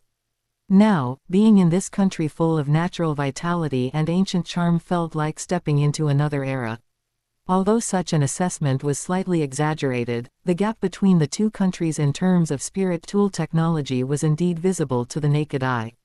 Lingya was more composed. Remembering the original purpose of Dai Yuang's trip, he asked in a low voice, "Young lord, you originally left the mansion on the Duke's orders to go to the Western Army Group to explain the matter of the Tyrant Tiger Soul Refining Saber. Now, not only have we not gone, but we have also delayed for a long time, and our direction is the complete opposite. I fear the White Tiger Duke is already enraged. Should we immediately turn around and head to the army?" Hearing this, Dai Yuang merely waved his hand dismissively, a faint, indifferent smile playing at the corners of his mouth. No need. He can't possibly still be with the Western Army Group. Calculating the time, he should have returned to Star Luo City long ago. He explained, "That mother of mine, even if she was only a concubine, was someone Dai Hao married legally and entered into the clan genealogy. Now that she has died so mysteriously, causing a stir throughout the city, how could he, as her husband and the head of the family, not come back to put on a show and investigate? What's more, his biological son Luo Li is also dead.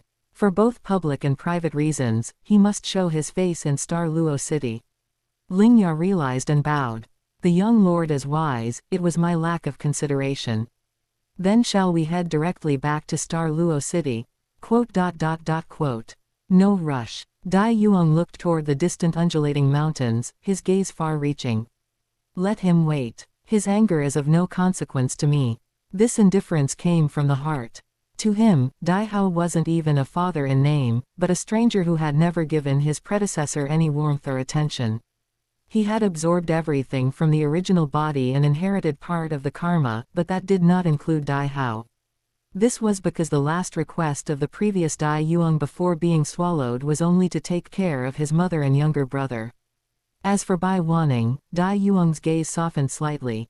Although this woman was not his biological mother, her care during this time had been genuine and warm, he remembered every bit of it. Then there was his younger brother Luo Li, who looked at him with bright eyes full of admiration. Since he had promised his predecessor to take good care of them, he would never break his word. Prioritizing interests did not mean being cold-blooded and heartless, a promise made was a rule to be followed. "We will first go to the small mountain village where my mother and Luo Li are temporarily staying.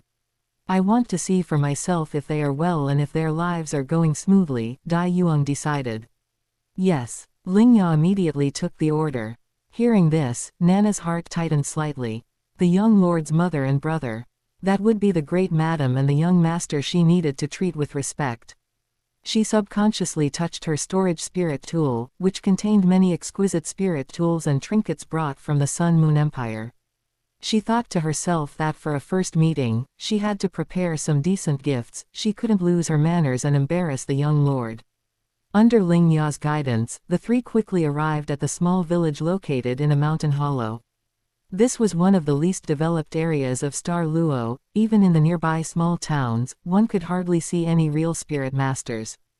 Transportation was also blocked, and information rarely flowed, making it a perfect place to hide via fake death. Just as Lingya had said, the mountains were green, the waters clear, and the local customs simple. Wisps of cooking smoke rose lazily, the sounds of roosters and dogs could be heard, and farmers worked in the fields. Everything exuded an atmosphere of peace and harmony, completely different from the undercurrents of Star Luo City or the noisy precision of Ming City. Dai Yuang looked around and nodded with satisfaction. You chose a good place, Lingya. Thank you for your hard work. The village was not large, with only a dozen or so households. When Lingya first brought Bai Wanning and her son here, he gave each household a gift. It wasn't gold coins, this village was isolated from the world, and they were basically self-sufficient for food and drink. On the rare occasions they had to buy things from town, they usually sent a representative with a large cart to buy for the whole village. Therefore, the things Lingya gave were various crop seeds and many good clothing fabrics, which were useful to them immediately. He only entreated them to treat the mother and son normally and to look after them slightly if possible. The villagers were both shocked by this sudden kindness and grateful for the sincerity, so they were naturally exceptionally friendly to the mother and son who had suddenly arrived. Dai Yuang wasn't worried about his mother and brother being bullied by ordinary villagers. In any case, Bai Wanning and Luo Li were spirit masters and definitely not people ordinary farmers could insult. He was more worried that by living in isolation, they would be excluded and feel lonely and miserable in this paradise. However, just as their figures appeared at the village entrance, a burst of clear and cheerful children's laughter drifted over. In the open space in the center of the village, a group of young children were happily running and playing around a teenager. Who was that teenager in the middle if not Dai Luoli? A little girl with pigtails and rosy cheeks tugged at Dai Luoli's hem, her large eyes full of admiring starlight as she pleaded in a milky voice, "Brother Luo Li, show us your big tiger again, okay? Just one more time." The big tiger she spoke of was precisely Dai Luoli's white tiger martial soul. At this moment, the deeper power within his spirit had not yet undergone awakening and had not yet evolved into the blood tiger. Dai Luoli's face beamed with a relaxed and happy smile, a cheerfulness he had never had in the Duke's mansion. He puffed out his chest and replied with quite a bit of pride, "All right. Watch closely." He gave a low shout, and a bright yellow spirit ring rose from beneath his feet. Amidst the flickering light, a majestic and extraordinary phantom of a white tiger suddenly appeared behind him, letting out a low tiger roar that, while not lethal, was still full of majesty. Wow, so powerful, so cool. Brother Luo Li is so cool. The children immediately burst into a chorus of pleasantly surprised cheers, their small faces ridden with excitement and admiration as they hopped and skipped around Dai Luo Li and the white tiger martial soul. Seeing this scene, Dai Yuang stopped in his tracks and laughed in spite of himself. The last bit of worry in his heart vanished along with it. It seemed he had worried for nothing. This younger brother not only hadn't struggled to adapt, but was instead like a fish in water, having seemingly become the king of the children in this mountain village, and he appeared to very much enjoy the feeling of being surrounded and admired by his playmates. This pure happiness was far more suitable for him than the cold rules and secret infighting within the Duke's mansion. Luo Li. Dai Yuang's lips curled up slightly as he called out to the youth surrounded by children. His voice wasn't loud, but it clearly pierced through the children's laughter. Dai Luo Li, who was enjoying being the center of attention, froze for a moment. The familiar voice made him turn his head instantly. When his gaze met the figure standing at the village entrance, the smile on his face suddenly widened, and he shouted in great surprise, "Brother!" He didn't even bother to disperse the white tiger martial soul behind him. The powerful phantom charged toward Dai Yuang along with his running movements, drawing an even louder gasp from the children. "Brother, you're back!" Dai Luoli ran to Dai Yuang in one breath, his breathing slightly labored, his eyes sparkling with joy and dependence. He looked Dai Yuang over carefully, as if wanting to confirm that his brother was all right. Dai Yuang nodded, his gaze sweeping over him. Seeing Dai Luoli's vibrant and carefree appearance, he nodded. I'm back now that things are finished." His tone was gentle as he then asked, "Where is Mother?" "Mother is at home," Dai Luoli answered immediately, his tone light. She's been nagging about you these past few days, worrying about how you were doing outside. I'll take you there." As he spoke, he finally remembered to disperse his spirit, and the white tiger phantom behind him turned into specks of light and merged back into his body. He turned to the group of children looking at him expectantly and waved his hand like a true little leader. "That's all for today. My brother is back, and I need to take him home to see mother. I'll play with you again tomorrow." Although the children were somewhat disappointed, they were all very obedient, responding with chirps and chatters. Their gazes lingered curiously on the extraordinary-looking Dai Yuang and the following Ling Ya and Nana for a few moments before they slowly dispersed. Chapter 147, 2 titled Douluo, The Shocked by Wanning. Dai Luoli reached out and grabbed Dai Yuang's sleeve, as if afraid his brother would leave again. He excitedly led him toward a clean and tidy courtyard in the village. "Brother, this way. The place where we live is very close to here. Mother will be overjoyed to see you." Dai Yuang allowed himself to be pulled along, stepping forward and following Dai Luoli. Ling Ya and Nana followed quietly behind. Nana couldn't help but check the greeting gift hidden in her spirit tool again, her heart racing slightly. Inside a simply furnished but exceptionally clean room, Bai Wanning sat by the window, mending a garment by the sunlight streaming in. The stitches were fine and neat, a habit she had developed over years of being cautious in the Duke's mansion. Suddenly, Dai Luoli's irrepressible excited shouts came from outside the courtyard, "Mother! Look, brother is back." The voice was like a pebble thrown into a calm lake, instantly shattering the silence in the room. Bai Wanning's finger trembled, and the needle tip almost pricked her finger. She looked up abruptly, her face filled with surprise and joy. Without hesitation, she set aside the half-mended garment, not even taking the time to tidy her slightly messy hair, and hurriedly stood up to trot outside. Just as she stepped over the threshold, she saw the figure she had worried about day and night standing in the courtyard. Bai Wanning's eyes welled up, and she could no longer suppress her surging emotions. She stepped forward quickly and pulled her son, who was already much taller than her, into a tight embrace. Her voice choked with sobs and lingering fear. "Yuang, you're back. It's good that you're okay.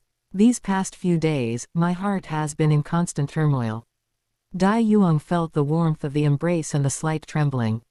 His body stiffened briefly before he relaxed.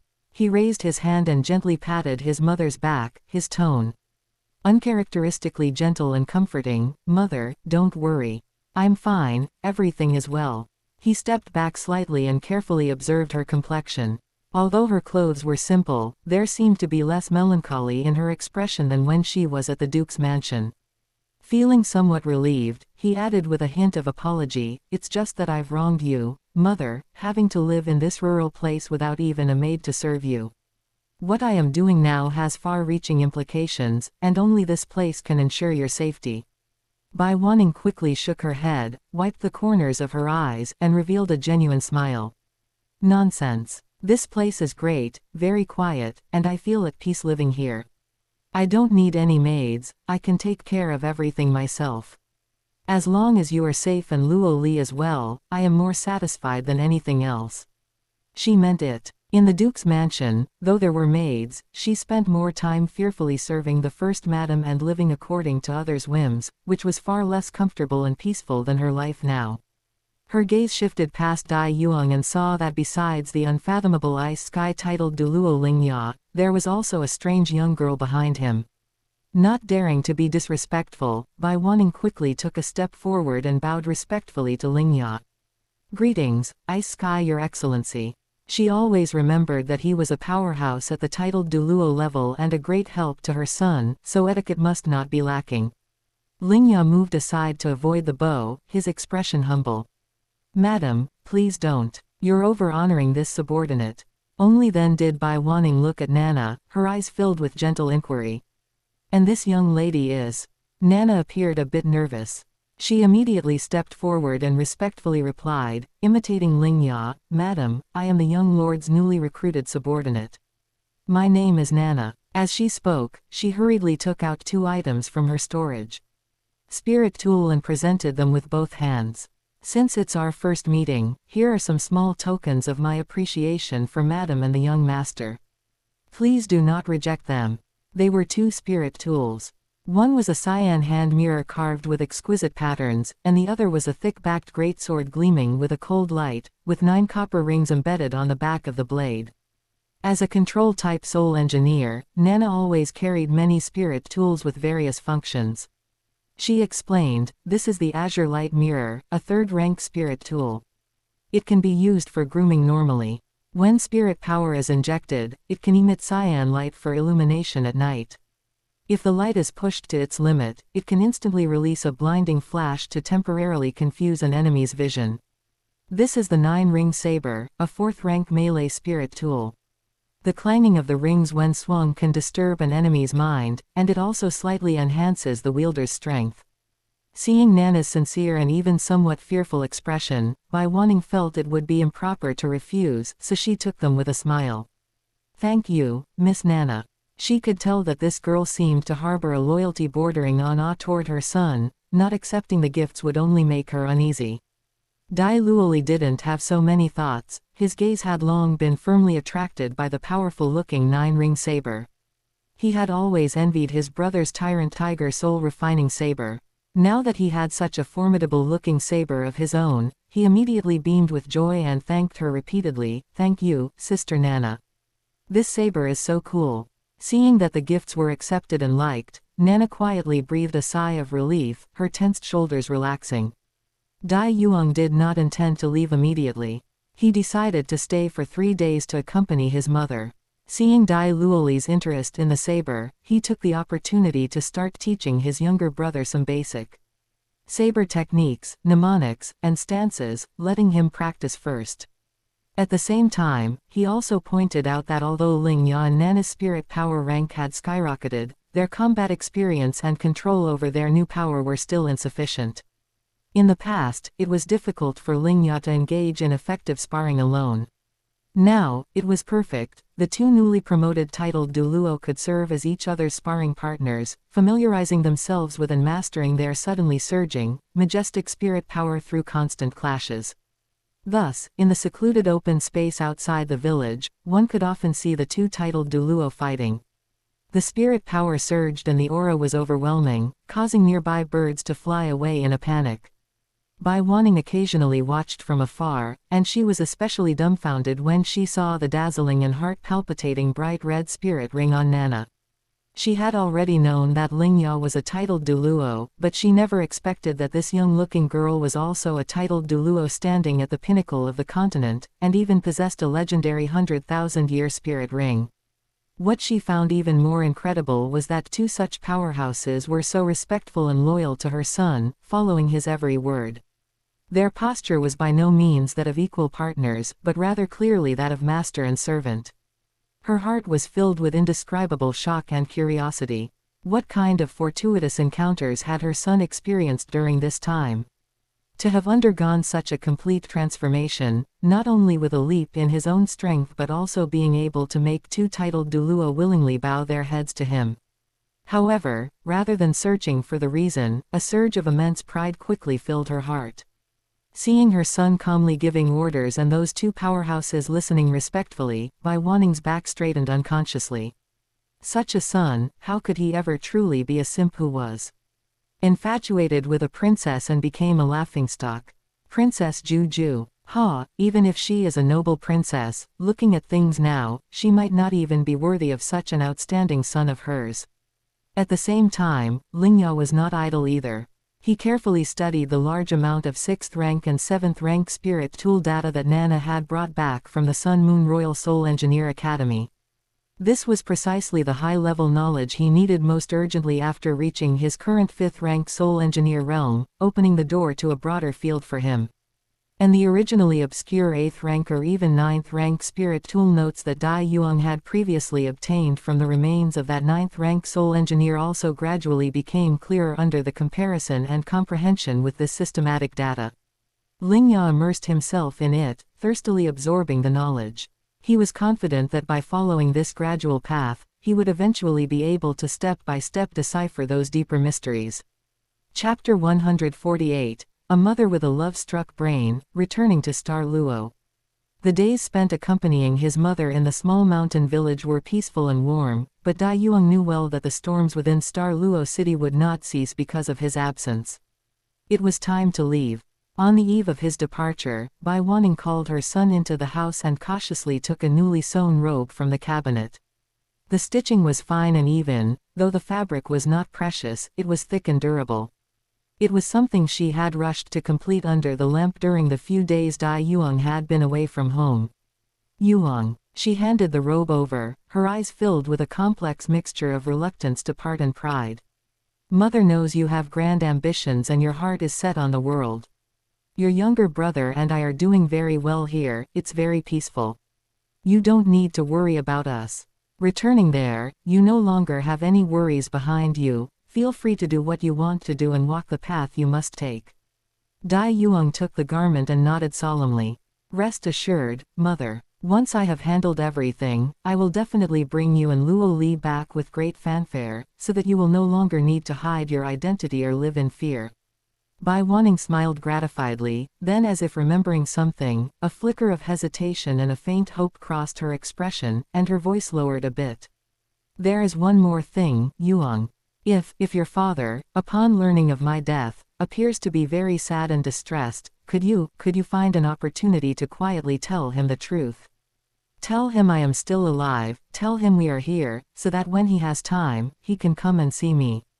Her voice carried a longing that was almost humble.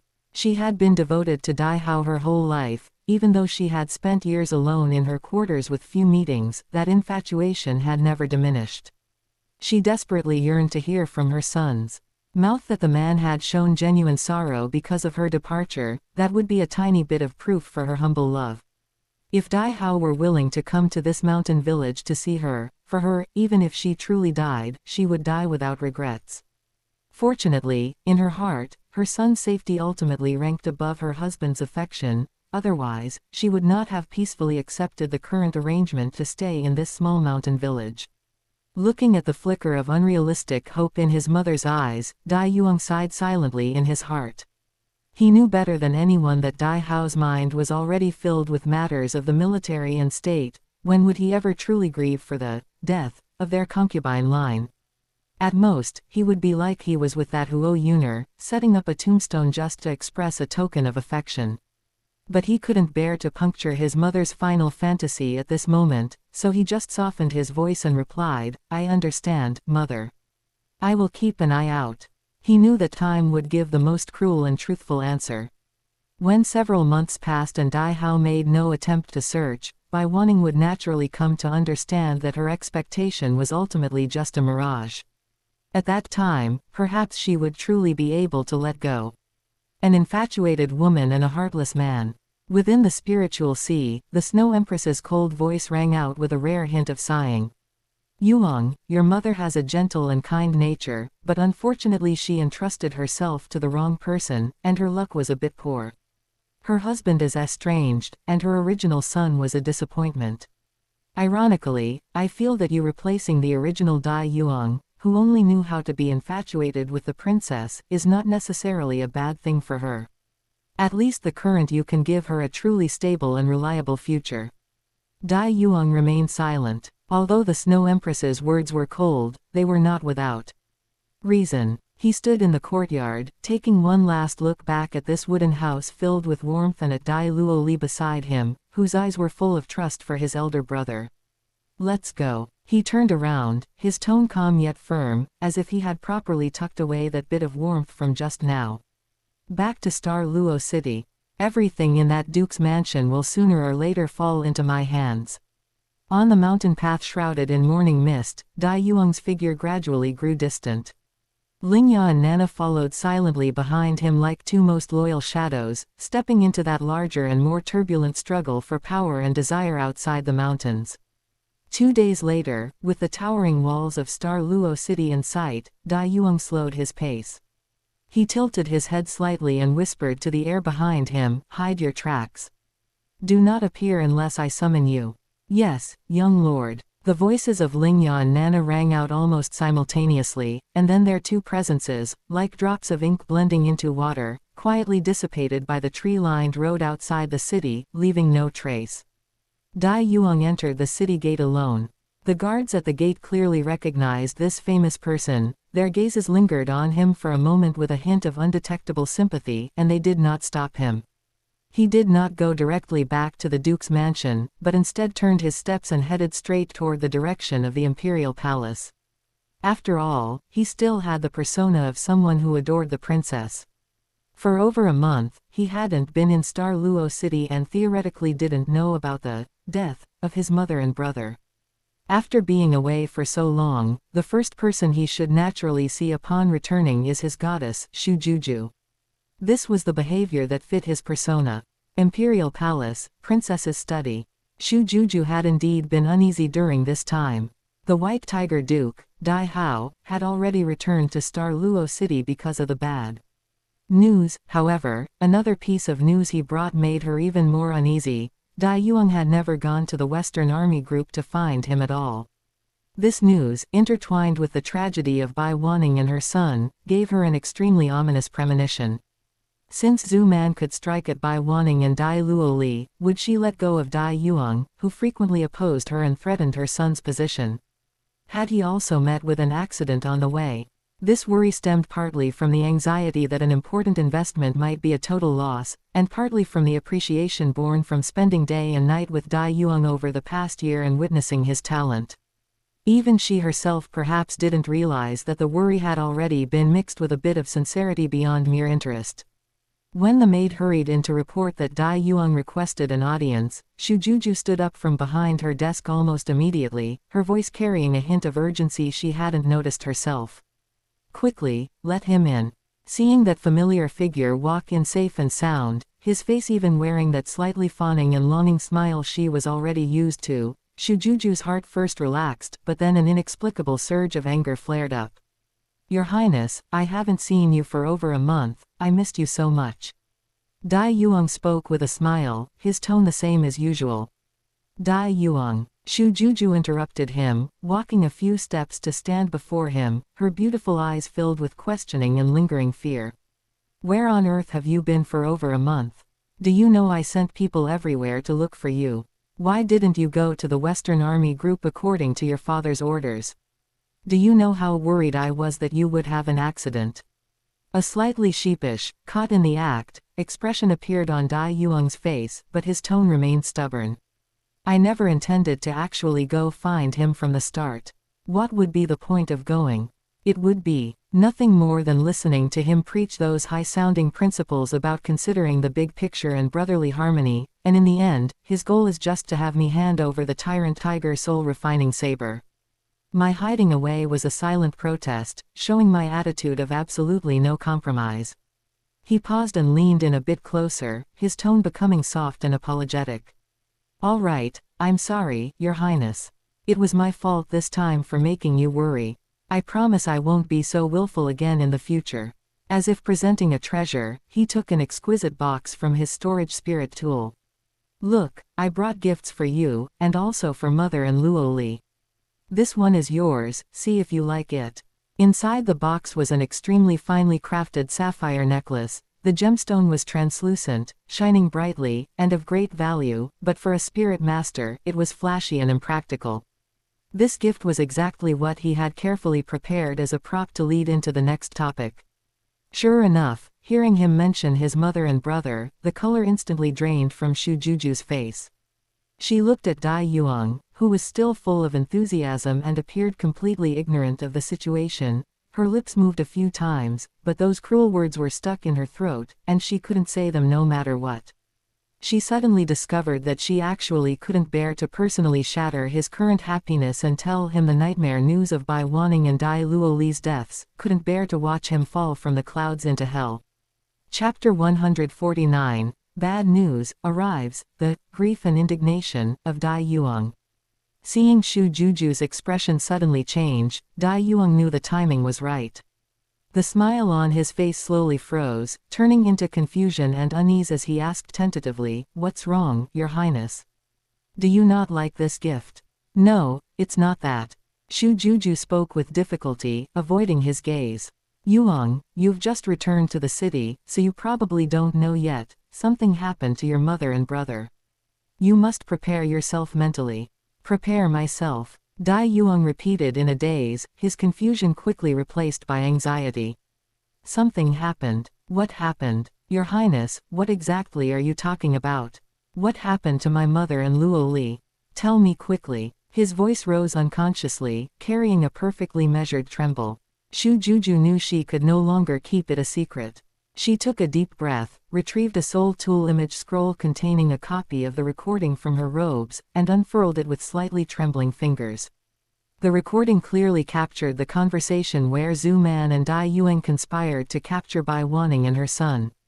Zhu Man sent people to seize your mother and Luo Li, intending to secretly send them to the Zhu family as hostages, but, Shu Juju's voice was heavy and sorrowful, but during the transport, the carriage suffered a violent explosion. The scene was horrific. Your mother and brother, they didn't make it out. The images and words hit Dai Yuang like a bolt from the blue. He stumbled back 3 steps, his face turning deathly pale in an instant. His pupils contracted violently as if he couldn't comprehend or accept this terrifying news. His lips quivered as he muttered to himself, "No, impossible, this definitely isn't true. Mother and Luo Li, they wouldn't." In the next second, as if consumed by immense pain and rage, he spun around like a maddened beast and charged recklessly out of the princess's study toward the duke's mansion, even dropping the necklace on the floor as if he had forgotten it. Yuang! Shu Juju cried out in alarm. Watching his back as he fled in a state of collapse, her heart wrenched. She hurriedly spoke to the shadows, "Grandmother Man Yi, follow him. He's emotionally broken right now, I'm worried he'll do something foolish and irreversible." The figure of Nebula Douluo Man Yi quietly emerged. She glanced in the direction Dai Yuang had disappeared and nodded, her voice steady. "Rest assured, Princess. This old one will keep him safe and ensure no harm comes to him." Before her voice had even faded, her figure had already pursued him like a wisp of smoke. Dai Yuang charged back into the duke's mansion like a gale. The once majestic residence was now a shocking sight of mourning white. White funeral scrolls and lanterns drifted coldly in the wind, creating a suffocating atmosphere of depression. The guards at the gate bowed hurriedly upon seeing him, their voices tinged with caution. "Second young master, you've returned. Move." Without even looking, Dai Yuang roughly shoved aside the guards blocking his path and charged into the morning hall, carrying a cold evil qi. Inside the morning hall, incense smoke curled in the air. Dai Hao stood with his back to the door, personally inserting 3 sticks of incense into the burner before the cold memorial tablets. Hearing the hurried and chaotic footsteps behind him, he turned around with a face full of exhaustion and weight. Seeing it was Dai Yuang, his brow immediately furrowed as he questioned, "Yuang, you finally decided to come back. Where on earth have you been this past month?" Dai Yuang seemed not to hear the question at all. His gaze was fixed dead on the 2 tablets inscribed with, "Dai Family's Bai Wanning," and, "Dai Luoli." His eyes were filled with rage, and his voice was hoarse and trembling. What is going on? Tell me." Seeing him like this, Dai Hao also felt a pang of pain in his heart. He said solemnly, "It was an accident. Your legal mother invited Wanning and Luo Li to the Zhu family as guests, but the carriage suddenly exploded en route. They met with misfortune because of it." He tried to make his tone sound calm and objective. "I have been waiting for you to return, so the morning hall has not been dismantled and the tablets have not been moved, just so you could see them off one last time. After you have paid your respects, I will formally invite their tablets into the Dai family ancestral hall." He still harbored the thought of smoothing things over. When he first heard the bad news and saw that recording, how could he not have been enraged? He had even slapped Zhu Man across the face, a first for him. But Zhu Man had knelt on the ground crying and swearing that she had never intended to kill them, only to bring them back to the Zhu family as leverage. After calming down, Dai Hao was inclined to believe this explanation. It wasn't because he trusted Zhu Man's character, but from Zhu Man's perspective, capturing Bai Wanning alive was indeed far more beneficial than killing her.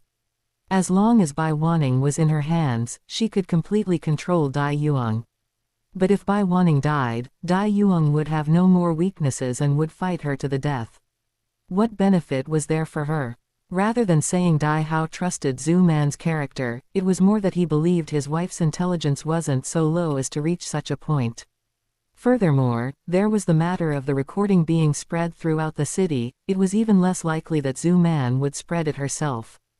There was clearly someone designing this from behind the scenes, and his primary suspect was actually the imperial Shu family. The Shu family must have been monitoring the Dai family. After learning of the plot, they likely turned the plan against them, killed Bai Wanning and Dai Luoli, and then framed Zhu Man. This would force a complete break between Dai Yuang and the main lineage of the Duke's mansion, thereby bringing him entirely under the imperial family's banner. Dai Hao told himself he could not be easily manipulated by the imperial family.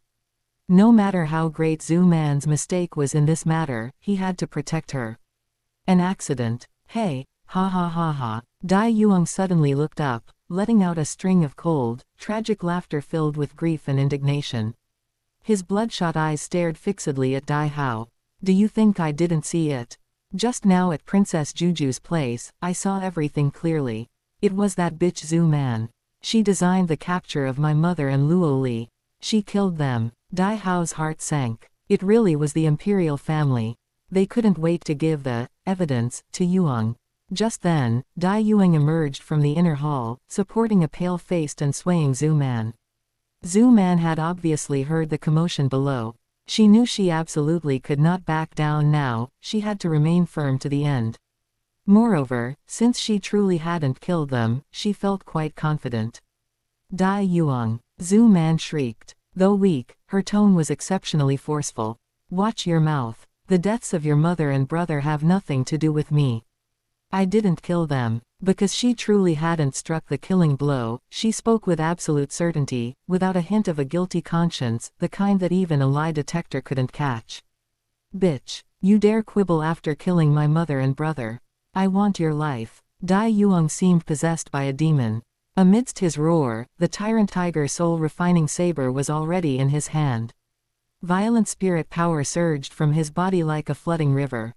His aura climbed steadily, reaching the peak of rank 58. Feeling this spirit power, Dai Hao was horrified. Peak rank 58. This child's progress is this fast. He's only 15. Although he was always away, he still cared about the strength of his children. People would report to him periodically, and Dai Yuang certainly hadn't been this strong not long ago. Could it be that grief and indignation had stimulated the potential of the evil shadow demonic tiger? This talent had already far surpassed Dai Yuang.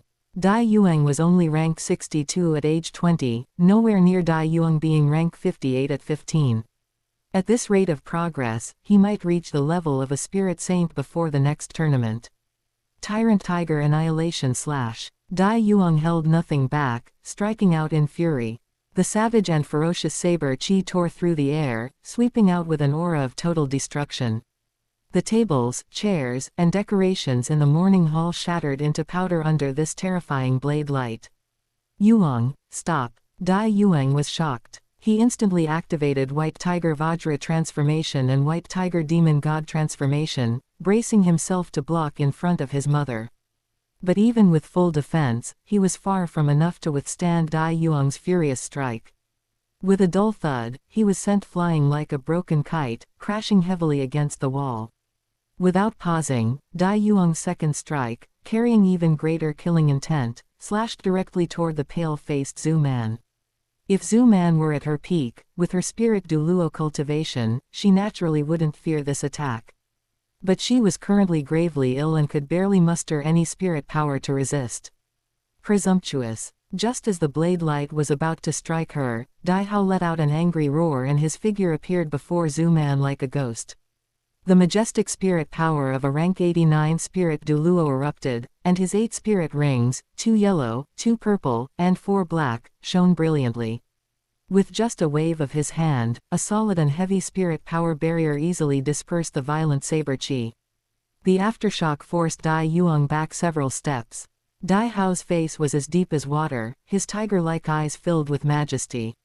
He stared fixedly at his son, who had almost lost his reason, his voice echoing in the hall like a thunderclap. To dare strike such a killing blow against your legal mother in front of me. Dai Yuang, do you still have any respect for me as your father? Dai Yuang's bloodshot eyes locked onto Dai Hao. The corner of his mouth curled into a cold, mocking arc as he laughed in a low, suppressed tone. Hey, father. He suddenly raised his hand, pointing straight at the cold, eye-piercing memorial tablets. That poisonous woman is your wife, but are the names written on these tablets not? You know perfectly well she killed my mother and brother, yet you still shield and protect her like this. What right does a man like you have to stand here and lecture me in the name of a father?